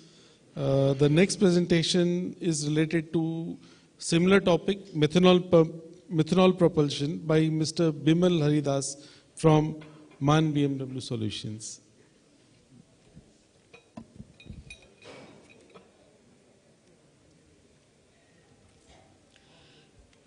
Good afternoon. Good afternoon, everybody. Thank you, sir. My name is Bimal Haridas. I represent MAN Energy Solutions in India. Next few minutes, I have 6 minutes. I'll try to keep it to that, and I will be talking about advancing methanol propulsion in a specific engine type and in a specific segment, and that's for tugs, so high-speed engines meant for tugs. This could be of interest, especially if anybody is planning to participate in the green tug transition policy that the ministry has come out with. It's a privilege for us to be part of this forum, and thank you for the organizers, DG Shipping, IME, and Ministry. Quickly about myself, I am the head of Marine as well as head of After Sales Department in India. And I think it would be of interest for the crowd to know that we have a factory in Aurangabad where we make diesel engines. And we are today ready to deliver from Aurangabad the 2131 DFM, that's a dual fuel methanol engine. Since we are in a green forum, I thought that would be of interest. Okay, quickly the agenda. First, I will talk a little bit about why methanol and some challenges. Some of it we have seen already. The technology that we use in the 175D high-speed engine. How we integrate it into the ship and what would be the specific difference from the methanol version or the dual fuel methanol version to a standard engine. And then I would conclude with the outlook and some conclusions. So first we start with why methanol and some challenges. Of course, the regulations are the main drive which is pushing this agenda nowadays.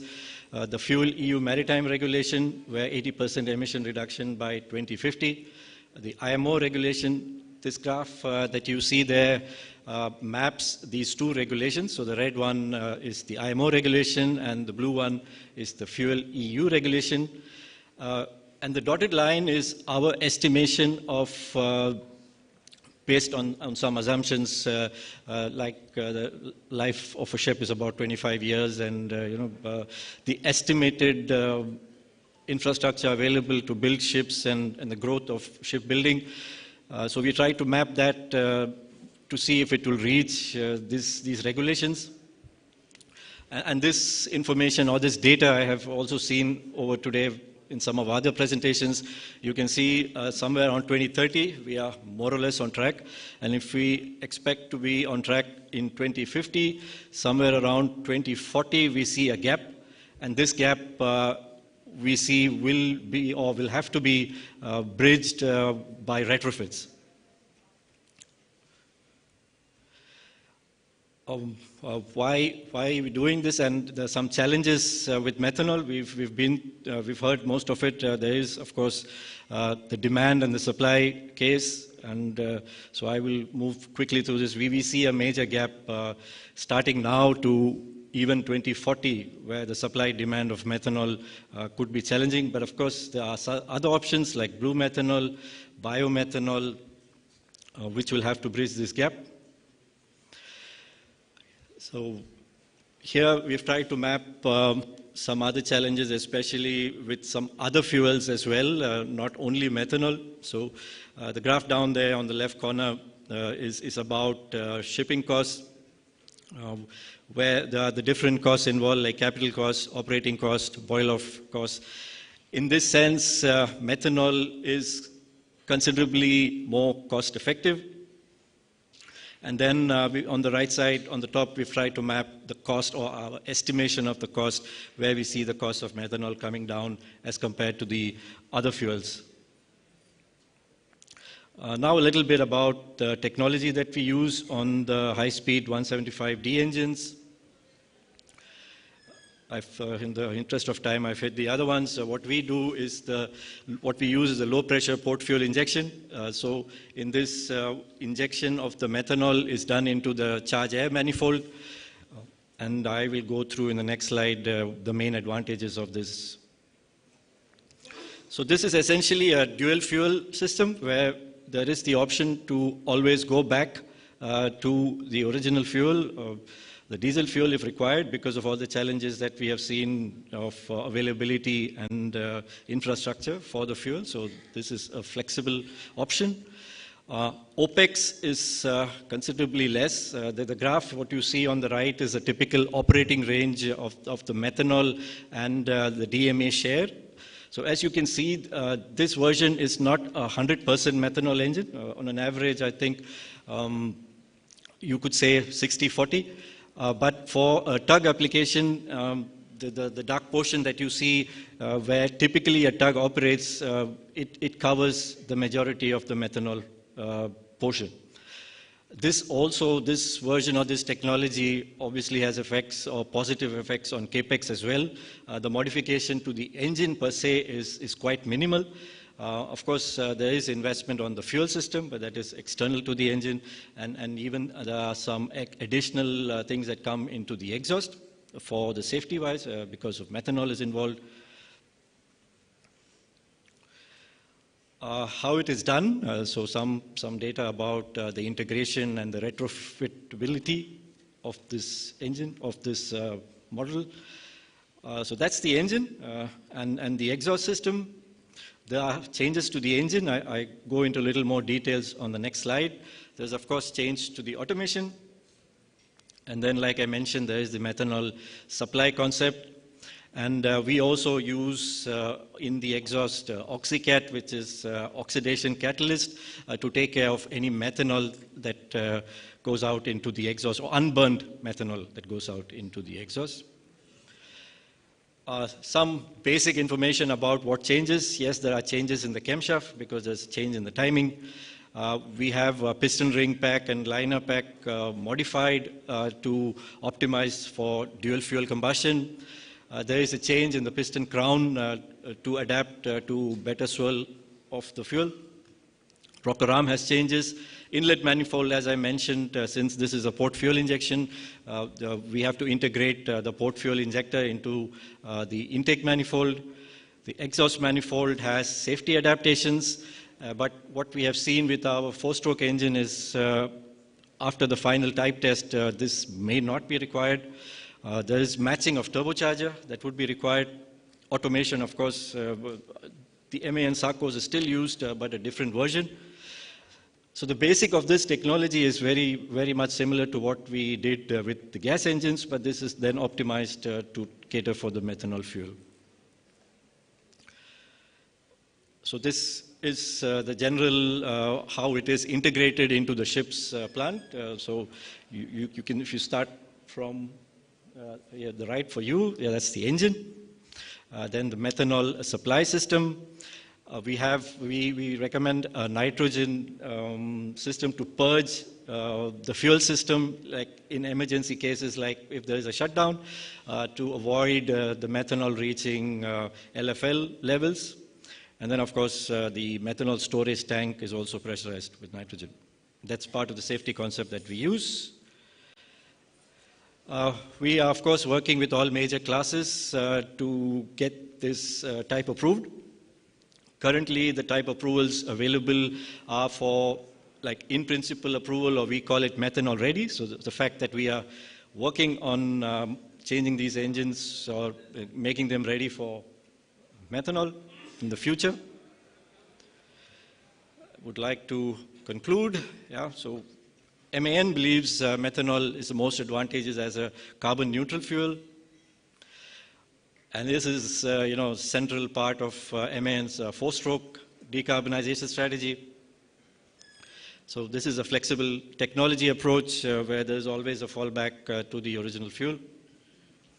So future engines designed and built from the outset to run on methanol. But of course, there is also a possibility to commercially and technically viable conversion, so retrofit. So first the full version comes, and then we will have a retrofit version subsequently. So the goal is to aid the shipbuilding and ship operating industries to obtain CO2 emission targets. So MAN Solution has profound technological experience and know-how to achieve this. So, I think I did the time. Thank you so much. Thank you, Mr. Bimal, for an interesting and engaging presentation.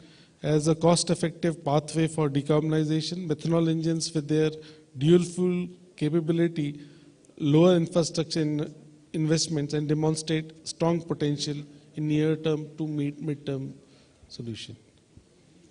Now I would request Mr. Suhas Vahamane and Mr. Kunal Sharma from IRS, who will be speaking about small modular reactors as a nuclear fuel as an option for decarbonization. Thank you, sir. Good afternoon to all. This is Dr. Suhas Vahamane from Indian Institute of Shipping. So this presentation is basically regarding nuclear power. We have heard nuclear power in our Union Budget 2024, and everybody's attention is now brought to the nuclear power. So this is not new. Nuclear power is not new, because we know in the past icebreakers and naval submarines were already running on nuclear power. But there is one problem. What is that problem now actually compelling us to consider nuclear power for commercial ships? And this is the first graph showing over here in the slide is our problem. 2023 IMO GHG strategy had set net zero target by 2050 and 5% uptake for new fuel, alternative fuels and technologies. Okay, so this is our problem, and since morning we have gathered here to solve this problem. And this presentation giving an overview how nuclear power can be used for decarbonized shipping. I will also would like to draw your attention to the second graph, which shows that the fuel consumption in year 2023, the data collected by IMO DCS, okay, and we can clearly see that 93% of the total quantity of fuel used by ships in 2023 still using fossil fuels, HFO, LFO, and diesel oil. If we continue using these fuels, achieving the target set by GHG strategy is highly challenging. Alternative fuels, including such as ammonia, ethanol, methanol, if they also require external energy source for their production. And if you use the energy source from grid, that's coal-based thermal power plants, it will not be the true green fuel, right? So we have other alternative energy sources, renewables energy sources, solar and wind farms. But we also know that they have some limitations at operational level. And this highlights the importance and the need of near zero emission energy sources. And that's nothing but the nuclear energy. The basic physics is already known to everybody. Okay? If you use this as a power source to propel ships, virtually there is no GHG emissions. The life cycle GHG emissions for nuclear are on an average 5.5 in the range of 5.1 to 6.4 grams CO2 equivalent per kilowatt hour. And they are better compared to the other renewable sources, solar power, PV, and wind. Bunkering for the voyage ahead is completely eliminated, and due to the higher energy density of nuclear power, there will be reduced frequency of refueling. It will also provide uninterrupted power source, and hence there will not be no downtime. The other second graph shows that the electricity cost, if it is based on nuclear, is the second cheapest after natural gas, way cheaper than wind and solar. So floating nuclear power plants, if you use this concept, they will act as charging stations at offshore to charge all electric vessels, at port to charge vessels, as well as the EV vehicles at port and inland waterways also.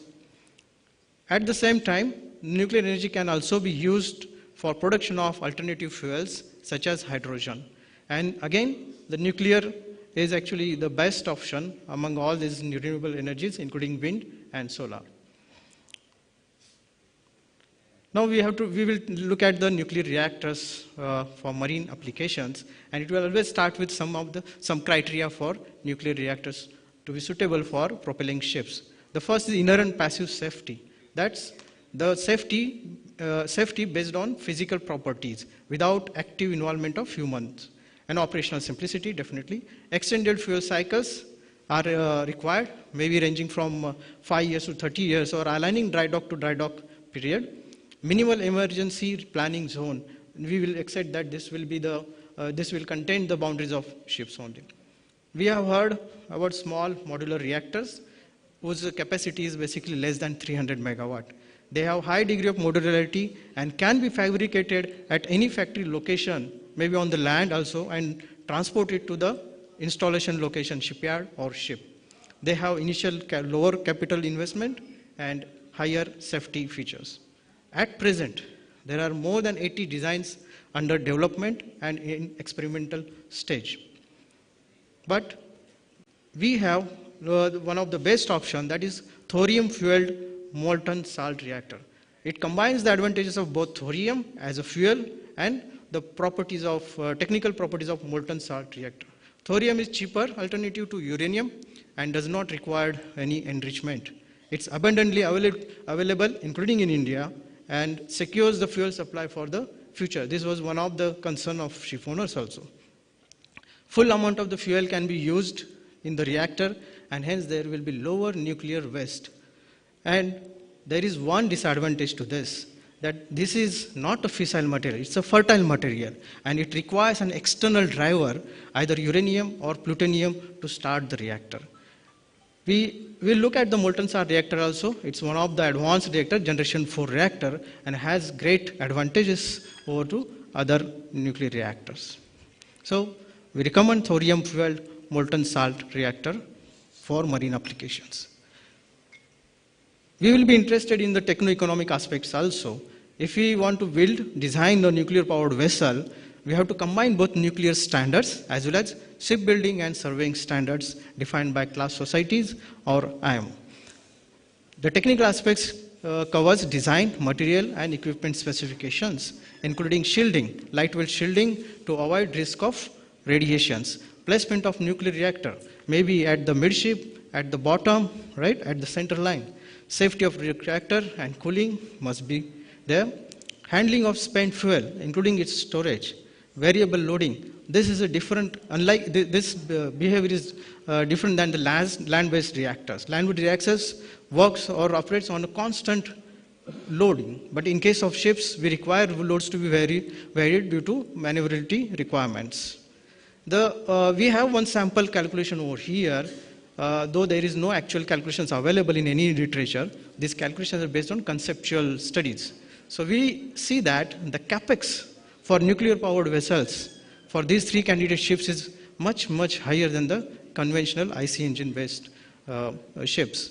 Again, the fuel cost will be there due to refueling requirement. However, we have to take a note that nuclear fuel cost has been steadily decreasing due to increased efficiency of nuclear reactors, and so far reduced by 41% from 2012.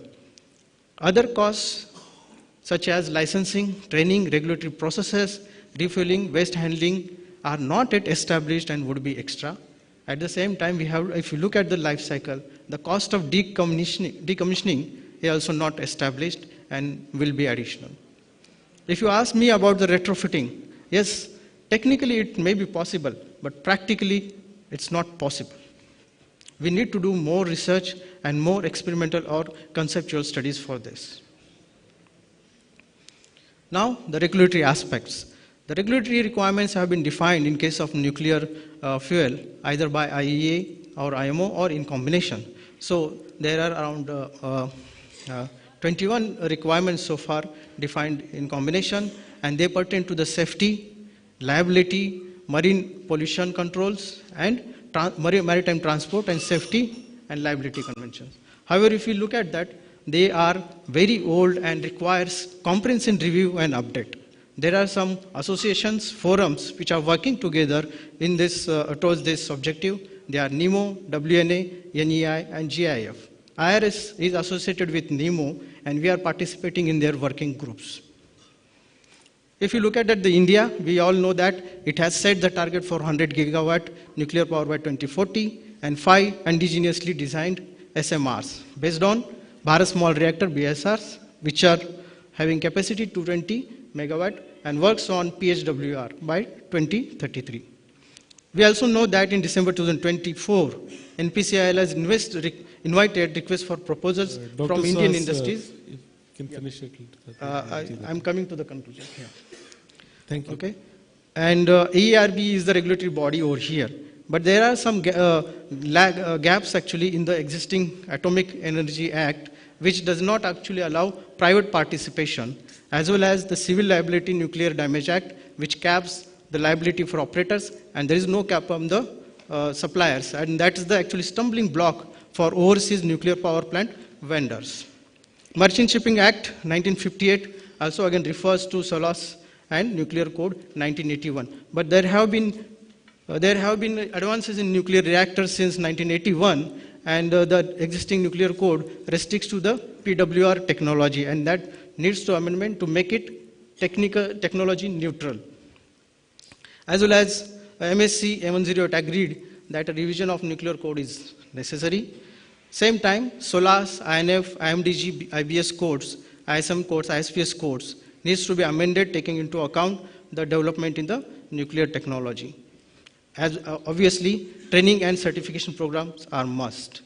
Public opposition is there, but updating regulatory requirements will help to build the public trust and acceptance for nuclear powered vessels.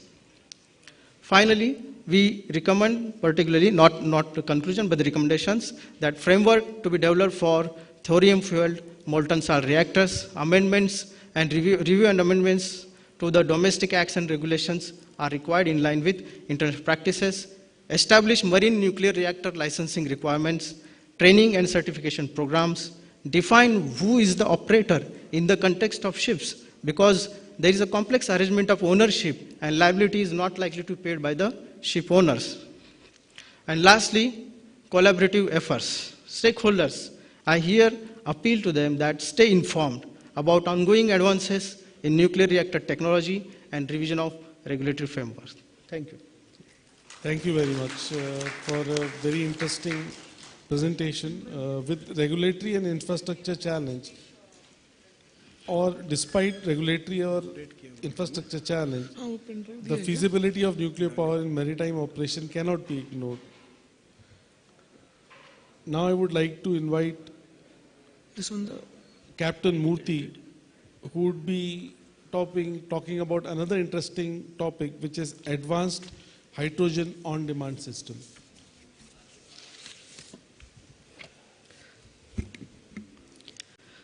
Respected session chair, dignitaries, organizers and participants of this conclave, a very good evening and warm welcome to this presentation. I am Captain M.S.N. Murthy from Indian Navy, And I am joined by Commander Apur Mayank and Lieutenant Commander Manoj, who has been part of this work related to evaluation of hydrogen on-demand system for marine applications. Hydrogen as a fuel has been a topic of interest since early 20th century.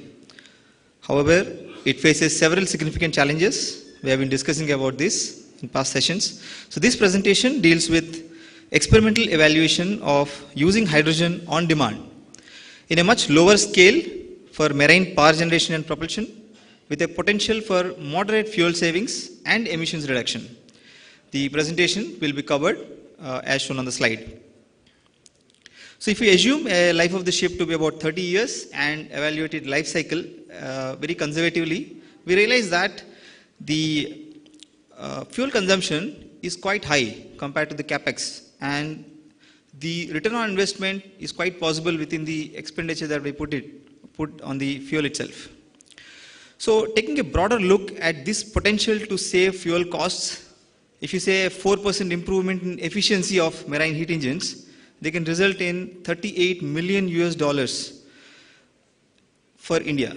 In a global scale, the same 4% efficiency would result $6 billion saving. So that's huge figures. So when we take a look at what are these sustainable marine fuels that have the potential to either give this fuel saving or reduce emissions, or both, we have several options, as you can see in this figure. Among these most potential sustainable marine fuels, we have green ammonia and green hydrogen topping the list, along with the nuclear. We just saw that presentation in terms of emission reduction. However, in terms of infrastructure readiness, all these three rank very low, which means we are not ready yet. So this figure shows what is ahead of us in the future with respect to these sustainable marine fuels. Hydrogen with a compound annual growth rate of 18% seems to be the most promising fuel as projected over the next 10 years. Below this is green ammonia with 15% and green methanol with 12% CAGR, which you also saw as a potential fuel in the past presentation. So with those projected growth rates of hydrogen, how does the change management look like? So the projected growth of merchant ships and marine engines over this decade is shown here. I'm not discussing these for the paucity of time. So growth rates projected for marine fuels, as shown in this figure, depict a very optimistic target of over $500 billion by 2032 for sustainable fuels when compared to traditional fuels, as shown in the blue line. So key takeaways so far, we can put across like this. Marine industry is on a promising growth trajectory along with very high targets of using sustainable marine fuels, which also project a very high growth rate. Also, the most promising sustainable fuels for maritime usage turn out to be ammonia and hydrogen, in fact green ammonia and green hydrogen.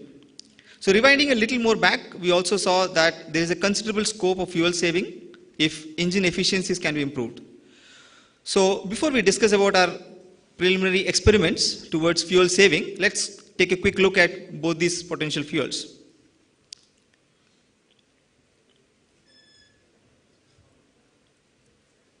So ammonia and hydrogen are well known for their challenges. I'm sure with technological growth, all of them can be addressed. But for now, we are not ready to adopt either ammonia or hydrogen as an alternate to conventional fuels, unless some breakthrough technological facilitates, when breakthrough technology facilitates them. So with this context, we talk about usage of hydrogen in limited quantities, not as an alternate fuel, but as a medium to improve combustion in heat engines with considerable fuel savings and reduced emissions. So this is called hydrogen production and combustion on demand, which is safe, cost effective, and is readily implementable green solution. So before we delve into the details of the on-demand hydrogen system, here's a quick look at various sources of producing hydrogen and how good they are. So we have been seeing this. So again, I'll move further. Hydrogen production through water electrolysis offers real-time hydrogen production on board, enabling immediate use as a dual fuel. Adding a limited amount of hydrogen into the air intake of the heat engine affects the engine performance in various ways. Improved combustion due to high flammability of hydrogen, enhanced engine performance due to improved combustion, reduced emissions, and leaner combustion resulting in fuel combustion reduction due to better combustion characteristics. There is a minor loss of volumetric efficiency with more and more hydrogen induction though, but that's minimal. So the main components of this oxyhydrogen, also called as Brown's gas generator, is the electrolyzer, and it also includes specialized valves and pipes designed for a leak-proof system along with its integrated instrumentation. So our experimental setup had a hydrogen generator, as you can see in this picture. It's supplied with standard voltage supply. This electric power is later targeted to be generated from waste heat from the exhaust gases using thermoelectric generator modules, which is a separate work that we are progressing on. So thus becoming a green hydrogen which is produced and utilized almost at the same time. To avoid hydrogen buildup by any chance, the hydrogen generator is always started after the engine is started and stopped prior to its shutdown. So hydrogen is inducted into the air intake, which participates in combustion along with the diesel fuel, which is measured accurately using an innovative catch-and-time based patented measurement system that we have. The electric power generated in the alternator driven by this diesel engine is dumped and measured in a load bank. So Testo 350 gas analyzer is used to capture the emissions. The effect on fuel consumption and emissions with the induction of hydrogen is evaluated against various loads against a baseline data obtained without the hydrogen induction. So these experiments are conducted on two different engines, one 200 kilowatt and other 1 megawatt diesel alternators with hydrogen generators from two different OEMs. Ahots, whose stall we could see in this conclave, and IHATS, a Canadian source technology. The results are now discussed further. So firstly, the results of our experiments on 1 megawatt engine with HHO generator from Ahots, Delhi. Compared to the baseline data, which is shown in blue, the emissions of carbon monoxide, nitrogen oxide, and nitrogen dioxide have shown increased values. However, at certain loads with the hydrogen aspiration, the trend is not consistent, indicating a scope and potential to optimize the hydrogen generator with a diesel engine for various loads. This data shows the emissions during the experiments with and without the hydrogen aspiration on a 200 kilowatt DA using the hydrogen generator from IHAT. So in this case, the emissions showed consistent reduction in carbon monoxide, nitrogen oxide, and nitrogen dioxide when the engine is aspirated with hydrogen. Coming to the more interesting part of the experimental results, fuel savings. See, the trials with Ahots device on 1 megawatt engine shown on the left displayed lower fuel consumption with a sharp decline at about 500 kilowatt load. The right side figure shows the results for 200 kilowatt DA aspirated with hydrogen using IHAT device. So here the results indicate consistent reduction in fuel consumption with a scope and potential for further improvements targeting specific loads.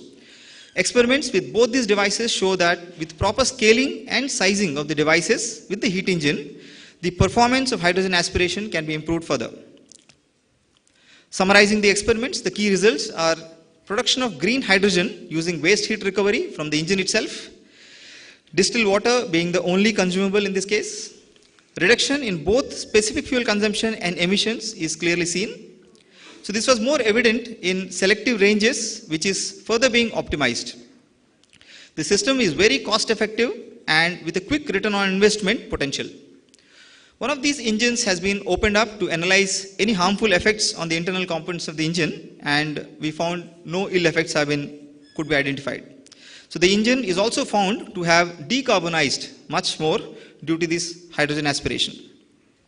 So to conclude, while it is a work in progress in terms of optimization, it can be said with confidence that on-demand hydrogen aspiration is an effective green solution in terms of an alternate fuel, albeit in small quantities, with savings in fuel consumption, reduction of considerable amounts of operational costs. It's envisaged along with the reduced emissions. The size of the device practically offers minimum footprint with further scope for optimization. The system is easy to retrofit, scale up or down, and is adaptable to any heat engine, including gas turbines. However, it has to be custom designed for different engines and different target loads. This would require a collaborative development process with engine manufacturers and users with the hydrogen generator designers. The success of this highly potential technology will depend on the correct integration of the hydrogen generator with the engine control system. So I end the presentation with the final remark that use of this green hydrogen, though in very small quantity, through aspiration, is a simple, safe, very effective and practically implementable technology that aligns with the green hydrogen mission for the maritime industry. I would like to acknowledge the contribution of Ms. Navicom for the IHATS device and AHOTS for providing the hydrogen generators for conduct of this technology evaluation at the Center of Excellence, Marine Engineering, INS Shivaji Lonavala. I also thank the organizers of this conclave for allowing us this opportunity to present this work. Thank you very much. Thank you, Captain Muti. It was really very interesting presentation. Your research do highlight that real-time hydrogen electrolysis can enhance combustion efficiency and reduce emission, significantly aligning with India's national green hydrogen mission. With this, I think we end the presentation. Yeah, thank you so much, respected presenters. You have covered all the alternative fuels, methanol, hydrogen, ammonia, even nuclear power. Thank you so much for your valuable presentations. Now, with the permission of the chair, we would like question answers, sir. Some questions we take from the audience. We have time? We have very limited time. Little so bit quickly. quickly. 1 or 2 questions max. You have a question, okay. Yes, sir.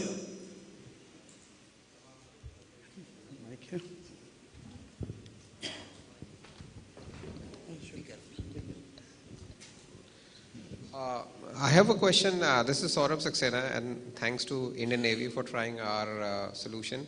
Of course, this is the beginning of the journey in terms of using hydrogen as an efficiency improvement fuel rather than a fuel itself in terms of large storage. So we are eliminating. Now coming back to marine industry, of course, there are a lot of regulatory effect and this is a tech forum. But, how to get this ecosystem work on this kind of technology? And I'm very selfish. And of course, for the larger industry, I say, marine industry, decarbonization is the goal. Now, how do you get the stakeholders? Is it the shipbuilders who will take this? Or is it the regulatory authorities? Or how this can be done together to further prove? Because, the concept is there, it has been proven. At the land, it has been done. Now, how it can be, so it can immediately cut our India goals, anybody's goals ahead in time. And yeah. So, one of the possible ways we can proceed with this prototype design is that we have to get the regulatory approvals as well as classification approvals for commercial shipping. Yeah. Navy may have a different approach. Yeah. So, probably, the initial designs, etc., has to be submitted to a body where we get in principle approval, and then the trials are witnessed. There is something called type approval protocols, which are governed by IMO requirements and classification rules. So probably you have classification society with your designs and other information, and probably we can take it from there. Great. I think this forum or this chair, if this can be taken to the right forum, I will come back to you on that. If you are interested in, as a personal capacity, Lloyd's Register certification, I will give you more information. In fact, you can, we have got some of our colleagues who are into this. Abhishek, who is not around here, he will be the best person to guide you on this. Yeah, thank you, sir. We'll have a felicitation now. May I request Captain Parthasarathi to hand over the memento to the chair, Mr. Shobhit Kapoor.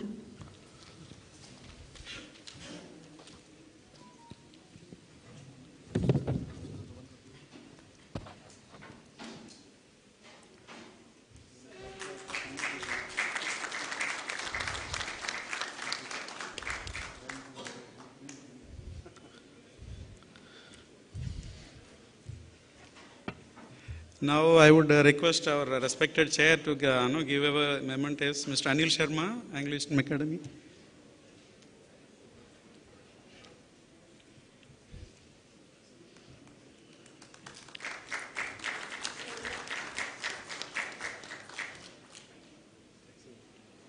Mr. Henrik.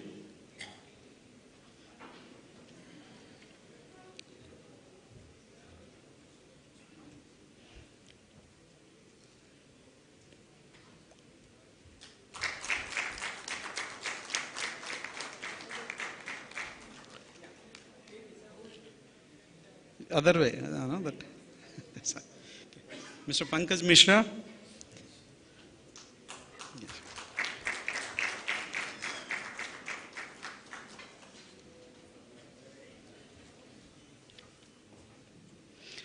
Mr. Bimal Haridas.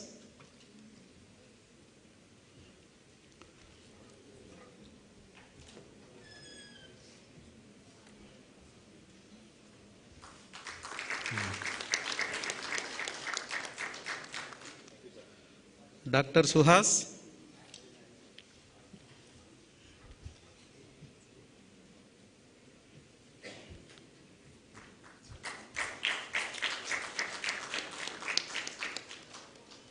Yeah, finally, Captain M.S.N. Murthy, please.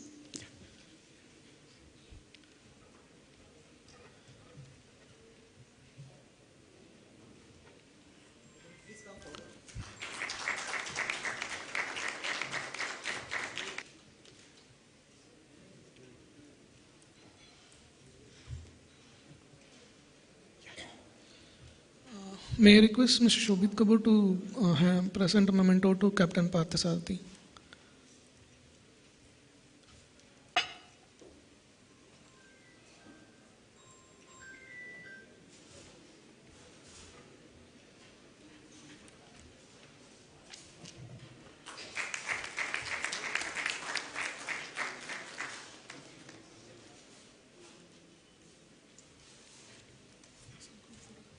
Yeah.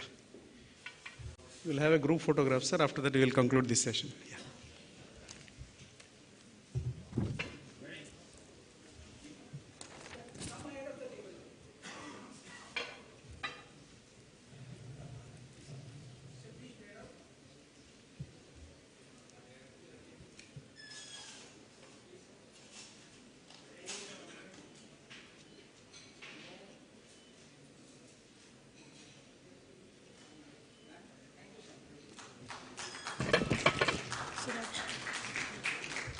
Okay, with this session 12, Green Tech Warriors, Engineering the Future Decarbonization is concluded. Thank you.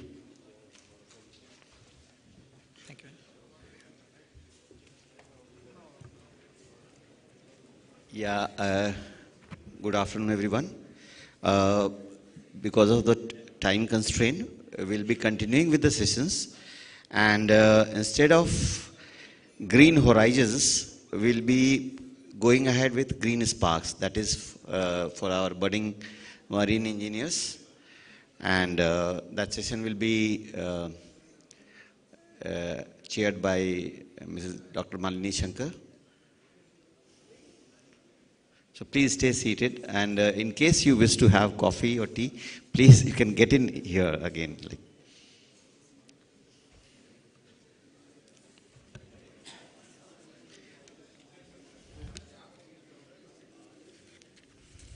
Dr. Malini Shankar, ma'am, if you can come on the stage.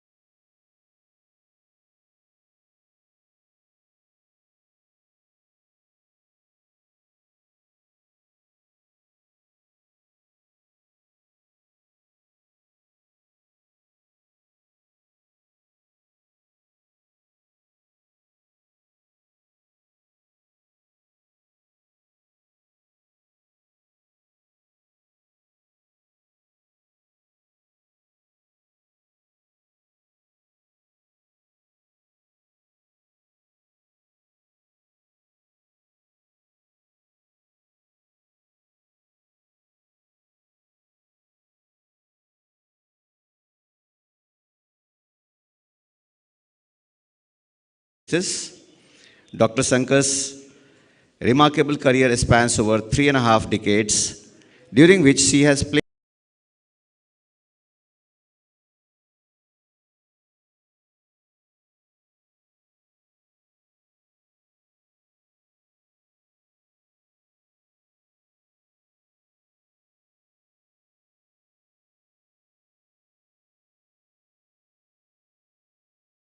chairperson of the National Shipping Board and is a board member of ILNFS group of companies appointed by Government of India. Her academic credentials are equally outstanding. Doctorate in Institutional Economics from IIT Madras, Management degree from Asian Institute of Management Manila, Master's degree in Chemistry from Mount Holyoke College, USA, Diploma in International Economics from IIAP, Paris. Her expertise and vision have earned several accolades, including a nomination by the International Maritime Organization IMO as an honorary board member of World Maritime University. Most recently, she became the first Indian woman to receive the prestigious AAA award from Asian Institute of Management, Manila. Dr. Malini ma'am, we are truly honored to have you here with us today, and I request you to address the audience. Thank you, ma'am.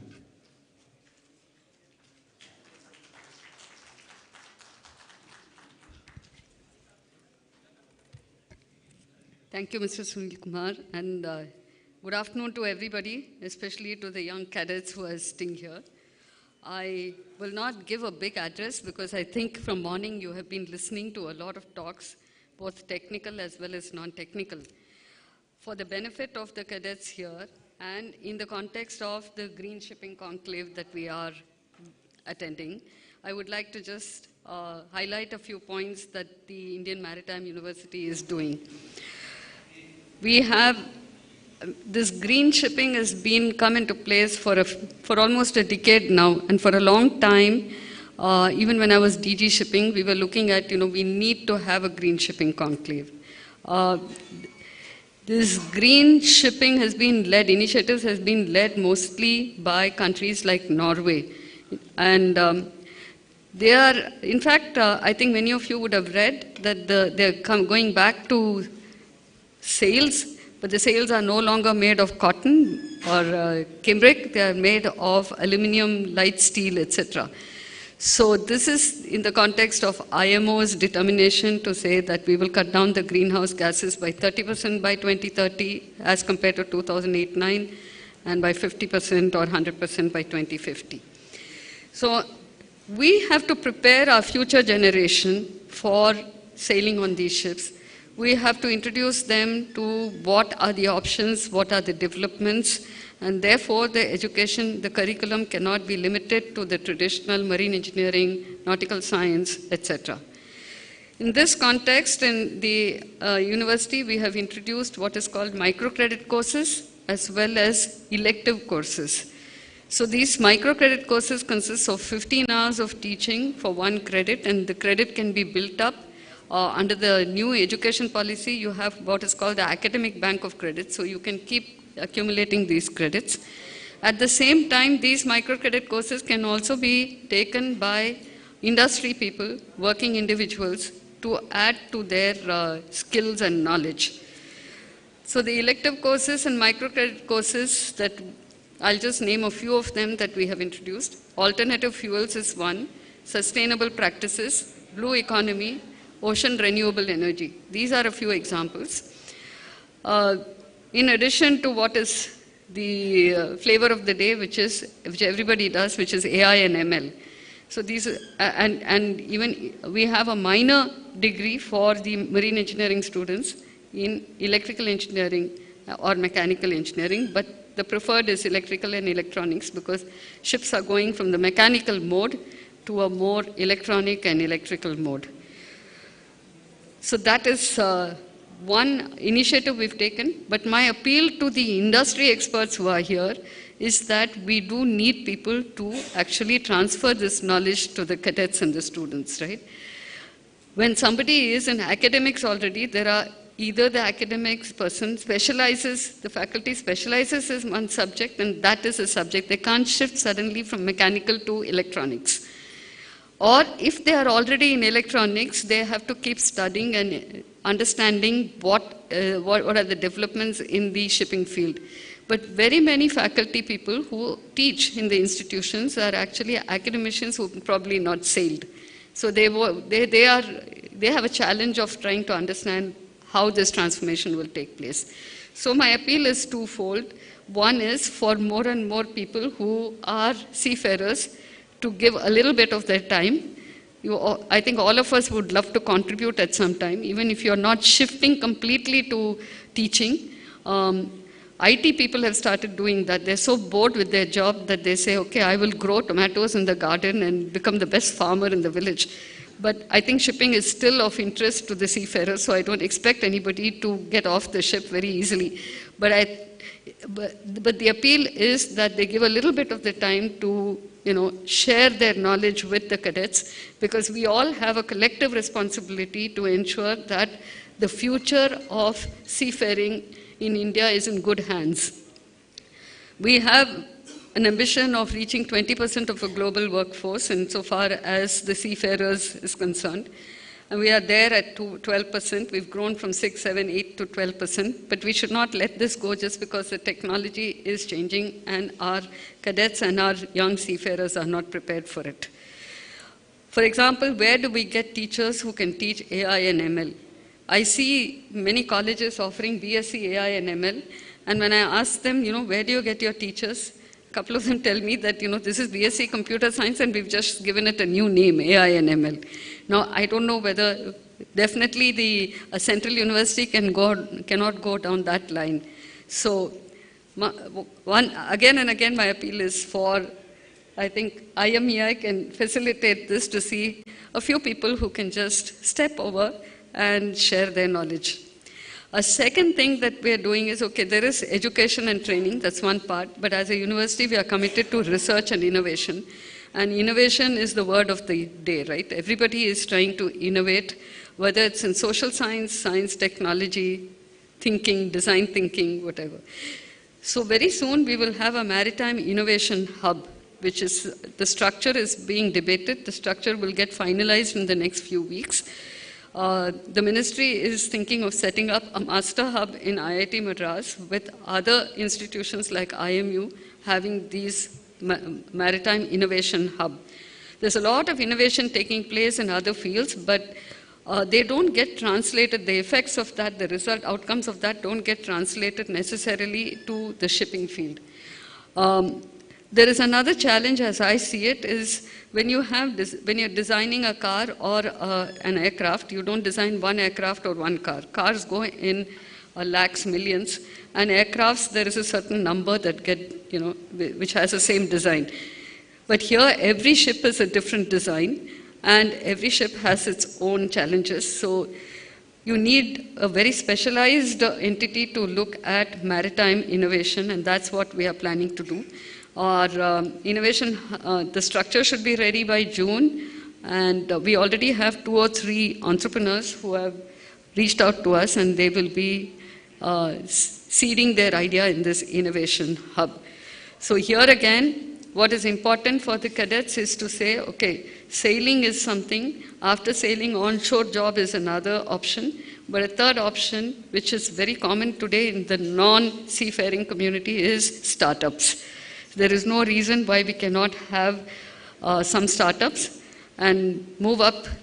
I mean, a unicorn is a little far away, but have maritime startups. So these are 2 things, students to bear, the cadets to bear in mind, that they can take courses which are from the list of the approved courses as electives and as microcredit courses, and then for the, and to look at entrepreneurship, and for the industry to lend a hand, and together we should be able to achieve what we are trying to achieve, especially with reference to green shipping. This is a nascent field, so there is no reason why if we start now we cannot achieve what we plan, what we aim for. I think in some ways my mind always goes back to how India was struggling with, the younger generation wouldn't even know what the struggle was with the phone. When you wanted to contact somebody, you dialed, and even before that you had to book a call and say lightning call, all kinds of calls. And Miss Neha and Mr. Siva and Dr. Jairam from Sri Narayan Gurukul College of Engineering, Ernakulam. Please come on the stage.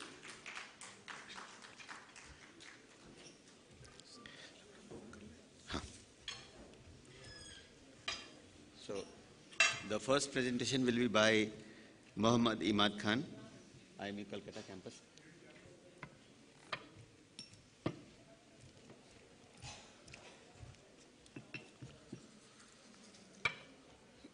This one?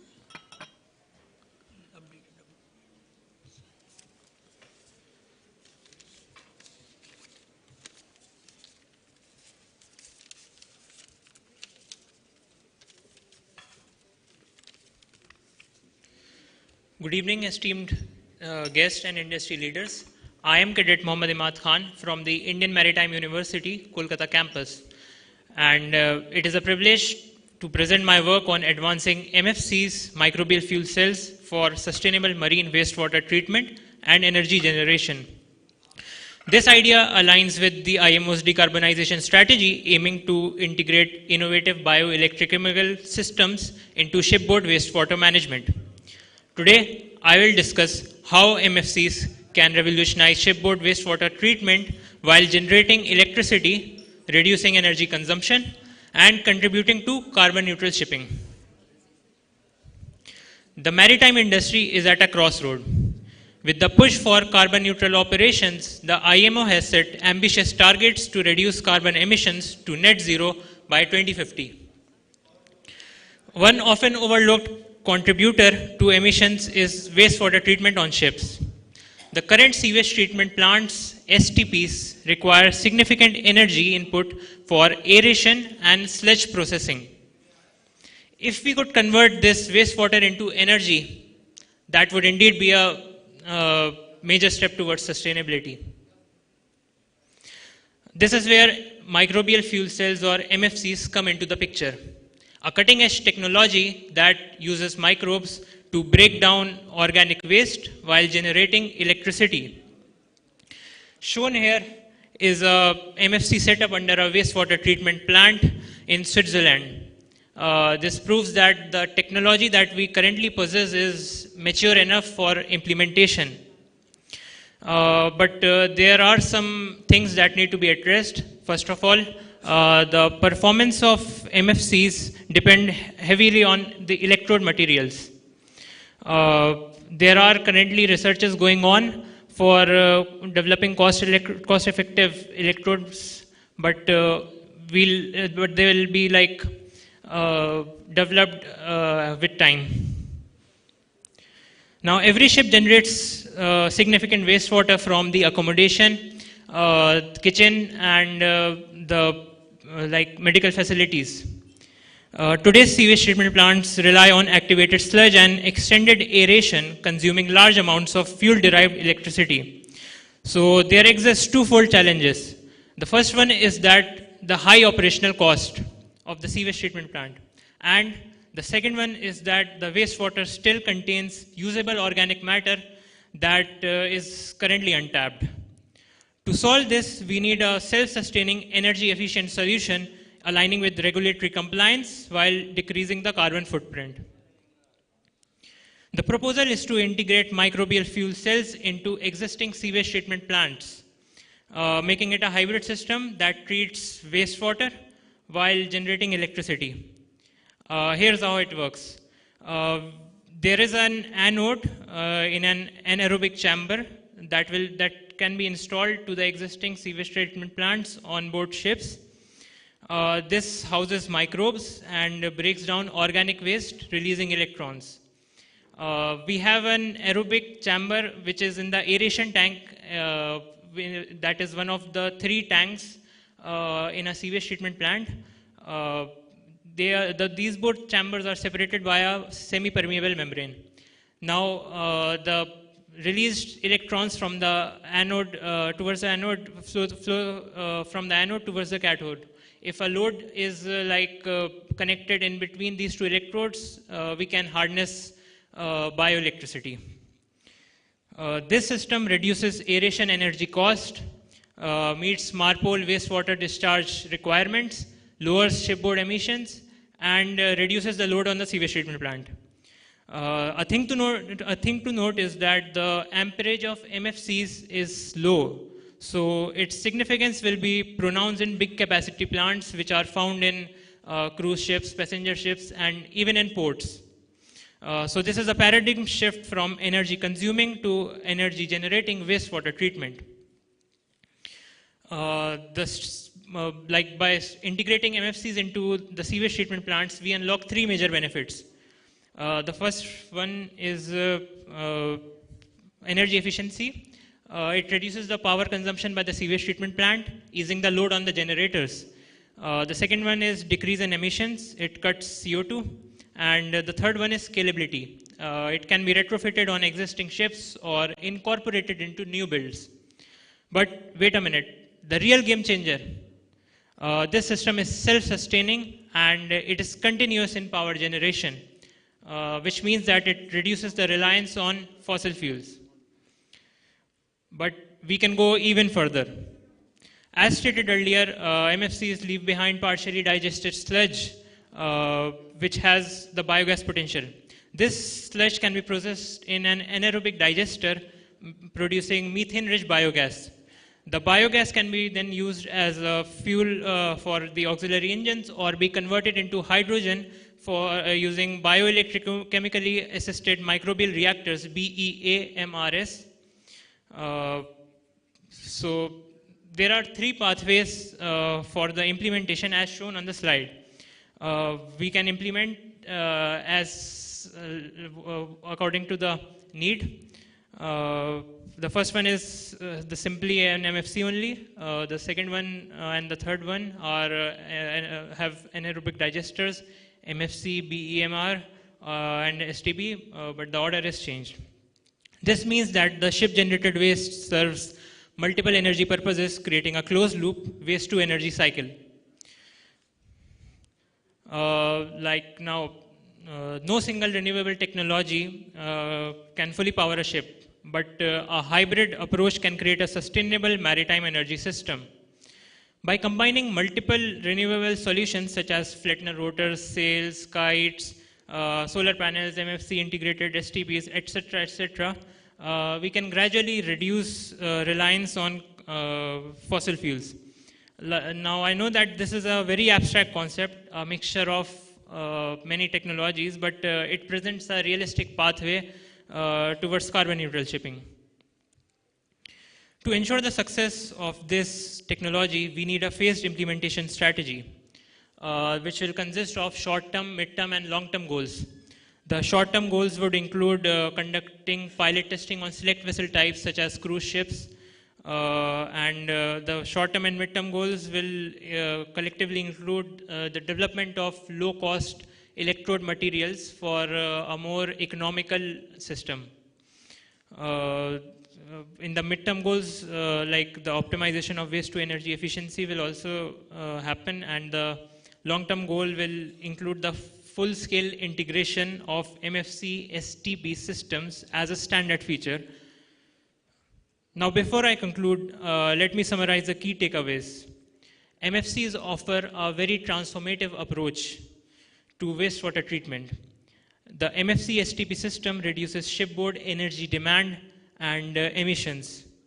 The biogas recovery adds a polishing step to sustainability. And the hybrid energy systems will ensure a gradual transition. This technology is not just theoretical, it is achievable, scalable, and necessary for the future of shipping.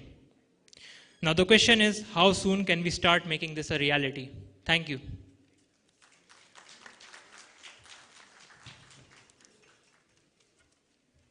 Sorry for the interruption. I've been called for the policy session next door, so I I'll have to excuse myself, but I will be failing in my duty if I don't congratulate each of the students who's here. Mr.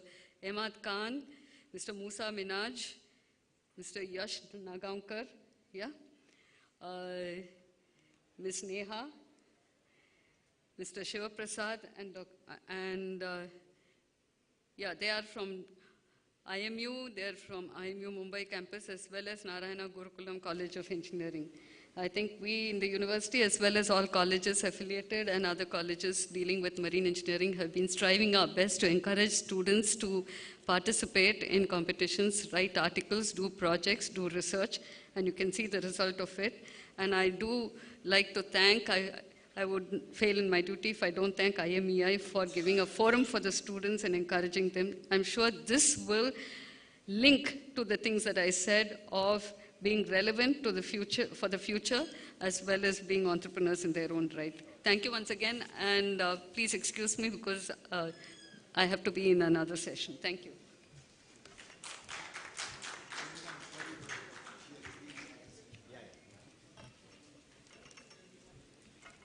Thank you so much, ma'am, for your presence here.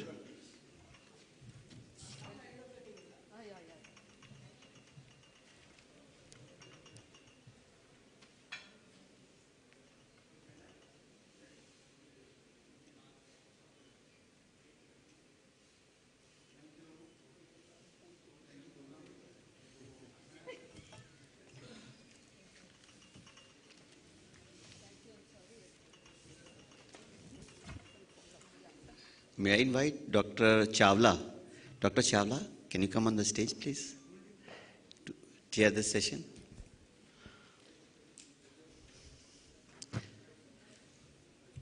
Dr. Chawla, can you come on the stage, please? So we move on. Sorry about this slight change of plan. Our second presentation is on Maritime Energy Transition Landscape. This paper explores the current and future trajectory of energy transformation in shipping, focusing on alternative fuel and green propulsion technologies. This paper will be presented by Mr. Musa Minhas and Mr. Yash Nagaonkar from Indian Maritime University, Mumbai Port Campus. Over to Yash and Musa.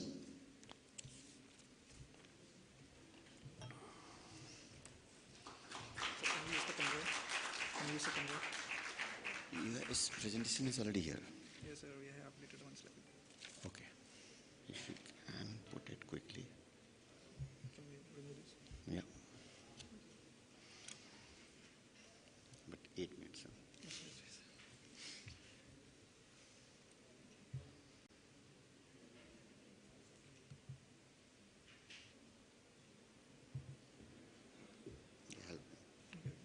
Session you want? He has brought in his new plans. You got in your, this one? No, no, this one. This one? Is it this?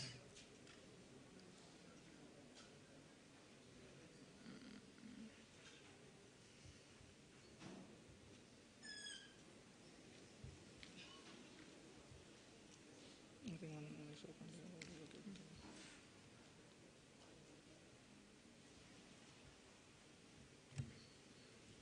Okay. Yes, thanks.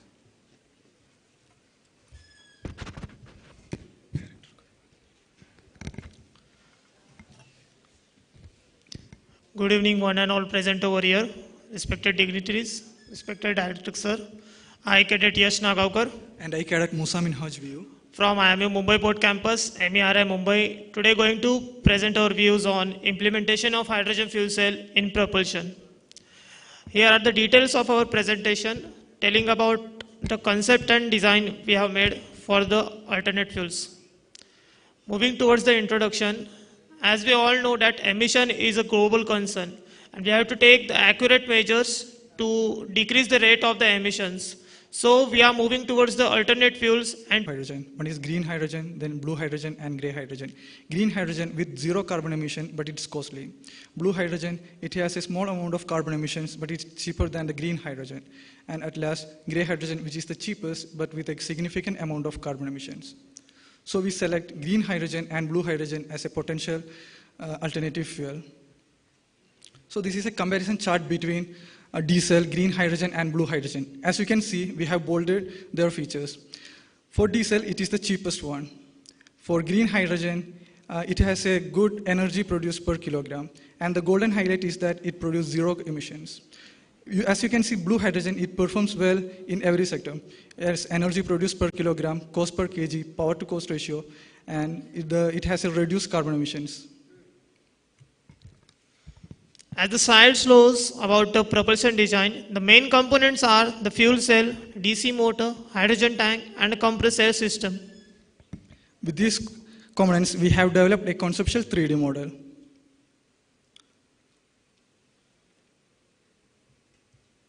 It's not.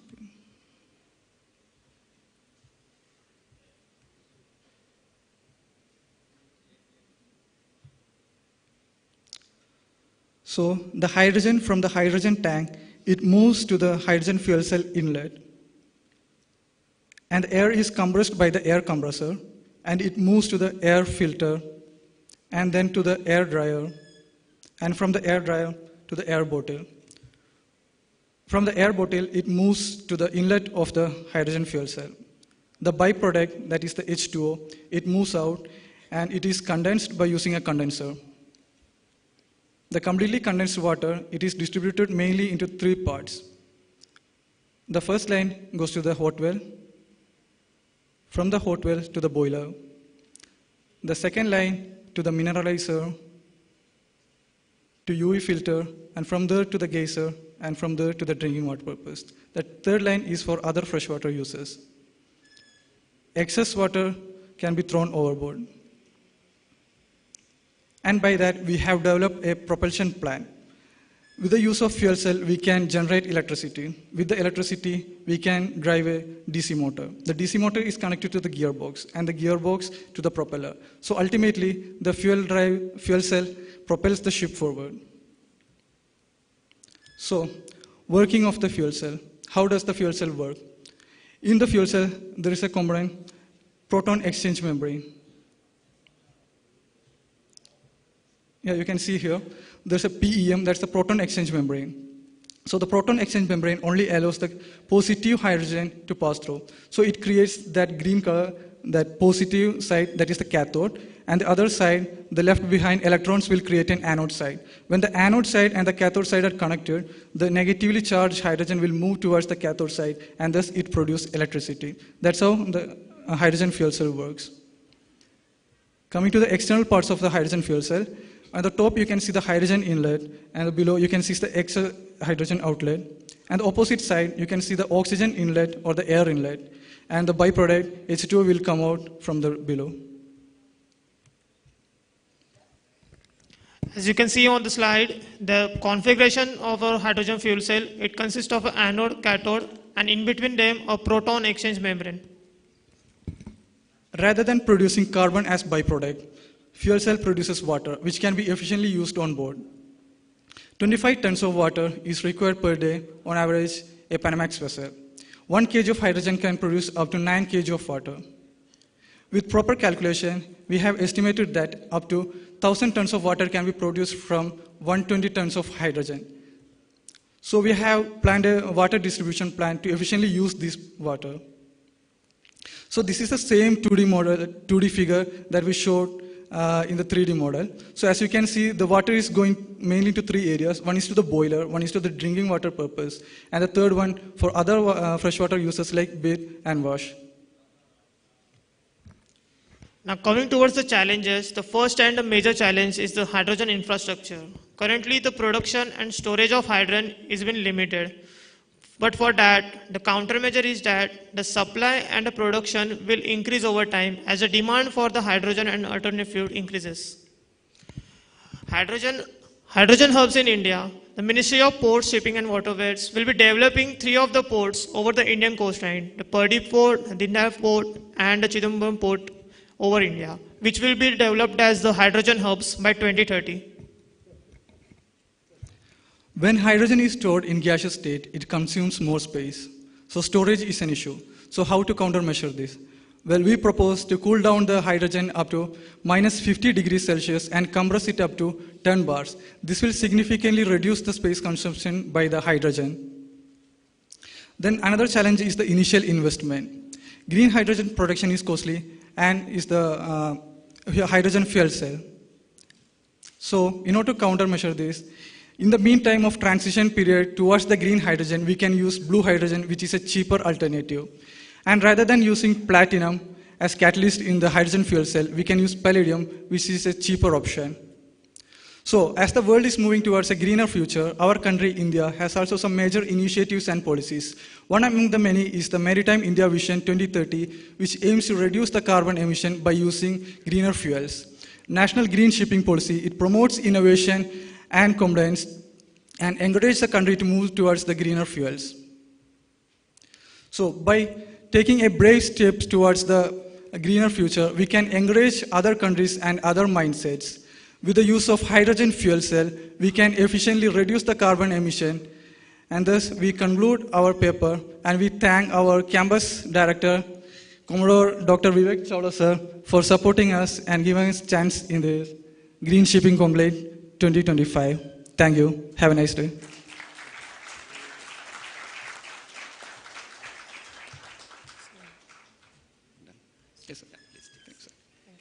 Thank you so much, Musa and Yash.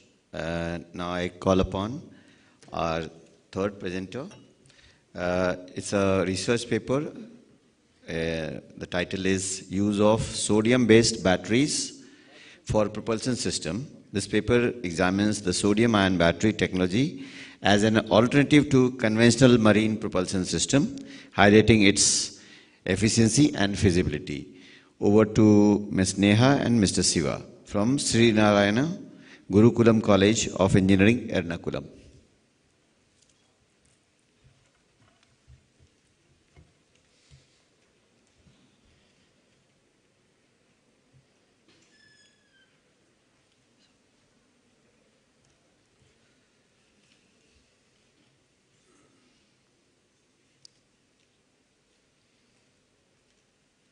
Original folder, session 14. Session 14.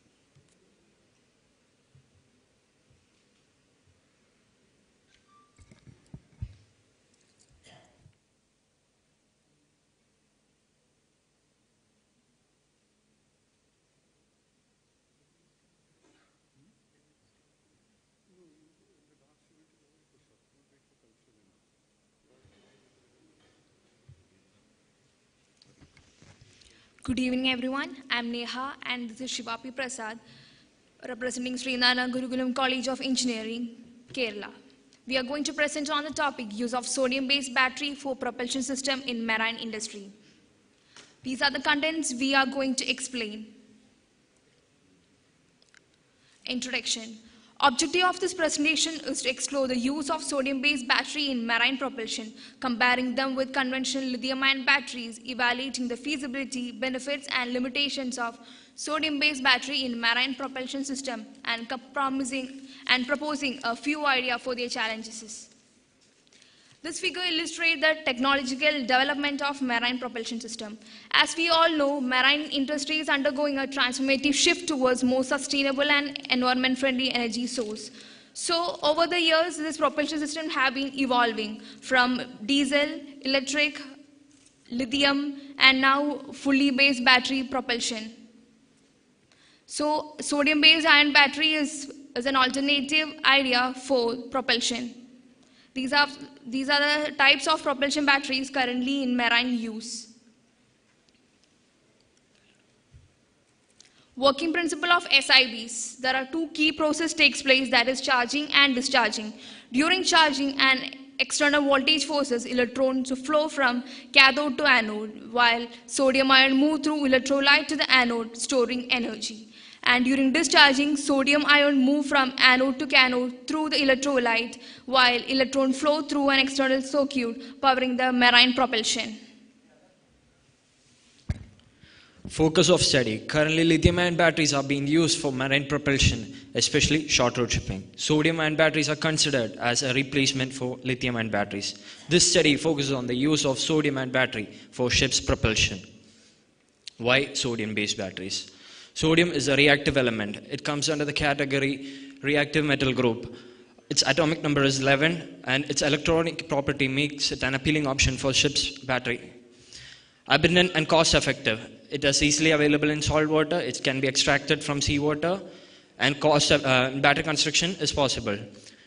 Low thermal runway, and it can operate in low thermal conditions. It is ideal for short road shipping and safe. Longer lifespan, high efficiency, low voltage deviation. It is sustainable, low environmental impact, and easy recycling is possible. Eco-friendly battery disposal is possible.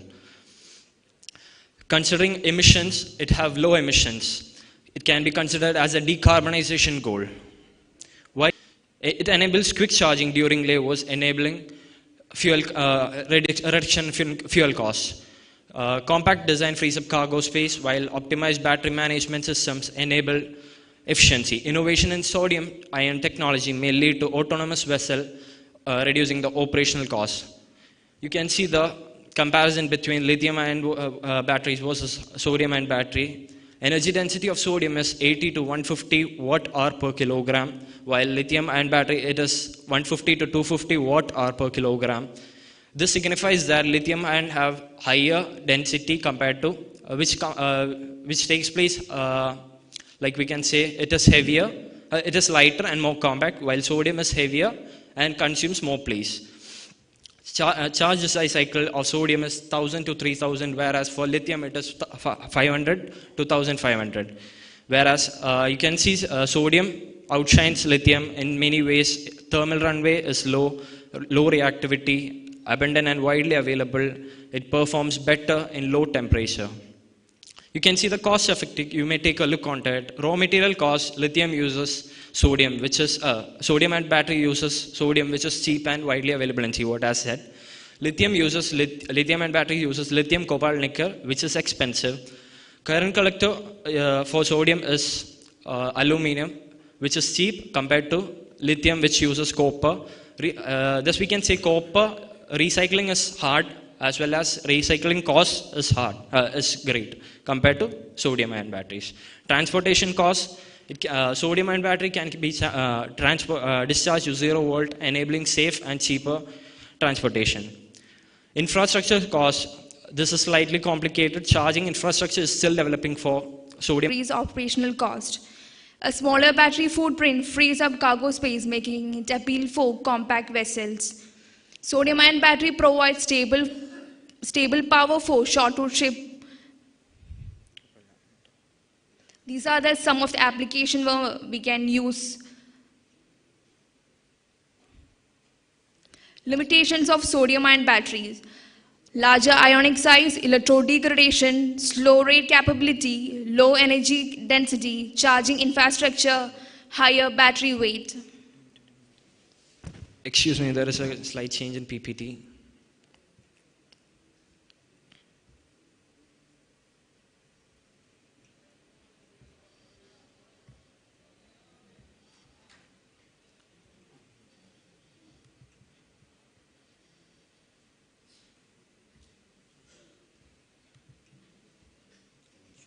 Yeah, actually the thing is coming down. We will open print. Yeah, this is fine.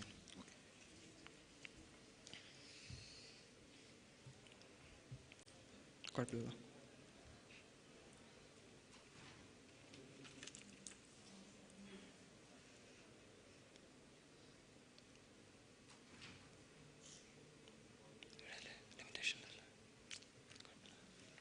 Sorry for the delay. So major limitation is low energy density. That is, SIB store less energy per unit volume. This can be overcome to some extent by using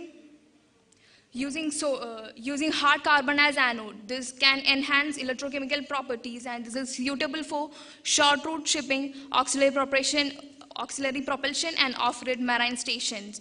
Using sodium metal anode, we can also enhance the energy density. Using solid state electrolyte, like they enables the working of solid metal anode, and it also enhances the energy density, leading to a better energy to weight ratio. Table 3 comprises of cost effectiveness of different marine propulsion system. You may please take a look into it.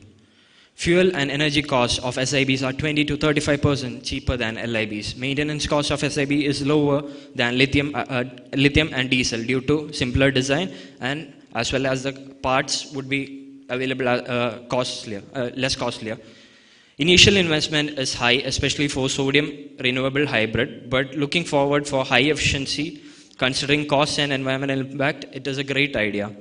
Converting from sodium batteries to sodium renewable hybrid would be needed for further studies. But upcoming technologies will bring drastic change in the shipping industry. This would more feasible and environmental friendly. This innovation will be efficient for long-term cost saving. For this idea to be practically possible, we have to work on fully sodium-based propulsion system.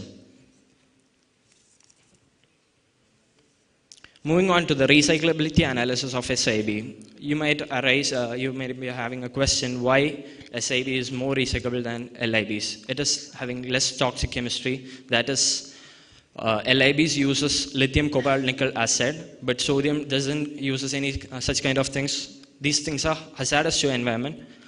It uses water-based recycling, lower fire risk. It can be discharged to 0 volt.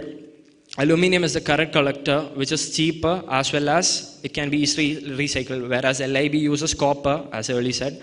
SIB offers ship owners lower disposable costs, easy regulatory compliance, and sustainable material reuse, reducing total long-term expenses.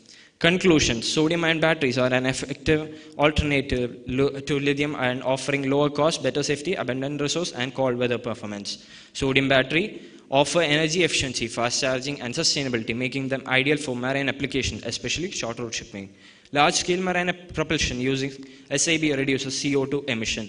By research and emission, we can enhance anode, cathode, and electrolyte of SIBs.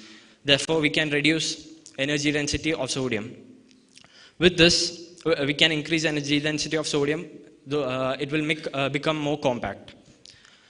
With this study, it is clear that SIB offer more benefits than LIB. Thus, we conclude that replacing LIBs with SIB would be more cost-effective, sustainable, and ideal for short route shipping. Thank you. We aim to revolutionize marine industries through our forward-thinking solution. Thank you. Any questions? Yes, madam. It was a very interesting presentation. If there are any questions, most welcome to ask.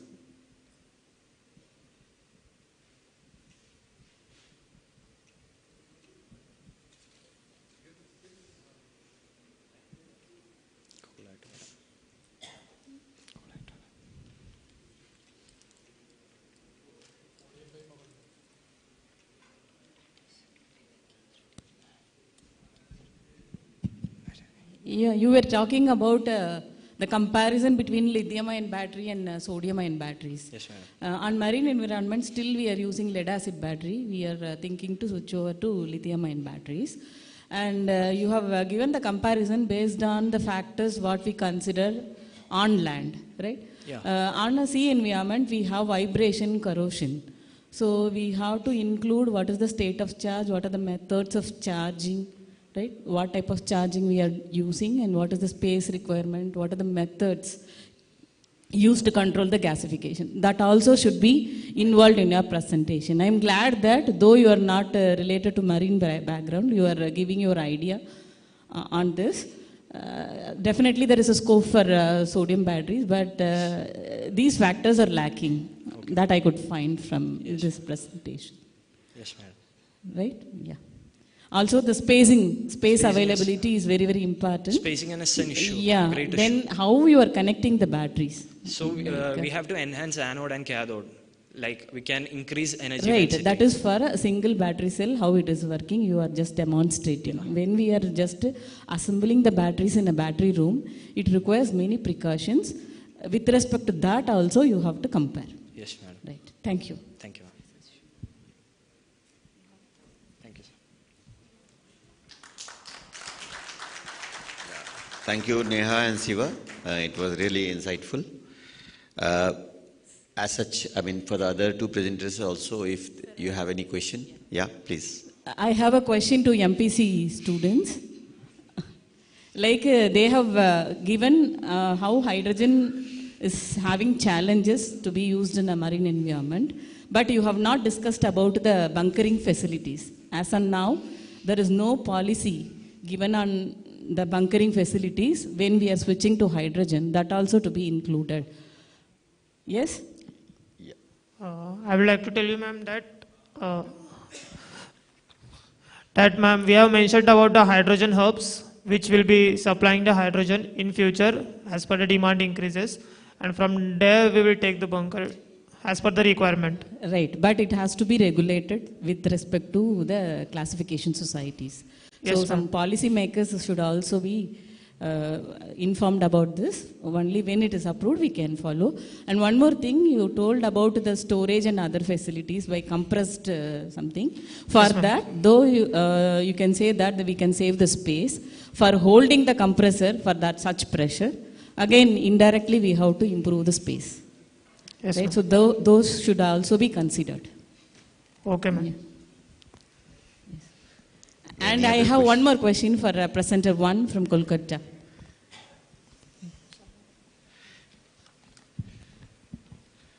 So you are telling about using biogas, no? Anaerobic digesters.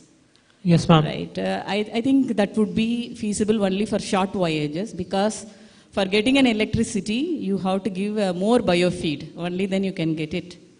And you have not highlighted on kind of methane slip. Do you know what is methane slip? Pardon, ma'am? Do you know about methane slip? Hydrocarbons will be there when you are going with a biogas yes, generation.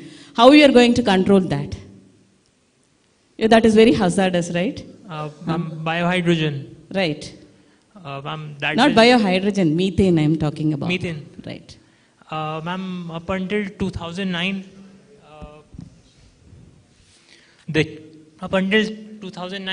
the use of fuel gases on board was highly regulated, or it was forbidden. But after that, it is now permitted. But I think the shipbuilders should continue to consider biogas plants as an option to be installed in new builds. Yes. Yes, I agree. But you have to think on what are the scrubbing methods you have to follow for controlling methane slip. Right, ma'am. Right, ma'am. Right. Thank you. Thank you, ma'am, for asking so many interesting questions. So we have the positive time.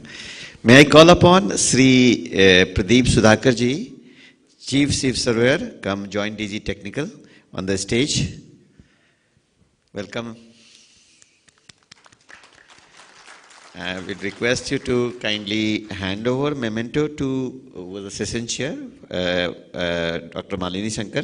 But in her absence, I request Dr. Chawla to collect the memento on her behalf. Thank you.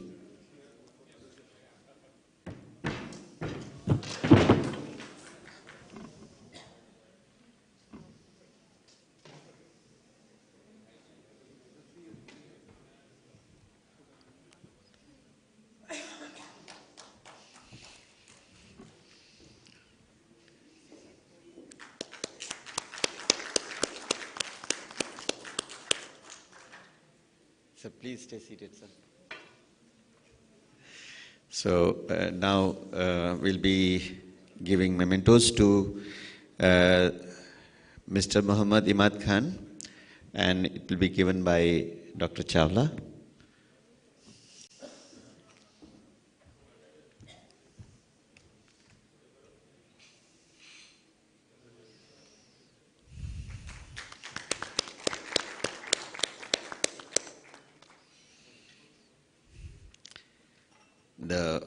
Another memento will come for Mr. Musa Minhas and Mr. Yash, and I request Mr. Pradeep Sudhakar to please hand over memento to the second team.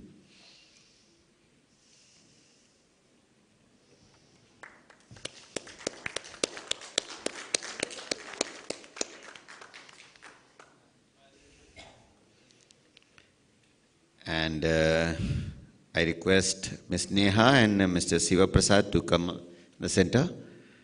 And I'm handing over the memento.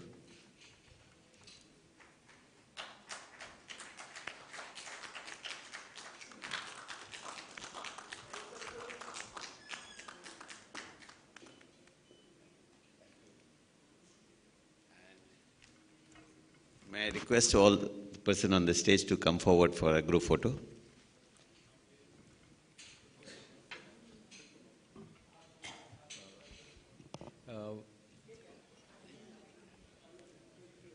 Take a photo and then your memento is pending.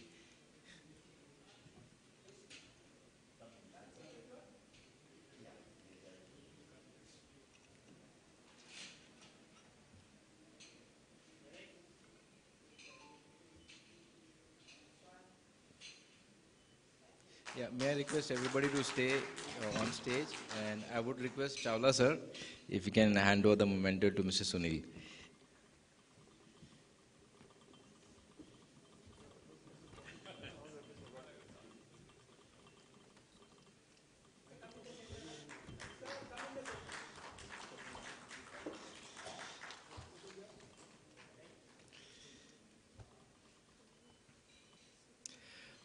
Yeah. Now, may I request Chawla sir again to give a memento to Mr. Pradeep Sudhakar as well, sir.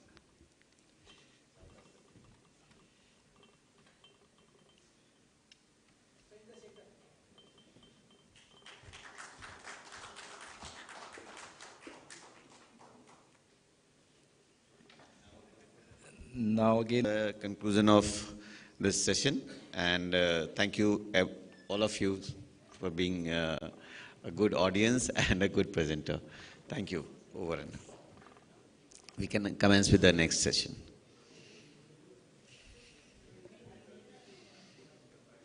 Yeah, I request Mr. Mohan Singh.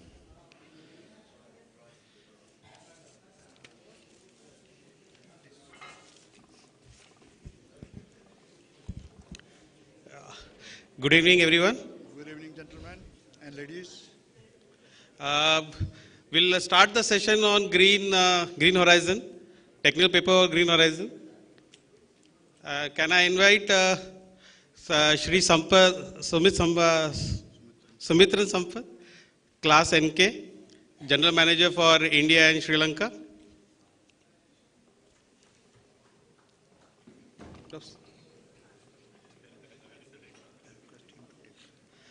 Yeah, okay. I request you to please take over, sir. Take the seat and you can please call on for the technical papers, sir.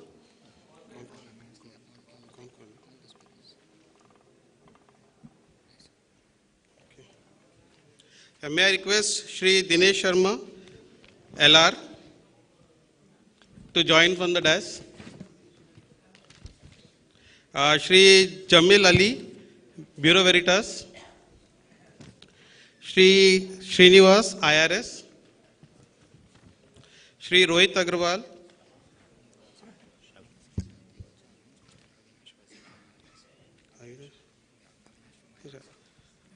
There's a correction, sir. Mr. Srinivas and Avinash Vaze from IRS. Shri Rohit Agrawal from Guideship Consulting. Shri Arpit Raj from DNV. Shri Harshit Nagar from GRC. And Shri Chirag Barvi from S1.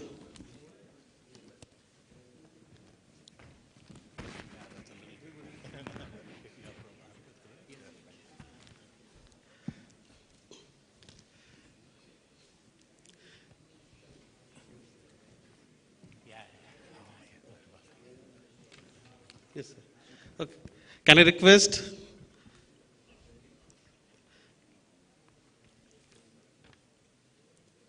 Okay, sir.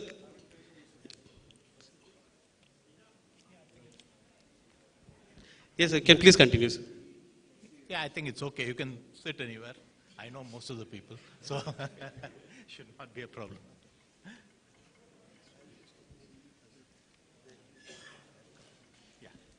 Yes, sir. Please take over, sir, please. Yeah, fine. Yeah, welcome to this session.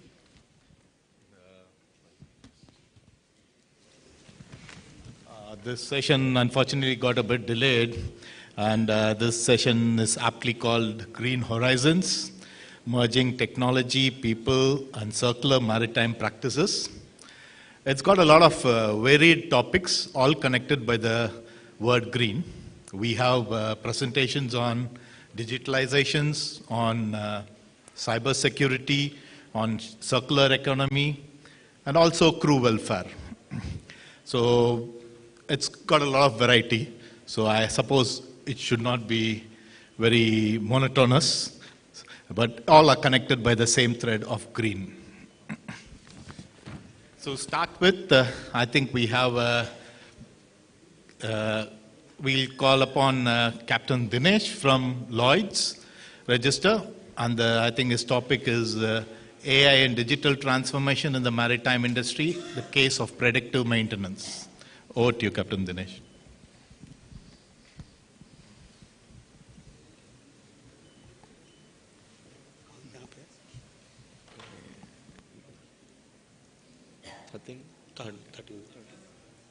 Paper,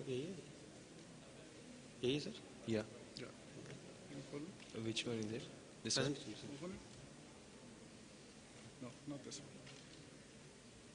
The PPT. The PPT.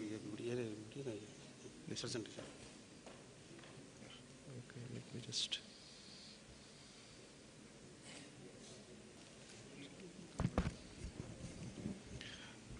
Session Chair, thank you very much. Ladies and gentlemen, good evening. We are already running out of time. I'll try to finish it as soon as possible. This is an interesting topic here, and I see some budding seafarers, so this will be interesting for them also. The topic here today is the AI market and digitalization in the maritime industry. This paper was originally written by Mr. Joseph from LR, and I am going to read this paper in place of him. The maritime industry is undergoing a significant transformation driven by the adoption of artificial intelligence technologies. This paper aims specifically focusing on predictive maintenance as a key application area. The maritime AI market has seen explosive growth, nearly tripling in size over the past year. According to Thetis report, the market now is valued at USD 4.3 billion and is projected 5-year compound annual growth rate of 23%. The number of organizations involved in developing, selling, buying, or investing in AI technologies within the maritime industries has significantly increased according to Thetis same research.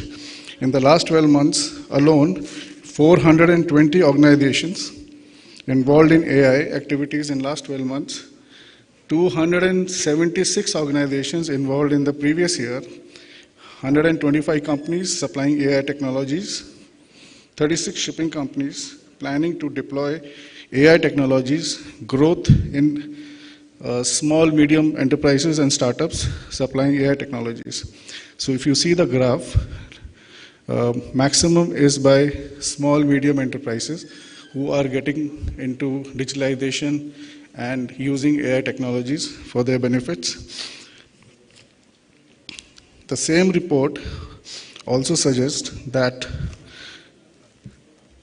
there is significant opportunity in the maritime industry to explore and leverage the AI technology and digitalization. The present scenario, AI leveraging is, you can see a lot of companies, a lot of shipping companies are using for voyage optimization, data-driven predictive maintenance, energy management, safety and compliance, autonomous navigation, and port management. Voyage optimization, like we all know, it's digitalized almost on all ships now. Nobody uses the conventional passage planning. Everything is done in minutes, and it's accurate. Data-driven predictive maintenance. What do we mean by that? Traditionally, vessel maintenance has primarily followed a program of scheduled maintenance and reactive maintenance. Shipping industry was always reactive, and like aviation industry was always proactive. We have always followed traditional methods until few years back, when we have understood the importance of being proactive. The simple example for reactive is our SOLAS, our MARPOL. We react when things happen. We are not proactive, but by using AI technology and digitalization, especially the use of data, we can definitely be proactive. We have so much data being generated on vessels on daily basis, but all this while we have been wasting it. We never utilized that data which we had. We didn't have proper models, we didn't have proper platforms to utilize that data. Now slowly and steadily the maritime industry has understood the meaning and the importance of data, how to utilize it. This data could be any data. It could be the machinery data, the breakdown data, the inspection data, the safety data. All the data which is generated on vessels now can be used to predict what can happen, and so that you can be proactive towards a failure. You can foresee a danger, you can foresee a mishap. AI-powered predictive maintenance solutions are transforming the way maritime companies manage their assets by analyzing data from sensors and other sources. This paper is specifically for predictive maintenance on the machinery. So how do we do that? How can we predict something? How can we utilize this data which we have generated from the machinery? Everything, what happens in the machinery is data. The sensors, the parameters, the vibrations, the temperatures, everything is available, but how to utilize that? So if you have models and platforms which can analyze this data, you can predict the failure. And our traditional planned maintenance is not a way to go forward, because the planned maintenance, what happens, suppose there is a bearing, and the bearing is supposed to be inspected every 6 months.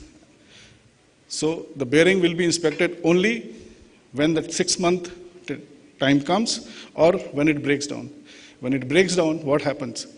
You just change it. And suppose the bearing was supposed to last for 8 months, and it has lasted only 3 months. You change it, and then you look at your stores, and you say, okay, we have 6 spares, might as well order 6 more. And this is the way things are moving ahead. Eventually what happens, what I have seen on takeover vessels, when you open the storeroom, there are so many spare parts, so many expired spare parts which have never been used. Just imagine the cost of that, and what a waste. So if you have information, and if you have this predictive maintenance plan is implemented, you can save a lot of time, cost, and effort. There was a joint research by NYK, MTI, and Lloyd's Registered that identified that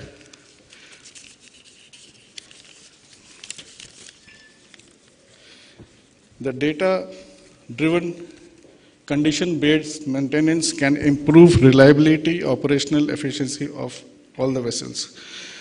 But anything which is new, which you are going to implement, will have challenges. The key challenge is the imprecise maintenance and inspection protocols. The condition-based maintenance can have imprecise maintenance and inspection protocols, deviation from scheduled maintenance and inspections, accuracy in condition assessment, insufficient troubleshooting response. there are drivers in the industry which are forcing the industry to adapt to predictive maintenance. The drivers are cost efficiency, profitability, environment regulations, safety and risk mitigations.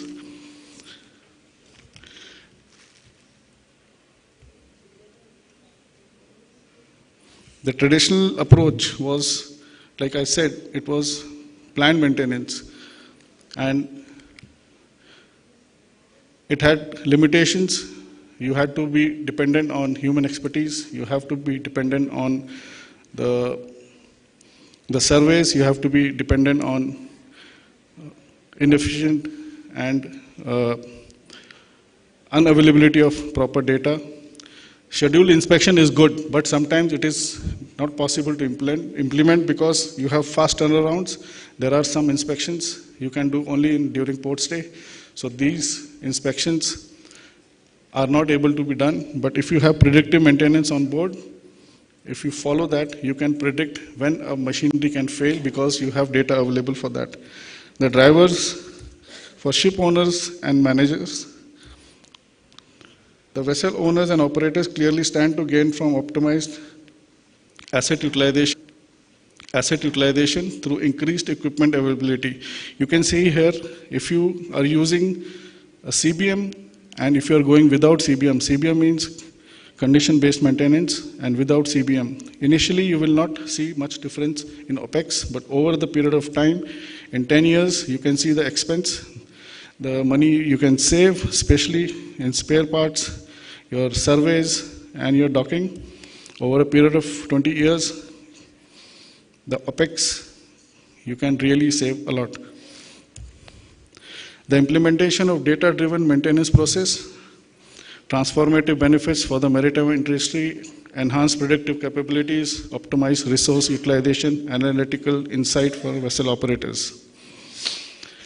The designing a DCBM process, data-driven condition-based monitoring process. The main is preventive and corrective management. Preventive is you can prevent only when you have information available in front of you. If you are going to rely only on the inspection, a scheduled inspection, you cannot do a preventive maintenance. If you have a predictive system on board where the data is analyzed, where you can predict what can fail when, you can proactively act accordingly. The DCBM functional architecture basically does the anomaly detection, fault detection and isolation, diagnostic and prognostic.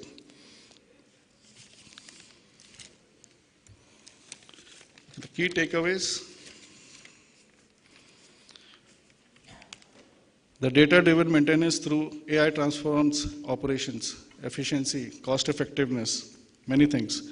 Data privacy, security, regulations, competencies among other key challenges. Anything new will have challenges, and main is the data security. We have been using, there are a lot of companies who are doing safety management, risk management. They use a lot of confidential data from the companies to run through a mathematical model to analyze risk profiling of any company. But the data is so sensitive, it cannot go out. So utilizing data is also a challenge, how to be done, how to keep it secured. But if there are platforms which can utilize data, all available data, go wrong and act accordingly, which can save a lot of time, effort, and of course, money. Thank you.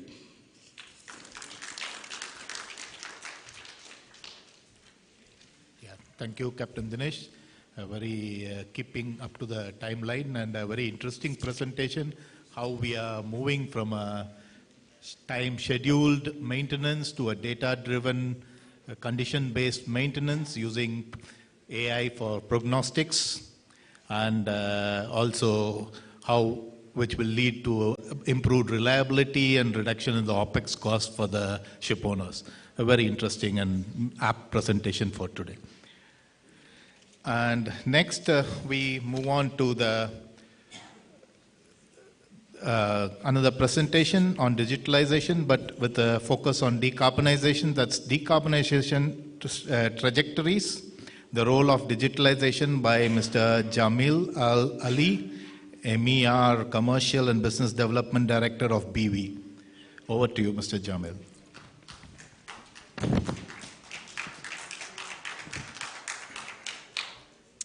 Good afternoon, ladies and gentlemen. It's a pleasure to be here in Mumbai. Namaste. I will start by setting the excluded the aviation in that. The Paris Agreement was a result of COP21 back in 2015. And then,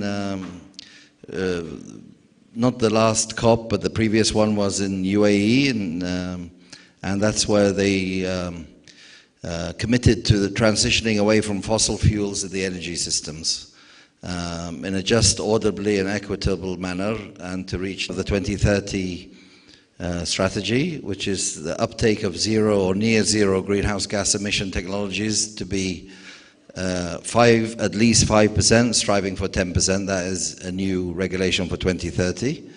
Also, the reduction of shipping, reducing the emissions, greenhouse gas emissions of shipping by at least 20%, striving for 30 by 2030, and of course, in comparison with the 2008 levels. In 2040, very challenging, at least 70% reduction greenhouse gas emissions, and striving for 80% as compared to 2008. And then the big one, which is the reaching net zero, close to or around 2050. Now, the midterm measures are still, this is the timeline. So it started with initiation in MEPC 80, the summer of 23, and then the finalization in MEPC 81 back in last year, spring of last year. The next one, which will be MEPC 83, is in April. And then 6 months after that, there'll be an extraordinary session. And then 16 months after adoption will enter into force. And this is, the midterm measures are actually a basket of measures, and they could be categorized as a technical element, which is a goal-based marine fuel standard, regulating the phased reduction of marine fuel greenhouse gas intensity. And there's also an economic element on the basis of maritime greenhouse gas pricing mechanism. Now here you can see the top line, if you like, is the business as usual scenario, which shows a slight dip and then it starts to creep up again. Now, if you see the green band, which is the based on the revised greenhouse gas strategy, if you look in line with 2030, you see the gradient suddenly goes steeper downwards, and then again in 2040, another change in gradient, and the most optimistic of those reaches net zero by 2050. But if you follow the other line down, it will result in net zero being reached by 2057. So hence, they wrote in some flexibility of near to or around the 2050 mark. This presentation is actually based on this position paper. What I like about it, with my background as being representing a ship owner most of my career, is it talks about practical steps that can be taken. Since a lot of these new technologies are still under development and lack maturity and lack infrastructure, global infrastructure, therefore there's a lot, instead of saying, well, we'll watch and wait and see which technology is best, there's a lot of practical things we can do today to start on that trajectory of reduced carbon intensity. Now, if you'd like to scan this QR code, you can access this position paper, and the executive summary, if you don't want to read the whole paper, but the executive summary is very well worth reading, I would think. Okay, and now the objectives of the study is to calculate bottom-up scenarios for shipping decarbonization, of course, well to wake, the whole life cycle assessment perspective, also to explore the possibility to reach a Paris-agreed aligned 1.5 degree aligned trajectory. The bad news is in 2024, we have already reached 1.5 degrees above pre-industrial levels. Also to delve into the input parameters having the most significant impact on the decarbonization pathway. Now, to define, of course, shipping is various different segments, so each segment and each vessel will have its own trajectory, but what makes a significant difference is the transport work forecast, evolution of the fleet, evolution of ship efficiency, evolution of operating profiles, uptake of renewables and low carbon fuels. Now, if you see here, today we are around this point where the majority of the fuel is fossil fuel. Now, moving forward, and at the end of this, you can see 2050 here, where it's expected to have a good mix. You know, biofuels will gain momentum. The green is the biofuel, so moving forward, we'll expect to see more and more biofuels in the energy mix, but also the blue fuels and the e-fuels are expected to be all part of the energy mix by 2050. Now, importance factors. This is part of the practical findings of this study, that nothing new. It's decreasing speed is one of the most effective ways of reducing fuel consumption and also reducing emissions. However, also the uptake of biofuel has significant effect. Also dual fuel capable vessels. Now, if we look at the order books today, something like 50% of vessels on order are dual fuel. Improvements in technical efficiency of new vessels, decreased waiting time, or just on-time arrivals, if you like. Then coming to the role of digitalization, BV invested in a maritime software innovator, although we had many of our own in-house initiatives for digitalization. However, this particular digital platform was developed by Stena Bulk, who still own a stake in it today, as well as the stake owned by Bureau Veritas. With increased pressure from IMO regulations, geopolitical conflict, trade volatility, new technologies, and changing workplace, the need to be more has become more important than ever before. Being data-driven was once an aspiration, and now is an imperative. And I think the presentation before me was talking about being data-driven. So you wouldn't make a decision while driving your car without looking out of the windscreen or looking at your dashboard. So why should we in shipping? And like was mentioned before, we have lots of data available. We have not made use of it in the past. So now is time to change that. Who is Orbit.MI? It's a New York-based software company, software as a service, or as they say, SaaS. Who are the customers? Our ship owners, commercial operators, time charters, and pools. And why? To operate their fleets more profitably, efficiently, safely, and sustainably. And how is that done? That's by connecting multiple systems into intelligent, connected workflows. What is their mission? Mission is to help customers become data-driven, breaking down information silos, enabling them to optimize fleet performance, decision-making through a single collaborative user interface. Serves large oil majors and other charterers through Maritime Carbon Solutions, MCS, as an information as service firm. provides precise and real-time information on greenhouse gas emissions. MCS was a joint venture between Orbit, MI, and Galbraith, the brokers. Sustainability applied. Vessel and fleet efficiency enabled by technology that aligns with sustainability, with profitability is what we mean by sustainability applied. Orbit helps ship owners and operators to optimize each voyage, reduce fuel consumption and hence greenhouse gas emissions, reduce costs, increase profit margins.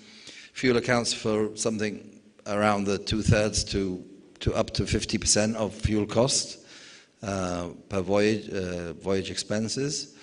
Orbit products and solutions are designed to address both compliance and regulatory regulations such as CII and EU ETS and vessel performance. This is what we refer to as sustainability applied in action. Orbit delivers value in increased profits, increased productivity, improved safety, extends existing investments, knocks down data silos, reduces emissions, streamlines compliance. Enhanced data analytics, improved decision making, real-time data processing and interpretation capabilities, improved vessel performance analysis, enhanced safety and compliance insights, greater operational efficiency and effectiveness. Now this is just, let's say, analysis of, cost analysis of a fleet of 100 vessels, assuming utilization of roughly 60%, gives you 20,000 tons less fuel consumption, which relates to 60,000 roughly CO2, less CO2 emissions, and increased profitability of 18 million. Now, our partners in Orbit MI told me not to use these figures because they're outdated, and the more updated ones are these are very, let's say, conservative compared to the latest figures. So it just shows you that digitalization has a large role to play in the whole effort towards decarbonization. As we've mentioned before, SaaS is software as a solution, as a service, sorry. No software or hardware required to be installed. Now, in my previous role, working for a ship owner, if I had known of such solutions, I think I would have been very much interested. And now the tool includes various different modules, for chartering, weather routing, sustainability and compliance, for vessel tracking and notifications, for noon reporting, and for maritime intelligence and analytics.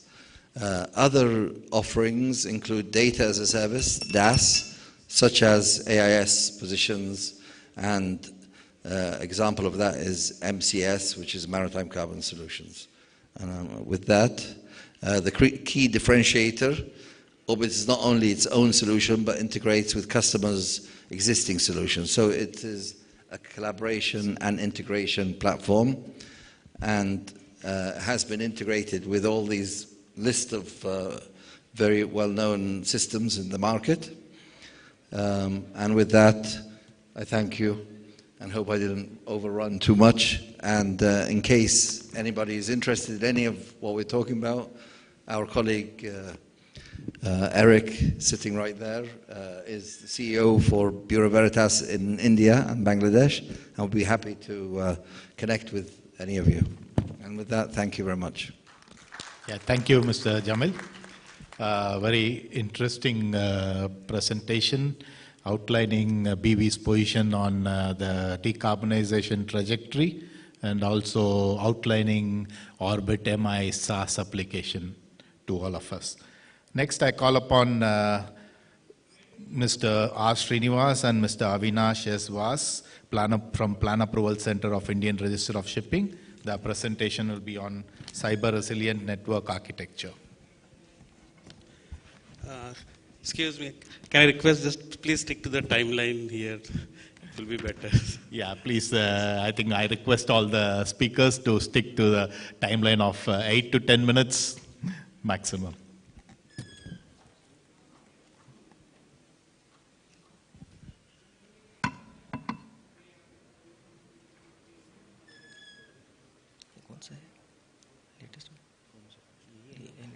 Updated है ना? वही है.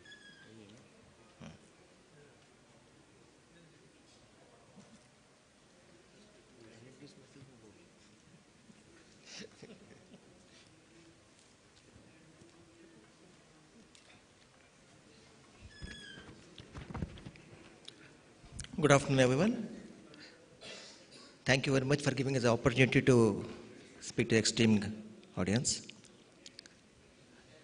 IMO's goal for decarbonization and the use of alternate fuels and the recent trend to digitalize the process and take data to analyze and improve the operational efficiency.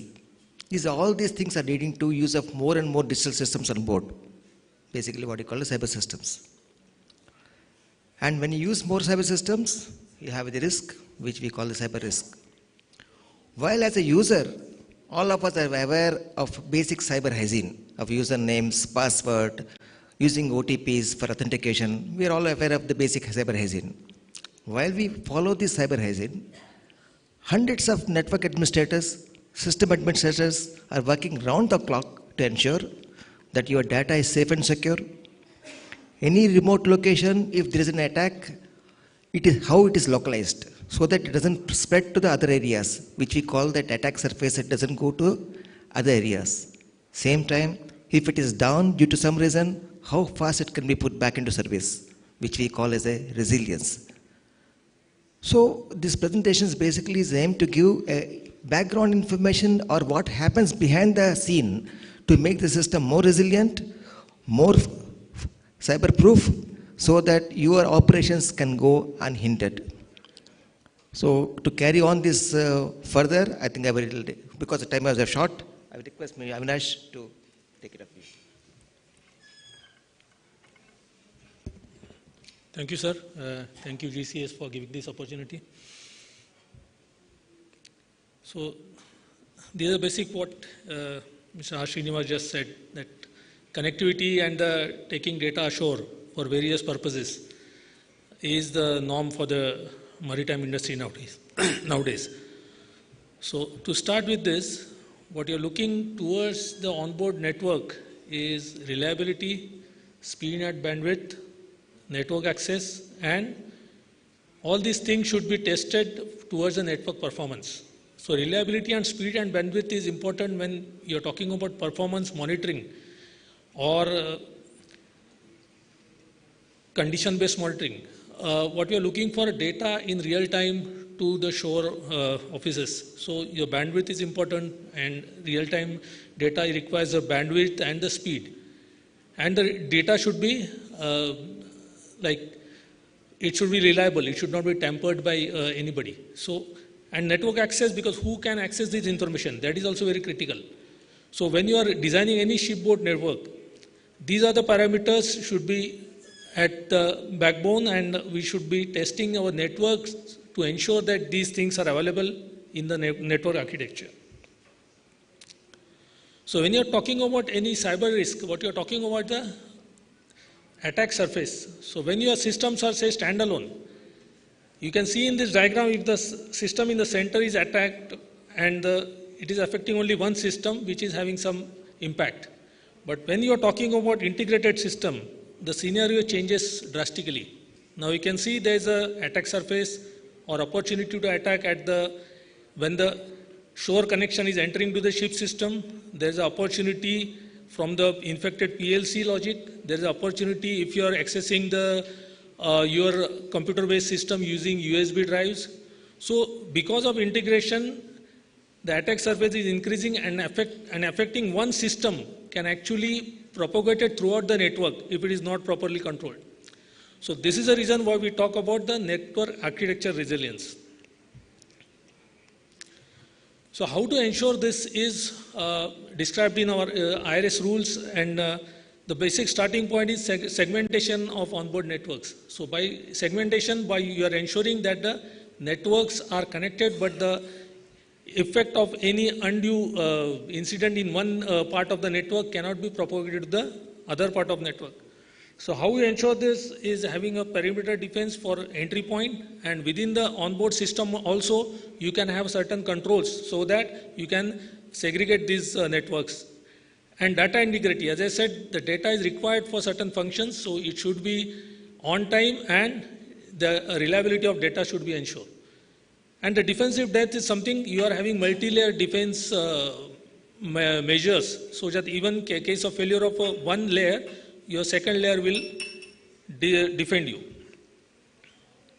So when you say zone concept and segregation of networks, we are considering this diagram is a general representation. Like you can have a demilitarized zone where CBS 10 and 11s are there. You can have zone 1, you can have zone 2, zone 3, zone 4. So now you can see how they are connected to each other. They are connected through firewall. So by doing this, if some zone is affected, you are not allowing that effect to other zones in the system. And network security you can control through your access control, your firewalls. Data protection is for the availability and the authenticity of the data, and intrusion detection and prevention system. So these are the control measures what we can introduce in your network to ensure that the goal of cyber resilient network. So these are typical multi-layer defense you can imagine, that through a router there's a firewall, then there are IDS, then the onboard network is there. So you are having more than one control to protect your onboard network. And when you are implementing any cyber resilience network, the governance plays an important role, like how you configure and how the policies of the firewall are implemented. Then response and recovery plans, how they are prepared. Then the training plays very important role, because these things are not familiar to the seafarer, or maybe he may not be expert in that. So the training plays very important role, and you must monitor and review the performance of your network to ensure that the desired performance is there, and any shortcoming you can address it.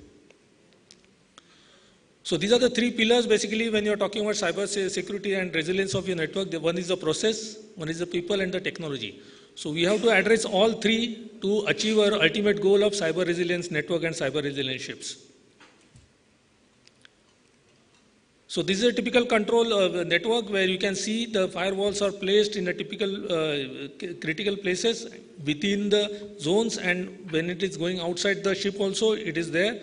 And by virtue of this, we are achieving the cyber resilience.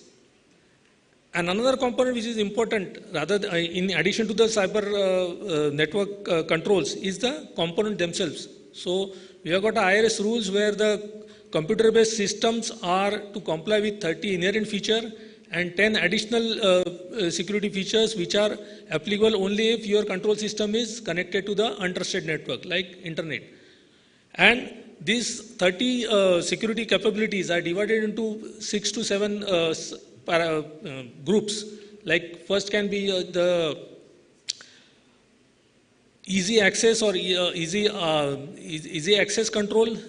Then you have got how it cannot be misused, how it cannot be manipulated, how it cannot be the data cannot be accessed by unauthorized person, how the CBS can be monitored and any incidents can be detected, and additional controls towards the systems which are connected to the uncontrolled network.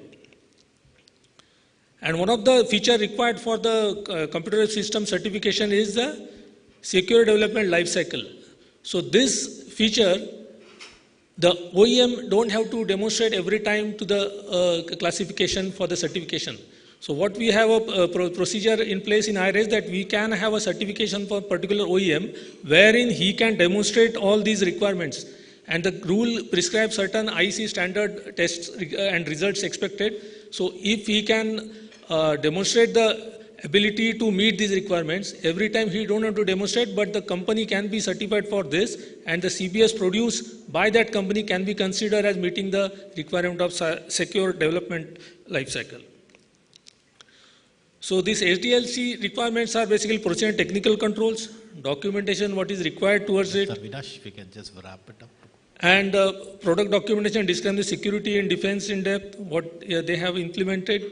So these things can be verified in their procedures, practices, and and the surveyor can verify implemented in their works and procedures. So this, along with the verification of 30 security controls, that CBS can be certified as a cyber secured component, which can go and will aid to the cyber secured network. What is the ultimate aim, what we are looking for?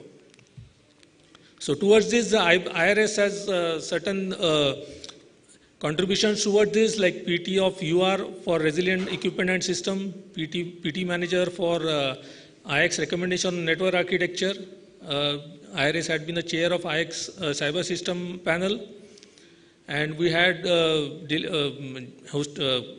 undertaken a joint industry project for network architecture for intelligent ships and developing rules, guidelines. And you can see these guidelines on maritime cyber safety, rules and regulations for the classification, which include the cyber resilient ships also. And there is classification notes on the cyber security control and components. So with these certifications and complying with the rules, what we are aiming towards is the cyber resilient ship, which can withstand a certain level of cyber risks. So with this, I conclude my presentation. And thank you very much. Yeah, thank you, Mr. Srinivas and Mr. Avinash.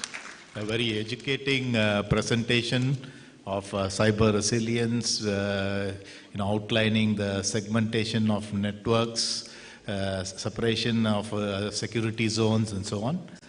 Thank you for the interesting presentation.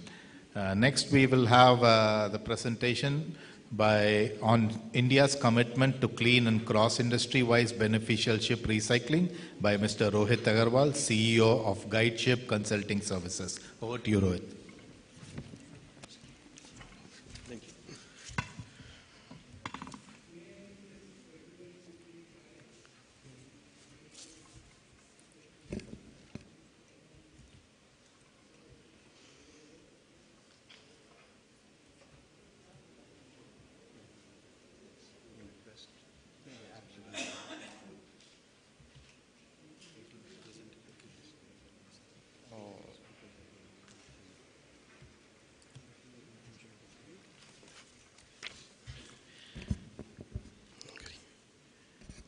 Good evening, gentlemen. I see no ladies here. So, with the direction of the chair and the coordinators, I will keep it very brief. I may be skipping a few slides. So, it is my pleasure to address to you and discuss ship recycling with a particular focus on Alang today. One of the key pillars in Alang's success is its compliance with international regulations such as the Hong Kong Convention. The commitment to compliance ensures that ship recycling activities at Alang prioritize safety of the workers and protect the environment.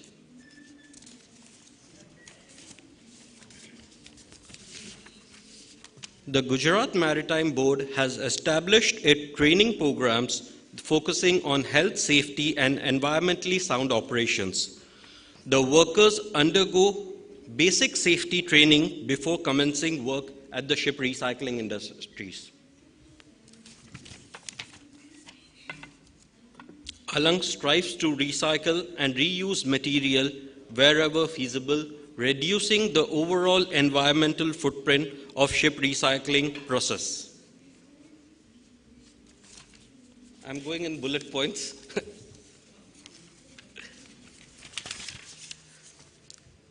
The use of technical documents like ship recycling plan and inventory of hazardous materials help in managing the hazardous materials and substances effectively throughout the recycling process.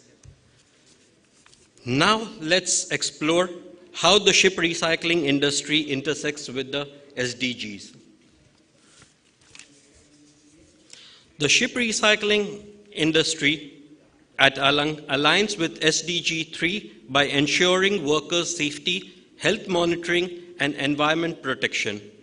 The yards implement hazardous materials management, the PPE usage, regular medical checkups, and safety trainings to prevent accidents and occupational diseases. On-site medical facilities, welfare programs, and clean working conditions enhances the workers' well-being.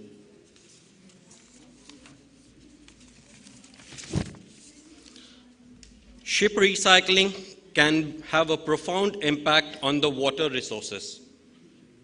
For this, the authorities like the Maritime Board, the Pollution Control Board have worked endlessly towards implementing stricter regulations that guarantee that waste disposal does not compromise with the quality of water in the Gulf of Combat. The ship recycling industry in Alang aligns with the Social Development Goal 8 by providing employment to thousands of workers supporting micro, small and medium enterprises and driving the economic development while ensuring safe and regulated working conditions. The industry plays a crucial role in providing affordable raw materials such as recycled steel, non-ferrous metals, and machinery parts to various sectors like construction, manufacturing, and energy.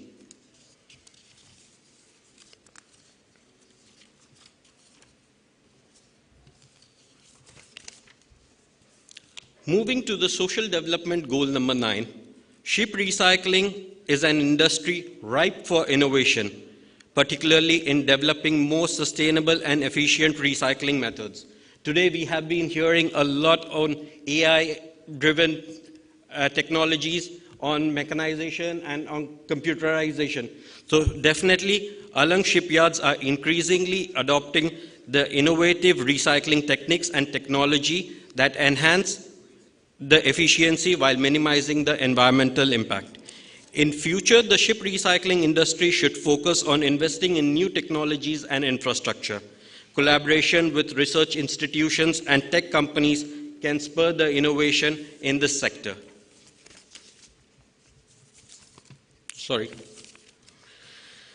Cross-industry collaboration in ship recycling ensures that the benefit of resource recovery extends far beyond the maritime sector.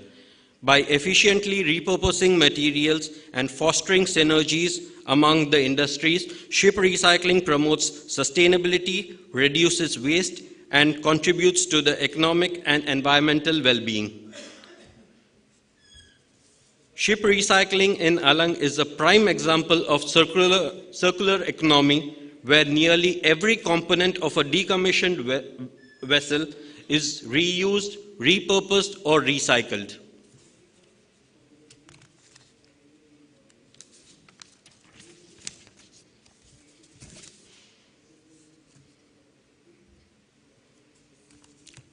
Ship recycling has a direct impact on the marine ecosystem, especially if not conducted responsibly. Alang shipyards have adopted zero discharge policies, advanced contamination systems, and waste management protocols to control spills and emissions. Regular environment monitoring, wastewater treatment, and eco-sensitive dismantling techniques further support the marine conservation efforts. The industry follows strict environmental regulations to prevent waste from contaminating soil and the ecosystem.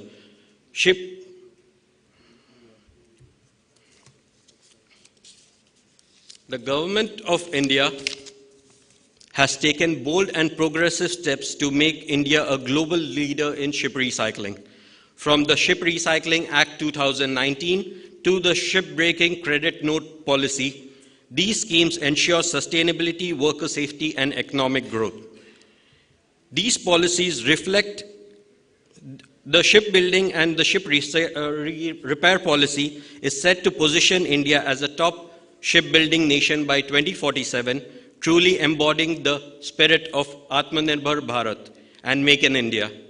The policies reflect India's commitment to clean, green, and more self-reliant maritime future. The ship recycling industry stands as a lifeline to countless communities both around and outside Alang, as it not only is driving employment across different strata, but also inviting investments, opportunities, and fueling the dreams of entrepreneurship across the nation. It is more than an economic pillar for the country, but rather a testament to resilience and opportunity-oriented nature of the Indian subcontinent. The commitment of the stakeholders in this industry to guarantee clean and cross-industry-wise beneficial ship recycling is an example of significant step the country and the industry is taking towards achieving sustainable economic growth while addressing environmental challenges. Thank you very much. Yeah, thank you for the wonderful presentation, highlighting the various measures taken by the ship recycling industry related to worker safety, worker training, and also the green practices aligned with the UN SDGs. Now we come to the next presentation, which is Unlocking Circular Economy Potential in India's Ship Recycling Industry by Mr. Arpit Raj of DNV Maritime Advisory. Over to you, Arpit. I got the presentation, but I think it's sent. No, that is not. This is not yours?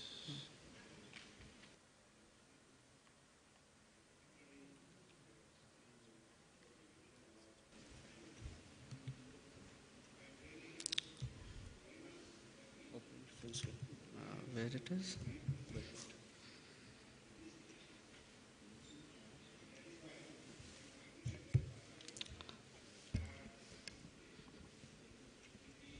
Yeah. Good evening. I'm honored to present my paper on unlocking circular economy potential in India's ship recycling industry at this Green Shipping Conclave. This India's ship recycling industry is at the crossroads of immense economic opportunity and sustainability. So, before I move on to the paper and the agenda, I would like to pose a question. What if I told that the end of life of a ship can also be a beginning of something bigger, a bigger opportunity? The shipbreaking industry is mostly taken, viewed as an industry related to the past. You know, we talk about the ship scrap and the rusted hull or the environmental challenges. But if we align the circular economy principle to the ship recycling industry, economically, socially, and environmentally. Moving ahead, the current progress and this current status of ship recycling industry. We all know that India ranks second in the ship recycling behind Bangladesh, and at the heart of it is Alang, which contributes to around 33% of ship recycling volume. However, in the past, Alang has been associated with some major environmental and health and safety concerns, but DNV has been involved in lots of ship recycling assessment inspection activities on the behalf of EU. And since 2017, it has been observed that there are lots of progress in this industry, especially in terms of the workers' health and safety, environment compliance, and the reporting of the inventory of hazardous material. The upper picture shows an example of 2009 where the shipbreaking was conducted on the beach. Now it is an example of, below is an example from 2024 where shipbreaking is conducted on impermeable floor with drain channels.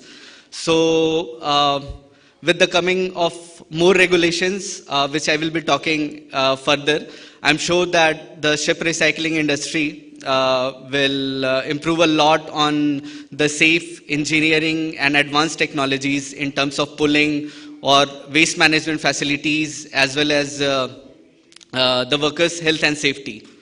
So, let's talk about some rules of the game. This industry is mostly regulated by 4 important regulations: Hong Kong Convention about the safe and sound recycling of the ship, Basel Convention for the transboundary movement of the hazardous waste and their disposal, International Labour Organization, which supports the social justice and the labor standards, and of course EU SRR, EU regulations and directives, which are of course more stringent than the Hong Kong Convention. These are some countries that had ratified the Hong Kong Convention by 24th of July 2024, and it is going to be ratified this year. And the countries that have ratified the Basel Band Amendment, which is a very important amendment in terms of this industry. This is the common ship recycling process. On the left is the Hong Kong International Convention, and on the right is EU ship recycling regulation. Sometimes lots of questions are asked, what is the difference between these two?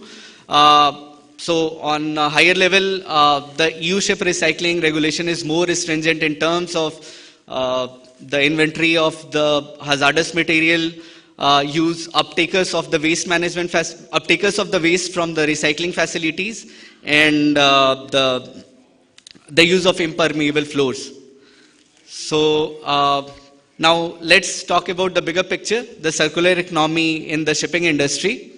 So basically what circular economy principle is that instead of going into a linear cradle to grave, which is take, make and dispose model, circular economy talks about the cradle to cradle approach, which is circular and uses important principles like reduce, reuse, refurbish and recycling to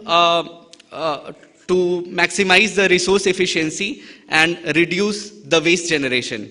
If we apply this principle into the shipping industry, which involves the raw material extraction, shipbuilding, end-of-life operation, and ship scrapping, we have an immense potential to reduce the resource, prolonging the lifetime, avoiding the hazardous material from the design stage, and using composite materials, which can be further easier in recycling.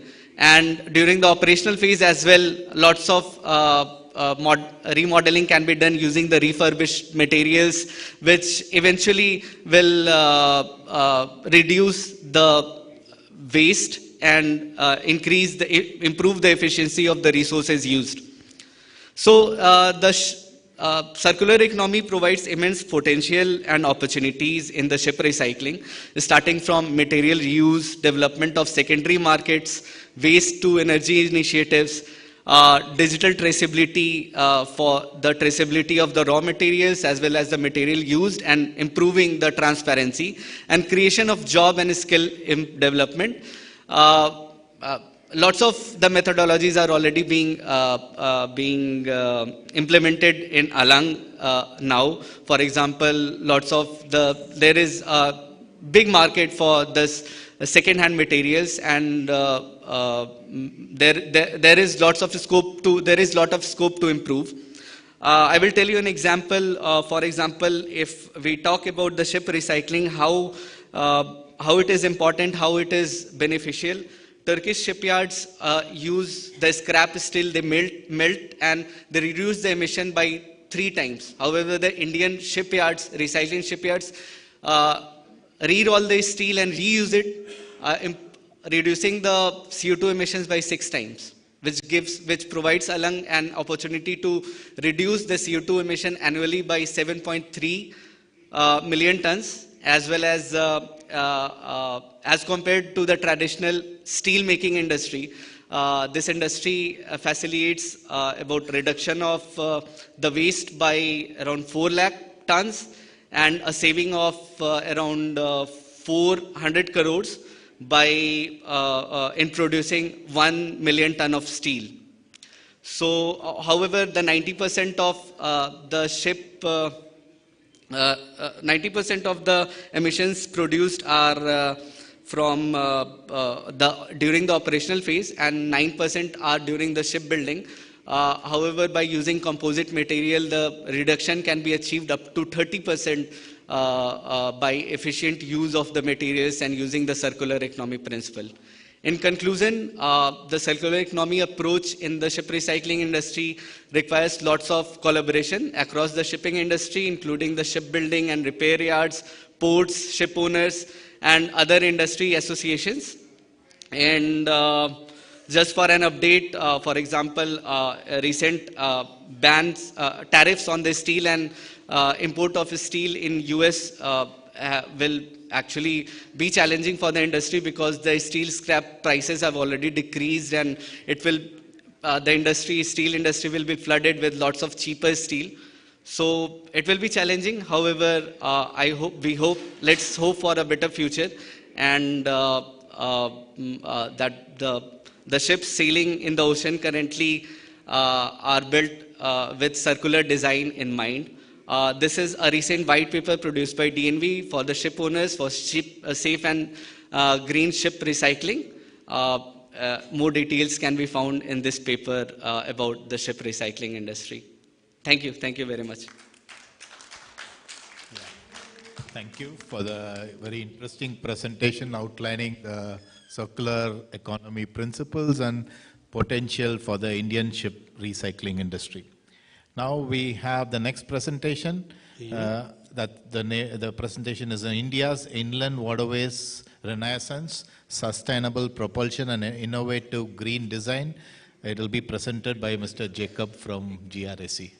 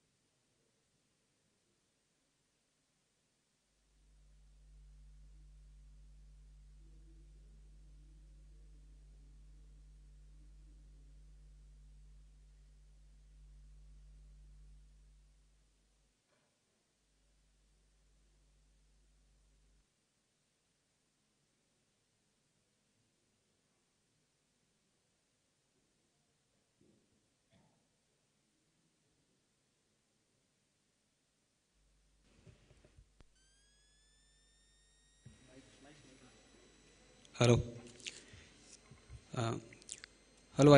My name is Jacob Isaac. I am from Garden Ridge Shipbuilders and Engineers Limited, and I am here to present the paper titled as India's Inland Waterways Renaissance, Sustainable Propulsion and Innovative Green Design. This paper is co-authored by Commodore Vineet Erath, Indian Navy retired, who is working as a General Manager Design in GRSE, and Professor Opisha of Department of Ocean Engineering and Naval Architecture in IIT Kharagpur, and Mr. Srinivas, who is working as a DGM in Design Department in GRSE, and Mr. Sanjeev Kumar, who is a Senior Manager, who is working as Senior Manager Design in GRSE, and Mr. Harshit Nagar, who is a Deputy Manager in, working in the Design Department GRSE. So, India has 111 national waterways developed to enhance the inland water transport. So, currently considering the advantages of inland water transport for the transportation of goods compared to the rail transport or road transport, inland water transport has a very greater advantage considering the cost and also considering the amount of energy used for per ton, or I'm comparing with the 20-ton container which can be transported via road, and also a goods train. While we are comparing this, inland water transport has a huge advantage. So considering this, India government in 2016 they have introduced 111 national waterways, and also for the considering the passengers who are using this inland water transport, almost around 17.4 crore passengers are annually riding through the inland water transport of India. So considering these two aspects, so we have to consider the advancement of inland water transport, although we have to keep in mind that the amount of greenhouse gas emissions that is caused by the inland water transport, just like any other mode of transport. So there are some challenges in adopting this green ferry technology, and as you all know, even for an electric car, there are two major disadvantages. That is, the first disadvantage is that it has an initial, although the operational cost is too low compared to the other diesel cars or petrol cars, the initial investment is maybe 1.5 times or 2 times more than the normal petrol cars, and also with we cannot travel 200, 300 or 400 kilometers using electric car. Same problem is there in this inland water transport also. We cannot find the shore charging facilities wherever the inland water transport is supposed to reach. If the boat is reaching from point A to point B, or after that in point A and point B, if the shore charging facility is there, but in point C if it is not there, then the whole project will be of it will be of no use. So similarly, these two things need both these things need a huge initial investment, and government and policymakers should give. That is a proposal that financial incentives and policymakers should also give a lot of thoughts about these problems. So although these challenges are still there in adopting green ferry technology, number of battery powered ships are increasing by year, and passenger ferries are the one which is mostly used for the battery powered ships. And for the type of battery chemistries installed per number of ships, the battery chemistry which is commonly seen from the last 10 years was NMC battery, that is nickel, manganese and cobalt battery. And but recently there is a hike in the usage of LTO batteries or LFP batteries. NMC batteries has an advantage of very, very high energy density. That means the kilowatt hour per ton or watt hour per kilogram of NMC batteries are too high. So, and for LTO batteries, this factor is very low compared to NMC So one major problem is that when the battery weight is getting high, the entire vessel weight is getting high, the displacement is getting high, the propulsion power required is high. So all this is like an optimization. So we have to consider which, and also the volume of the vessel. All this has to be considered while designing a electric ferry. So currently, Government of India has already introduced few projects like Kochi Water Metro project, as you all know, and West Bengal's electric ferry project, and Varanasi hydrogen ferry project. So these projects are in line to attain a more greener inland waterways. And these three are the major configurations of propulsion system, and that is pure electric and hybrid electric and plug-in hybrid.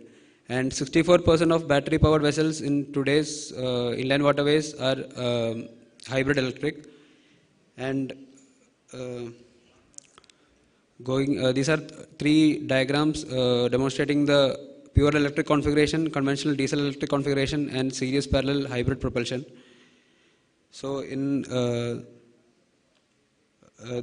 the first diagram represents a pure electric system where the propulsion is powered entirely by batteries and ensuring zero emissions. Just by using the battery, the emission will be absolutely zero.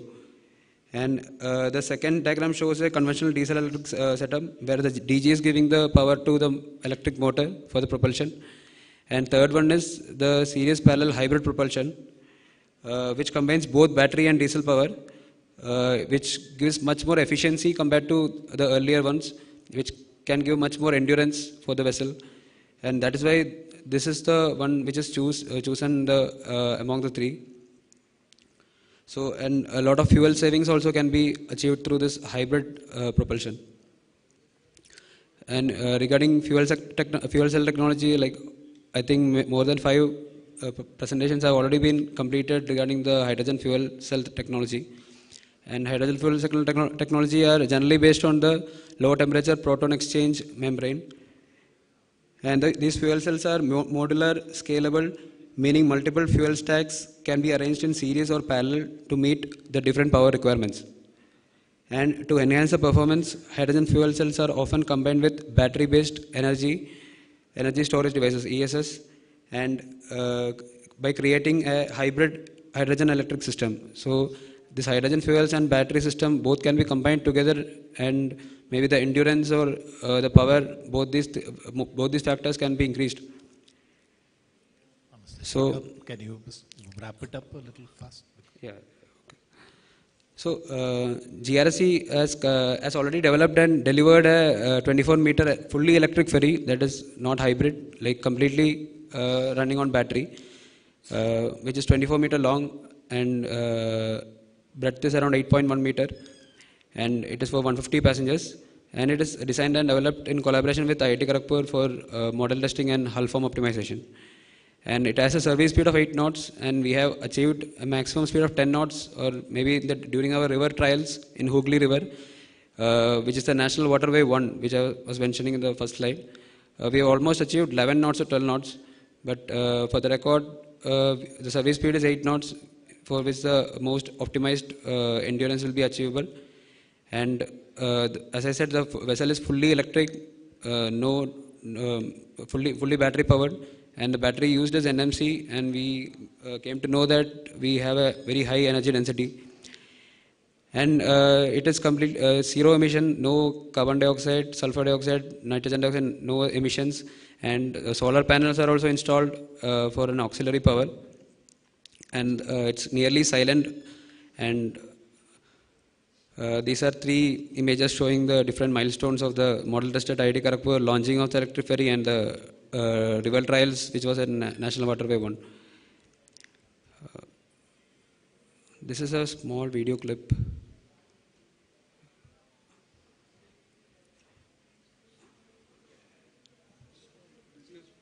I think we can skip it. It's really short of time. Yeah, let us skip it. This is just a small video just showing the assembly and outfit of the electric ferry.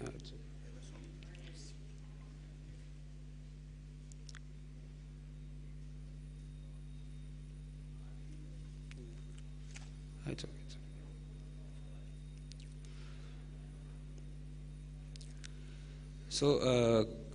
So currently GRSE has also secured 13 hybrid electric ferries for West Bengal, and 700 pax vessels and 6 200 pax vessels. So, coming to the conclusion, so scaling up of this electric ferries are very, very important for our green, whatever missions that we are thinking of for 2030, 2040, 2050. And potential in the hydrogen fuel cells is also very, very important, that we can almost, the technology is currently stable, and we can have a very high scope of exploring the technology, and the improvement of shore infrastructure and collaborations of policymakers, government, academia, and industry to give very high, very quality products. And inland waterways has a tremendous potential to become a clean and efficient mode of transport in India. Like 100% in inland waterways can be the first shipping sector which 100% green energy based propulsion can be achieved. Like for bigger ships, we all know it is not that much practical.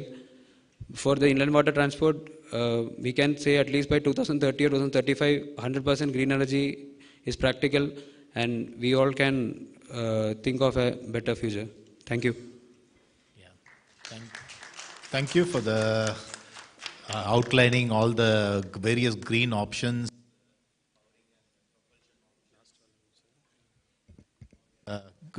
Powering and propulsion options available for inland vessels, and also outlining the GRE's SE's activities in this field. Now,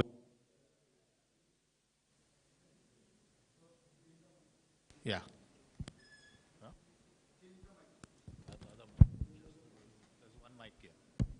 Yeah, anyway, now we come to the last final presentation.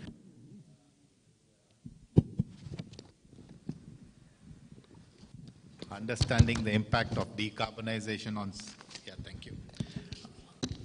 Understanding the impact of decarbonization on seafarers' well-being, a totally different kind of a subject. Findings of a ISWAN survey by K. Earnshaw and Mr. C. Bahari, International Seafarers Welfare and Assistance Network, that's ISWAN. Over to you, Mr. Bahari.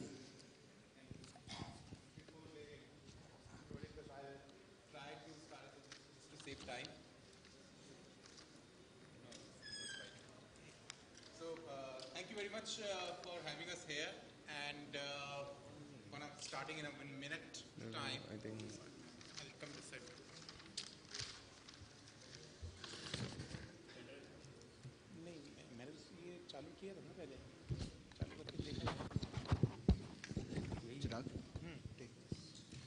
Sure.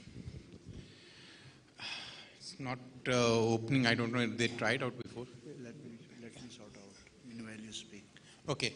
So, since morning we have been discussing about various alternate fuels, development, research of alternative energy sources, the digitalization, decarbonization processes which are on way. Onshore, we are doing all these things. But all these things will be implemented on board by our seafarers. And I'm here to put some perspective on the research that we did, on the findings that how the seafarers are taking these initiatives of the decarbonization process and what they are feeling it all about. What are their thinkings about the decarbonization process? So we are going to be talking about that in this next 10 minutes of my time.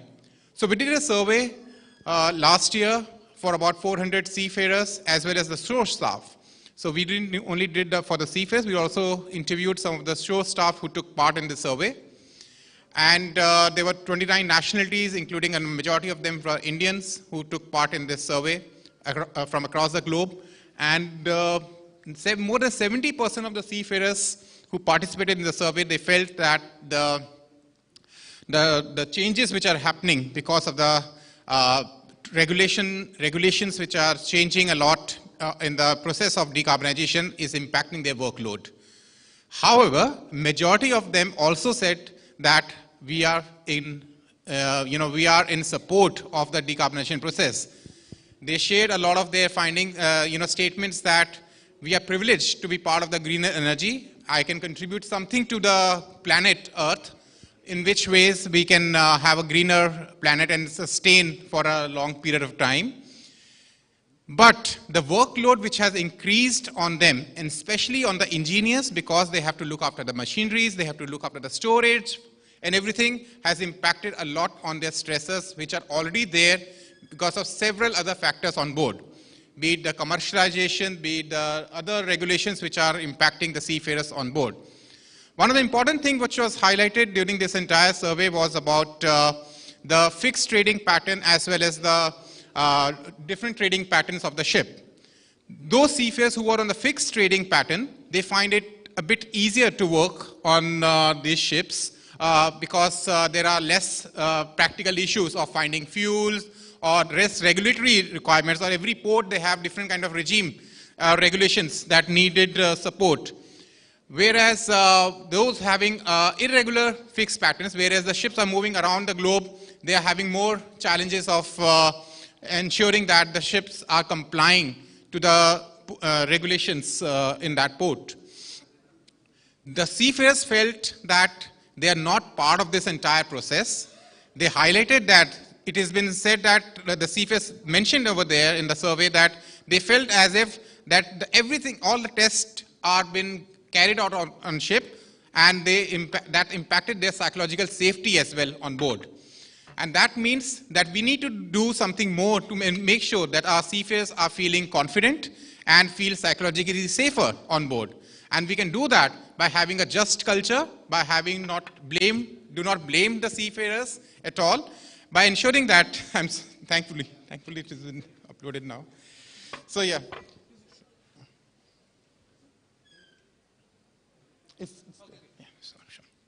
So yeah.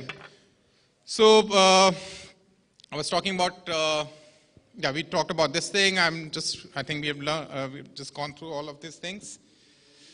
They mentioned about I get more motivated, knowing that the reason for all this is carbon regulation is the planet. And as I mentioned, nearly 70% of them felt impacted on their work.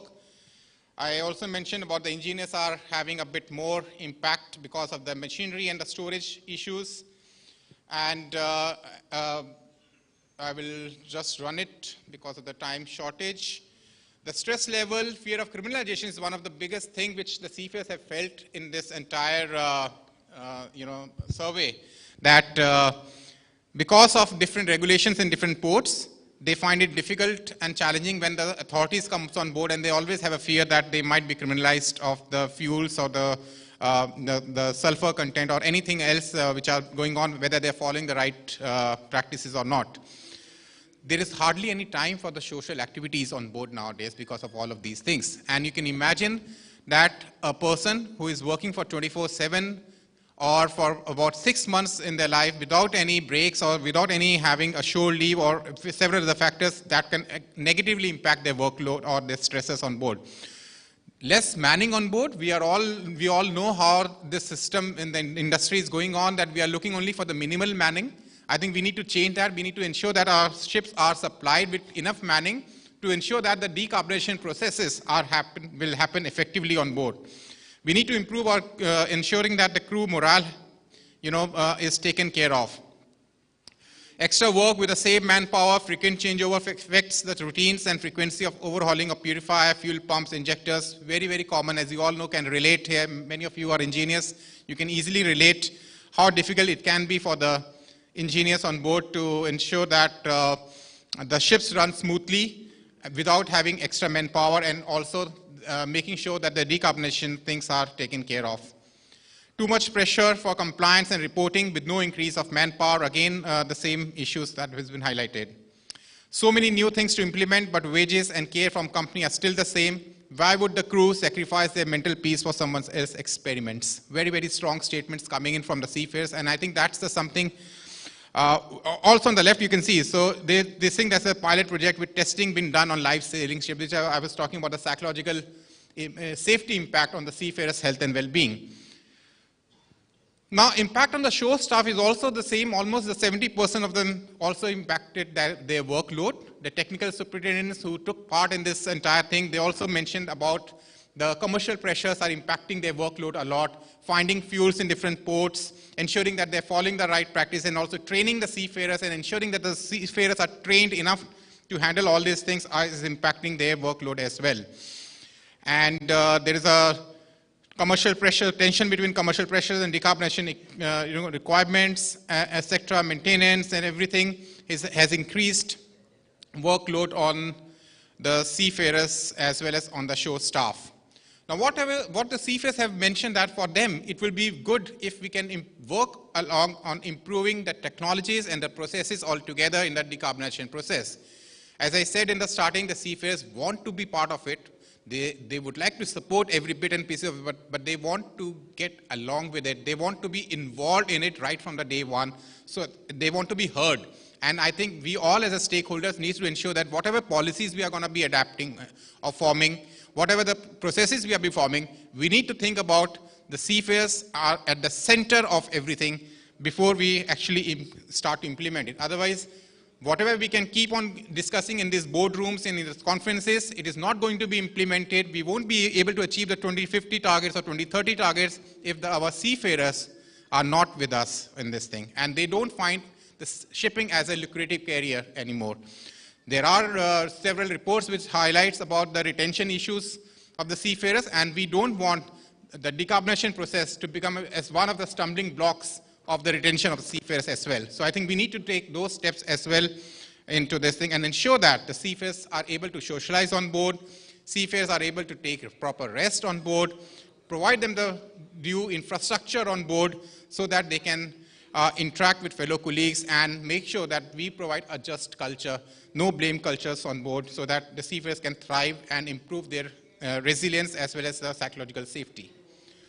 So I think that's where we are coming from as a welfare organization. We are working for the seafarers and their families worldwide, and we would like to stress upon that as an industry, as a partner in the industry, we need to recognize the issues that the seafarers are facing currently because of the fast changing technological advancements and the techno stress, or we say the techno fatigue, which is now set in among the seafarers. What all we can do as an industry to address the techno stress which is happening because of the fast advancement in the technology. A positive statement coming in that I'm a big supporter of decarbonization and taking steps to reduce our negative impact on the planet and our surroundings. I just wish it was done in a much better way. That's it from me with a short thing, but you can read the full report on our website. It's available on our website. You can download it from the QR code.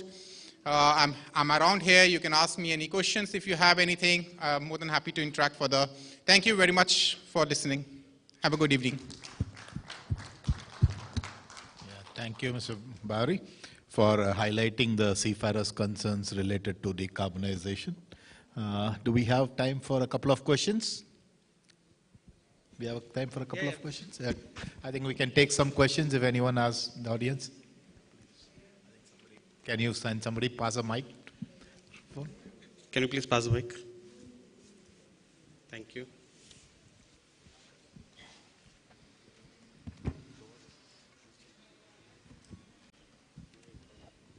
Hello, good evening. My name is David De Silva from Fleet. So this question goes to the Garden Reach shipbuilding. So the question, you all have used batteries for this electric propulsion. Have you all experimented with supercapacitors? Maybe it would be a better option. This is just a question whether you all have experimented with supercapacitors to store the charge. Sir, we have not experimented, sir. Okay, thank you. Okay.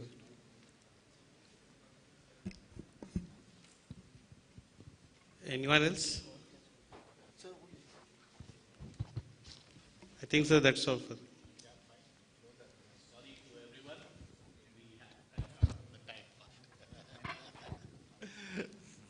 Thank you for all the panelists for bearing with the time limits.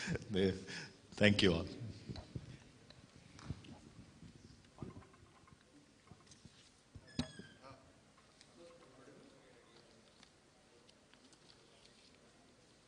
Hello. Yeah, thank you very much, Mr. Sampath from class NK. I would request him basically to end the session. This is the last session. Okay, thank you very much. And I would request Mr. Parveen Kapale from DG Shipping to present memento to Mr. Sampath from class NK.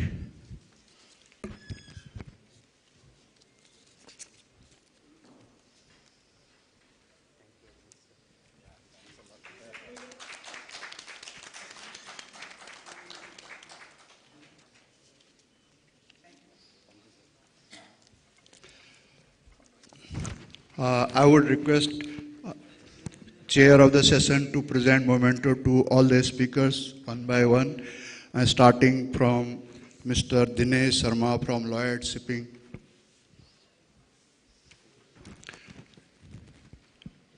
Followed by Mr. Jamil Alali from Bureau Veritas.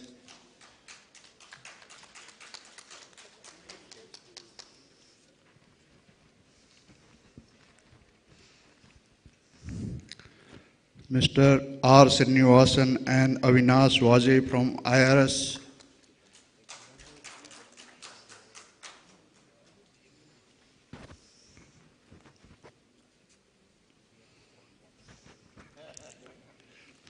Mr. Rohit Agarwal from Guideship Consulting.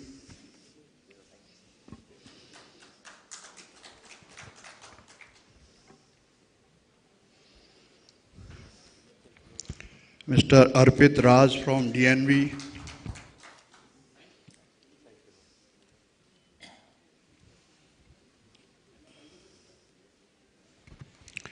Mr. Jacob Isaac from GRSE.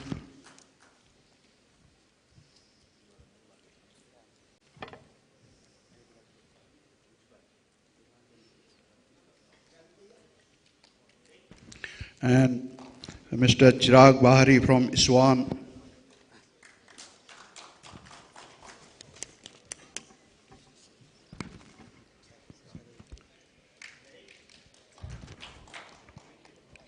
And would request Chair to present Mr. Parveen Kapale from DG Shipping as a coordinator.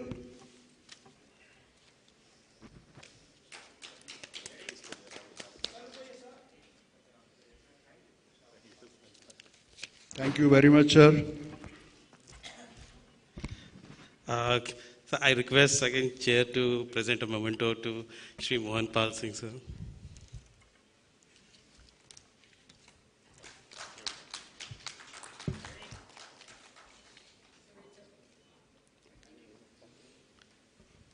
With this, with your permission, if it's okay, we can end the session, sir. Yeah. Okay, thank you very much. Okay, yeah. Can you please come up for the group photos? And thank you very much for the audience, for the remaining here.